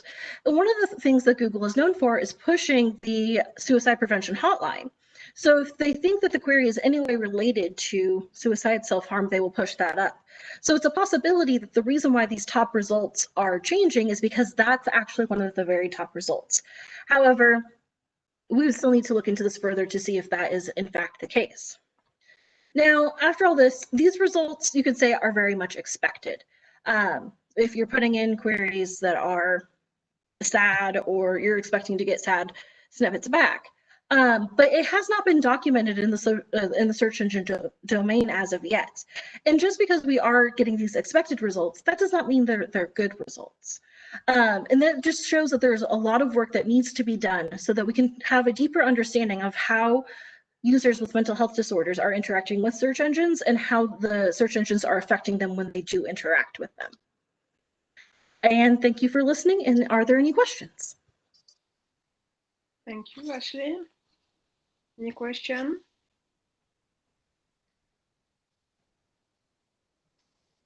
Yes, okay, so I'm going to start. So you used SentiWordNet to kind of labeling about text. Yeah, we use, oh, sorry, go ahead. Yeah.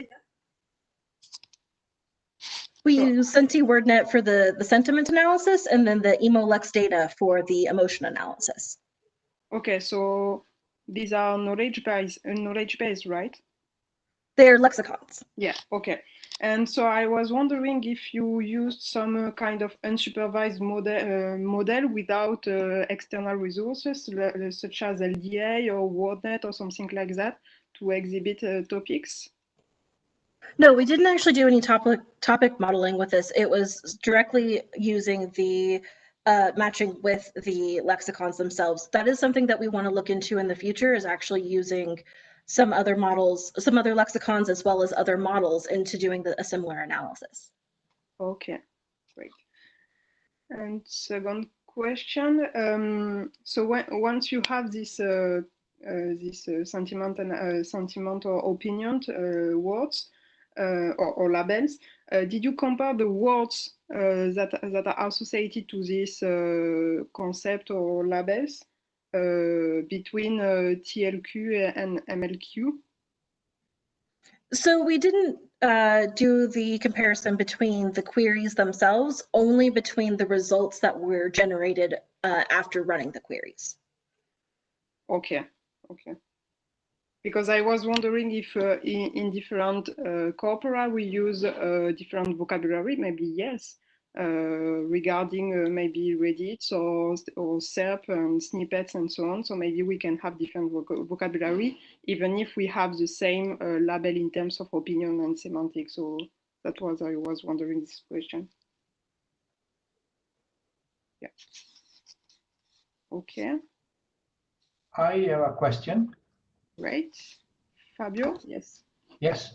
I think it's your slide 5 or maybe 4, and it's concerning how you created the queries. I wonder if you can explain it a little bit better. So for the queries, we scraped Reddit posts off of 10 different subreddits that were specifically related to depression and anxiety. And then from that, we took the titles and the bodies and we split them into unigrams and n-grams. And the n-grams were generated using noun phrases. That way that we could always be sure that we were getting a subject in there and we weren't just getting a random string of words. It actually would mean something to actually run that as a query. Right. But I'm quite concerned on the percentage of unigrams that you have, which seems to be quite high. I don't know if this is the same percentage of unigrams that you can find in real queries. So we split it into unigrams and n-grams. So we wanted to make sure that we had a larger split of, so there's more n-grams than there are unigrams. But it was... How far on n are you going? And I believe the longest n-gram, I believe our average was 4 words. Okay. Okay. But do you think they are a real representation of real queries? I know you could not get real queries. I'm not complaining on that. But do you think they are a good representation of real queries? I think that they are a good representation of the vocabulary used by people with depression and anxiety. Without some of them, yes, like I was saying that we had ones that were like no fun or bed or new doctor. It's more of a representation of the vocabulary that they would use, and we were trying to use those as queries, just to get the emotion that's going to be coming back, because we didn't have queries. Like you said, you're not complaining that we didn't have queries, but this was the best approximation that we could get for actually creating queries without having query logs. I see. Okay, thank you. Thank you. Any other question? Well, I have a question. Yes. Sure. Yes, I'm Ivan Cantador. Okay, great. Okay. So extracting, identifying the polarity of opinion polarity from words is a difficult task, especially when you consider, for example, issues like negation of adjective and negation of sentences. And also some words, the polarity of some words are domain dependent. So I'm wondering if you check the precision of your method to establish the polarity of these unigrams and anagrams.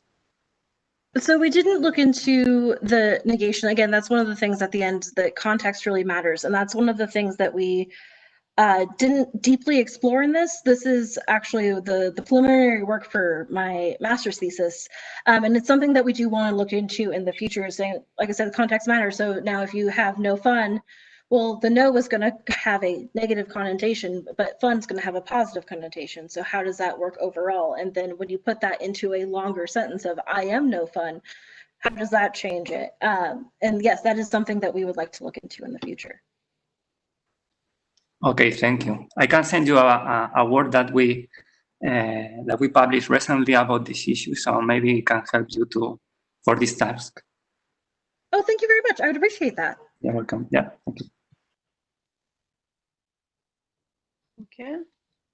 Any other question? Okay, so thank you, Ashley. So this ends the last session of the day and also the first day of Circle.